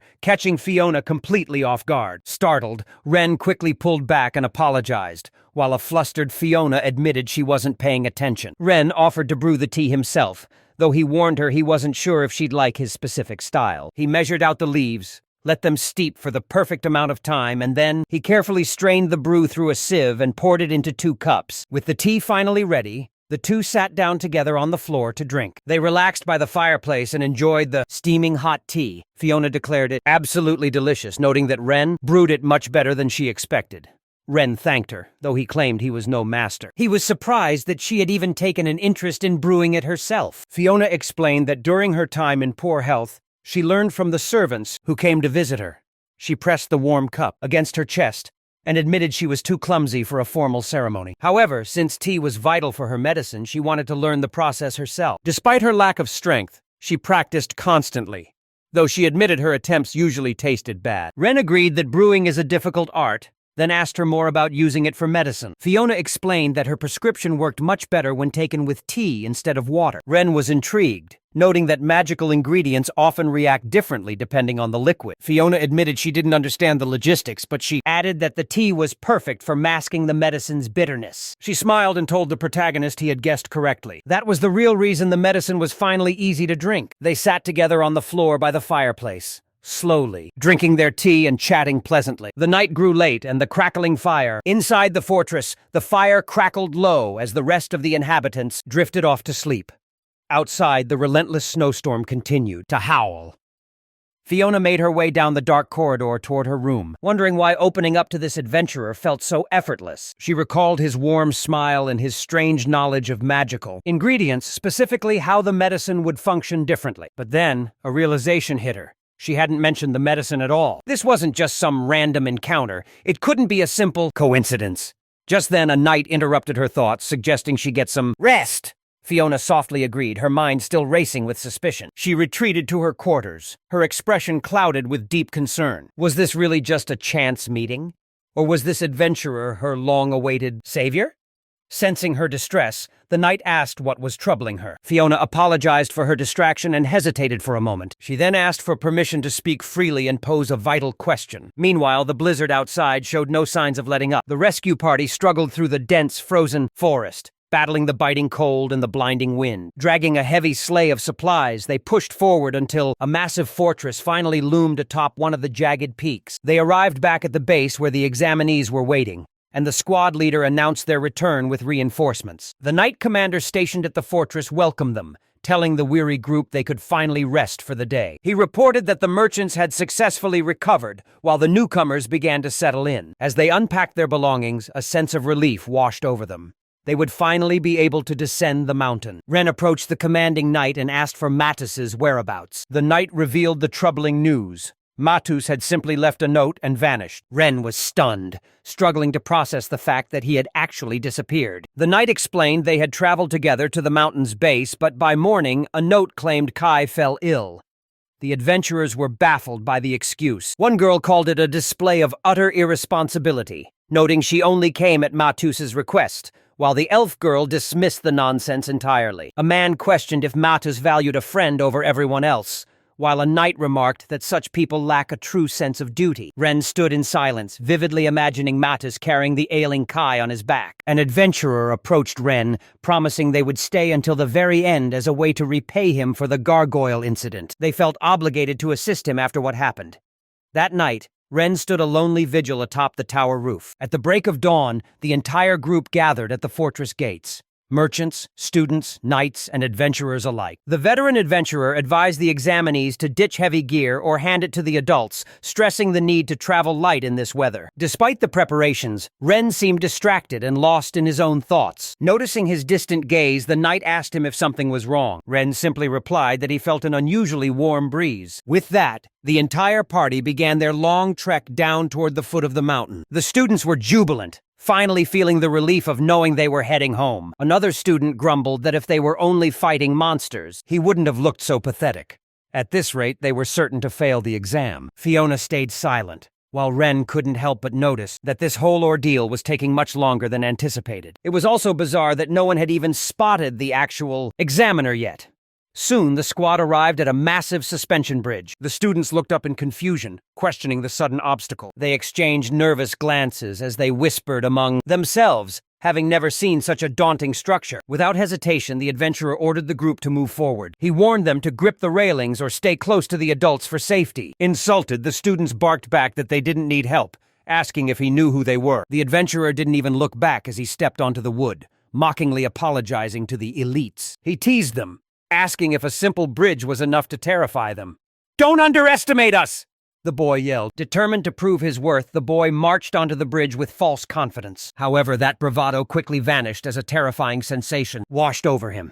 It felt as if he were stepping into a void, with absolutely nothing supporting his weight. Paralyzed by fear, he stopped dead in his tracks on a single plank. Seeing the boy's distress, the adventurer offered the end of his cloak for him to hold on to. The boy insists he can walk on his own, but the adventurer simply replies that he just doesn't want the kid to take a tumble.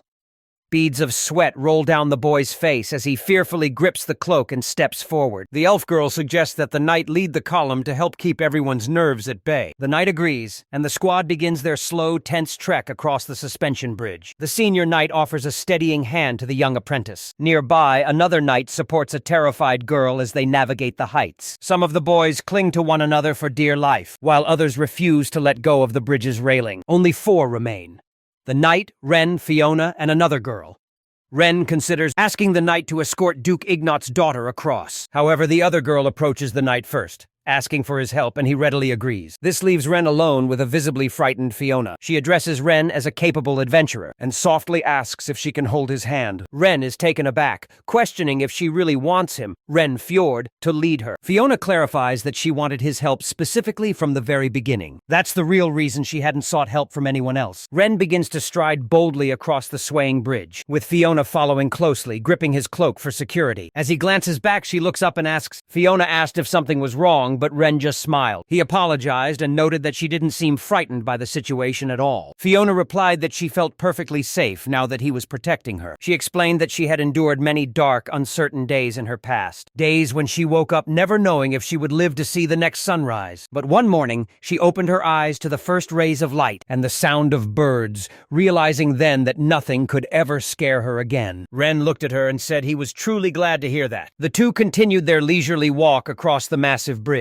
Suddenly, Ren felt a strange, warm breeze hit him again. It was incredibly bizarre to feel such heat in the middle of a blizzard. Without warning, a powerful gust of hot air surged up from beneath the structure. Ren and Fiona instinctively gripped the bridge's handrails as it began to shake. Ren peered over the edge and realized he wasn't imagining it. Something was happening. A massive black funnel was forming directly under the bridge. Ren immediately shouted for Fiona to run for her life. As the threat emerged from below, every traveler currently on the bridge turned back in a state of complete shock and terror. A colossal whirlwind erupted from the depths, towering far above the bridge as Ren yelled out a warning. Suddenly, a massive fiery whirlwind erupted. It loomed over the protagonist and engulfed the entire area. Flames surged violently both above and below the structure. The bridge was now a cage of swirling embers. With their exit cut off, Ren struggled to comprehend exactly what kind of hellish supernatural flames had descended upon these frozen, snow-capped mountains. A massive fireball hovered near the bridge, acting like a vortex sucking in everything around it. The knights who made it across desperately urged the others to hurry and reach solid ground. Cries of, "This fire isn't normal," filled the air as the confused students scrambled across the path. Even the instructors were clueless, barking orders to just keep moving. One girl speculated that this was all part of the exam, but the knight ignored her, shouting that they couldn't afford to stop. Ren focused his gaze on the blaze, searching for its source, just as a fiery tornado locked onto him. Descending from above like a destructive vacuum, it pulverized everything in its path. Fiona stepped in, attempting to use her powers to freeze the flames, managing to halt the whirlwind for a brief moment. However, the sheer heat of the vortex instantly shattered the ice. The infernal cyclone continued its relentless descent toward them. Ren raised his arms to shield his face from the blistering, advancing heat. Suddenly, 2 more firestorms slammed into the bridge from both flanks. Fiona desperately tried to counter the heat with her frost, but her efforts were futile. She couldn't fathom why the flames refused to flicker out. Just a short distance away from Fiona, the fire finally subsided. Ren struggled to pinpoint the true origin of this inferno. Suddenly, a massive whirlwind snatched Fiona up like a feather. It swept her high into the air, leaving her completely helpless. To Ren, it looked as if the fire was sentient, hunting only her as the vortex spiraled upward. The flames acted like a giant hand, gripping the girl. The bridge's support ropes snapped under the heat as the wind carried Fiona deeper into the chasm. Ren ditched his pack and dove into the abyss. Luckily, a thermal draft caught him. Fiona gasped in shock as she saw the adventurer plummeting toward her. Ren screamed for the Duke's daughter to grab onto him. He strained every muscle, reaching out with everything he had, until he finally caught her, pulling her close into his chest. He held her tight, refusing to let go for even a second. Ren tried to leap clear of the chaotic, swirling vortex of fire, but two separate cyclones converged on them. As the flames collided and dimmed, a shimmering protective dome appeared. Ren had deployed a magic shield just in time, sword drawn and ready. He swore to her then and there he would get her home safely, no matter what. One after another, fiery whirlwinds battered the protective shield, desperate to breach their defenses. Fiona called out to the protagonist, urging him to use his ice magic. As the clashing elements of frost and flame collided once more, a massive cataclysmic explosion erupted. The resulting shockwave tore through the suspension bridge, shattering it instantly. The young girl and the knight, who were just ahead of the protagonist, plummeted toward the abyss. But the knight gripped the girl firmly while desperately lunging for a dangling rope. Their momentum slammed them into the jagged cliff face. But the knight managed to brace himself with his feet, narrowly halting their fatal descent. Those still safely above screamed for them to cling to the rope with everything they had. As they scrambled to pull them up, the adventurer spotted a wall of flame surging upward from the depths, toward the two survivors clinging to the line. Molten lava surged from the gorge as searing boulders were spat out from the magma below. Realizing the danger, the adventurer commanded everyone to hoist the rope immediately. Once the group regrouped, they scanned the crowd for survivors, only to realize that two of their companions were missing. Meanwhile, the knight held the girl protectively as she frantically asked about the whereabouts of Duke Ignatz. The bridge had completely collapsed, seemingly taking the Duke's daughter with it. Suddenly, thick steam billowed forth from the mysterious gorge. As the haze gradually cleared, a miracle was revealed. Everyone spotted Ren and the girl dangling precariously from a sturdy vine on the opposite side. Ren had successfully summoned the power of his wooden sword just in time. The vine held firm against the wreckage. Fiona gazed at him in shock, but Ren calmly confirmed they were both unharmed.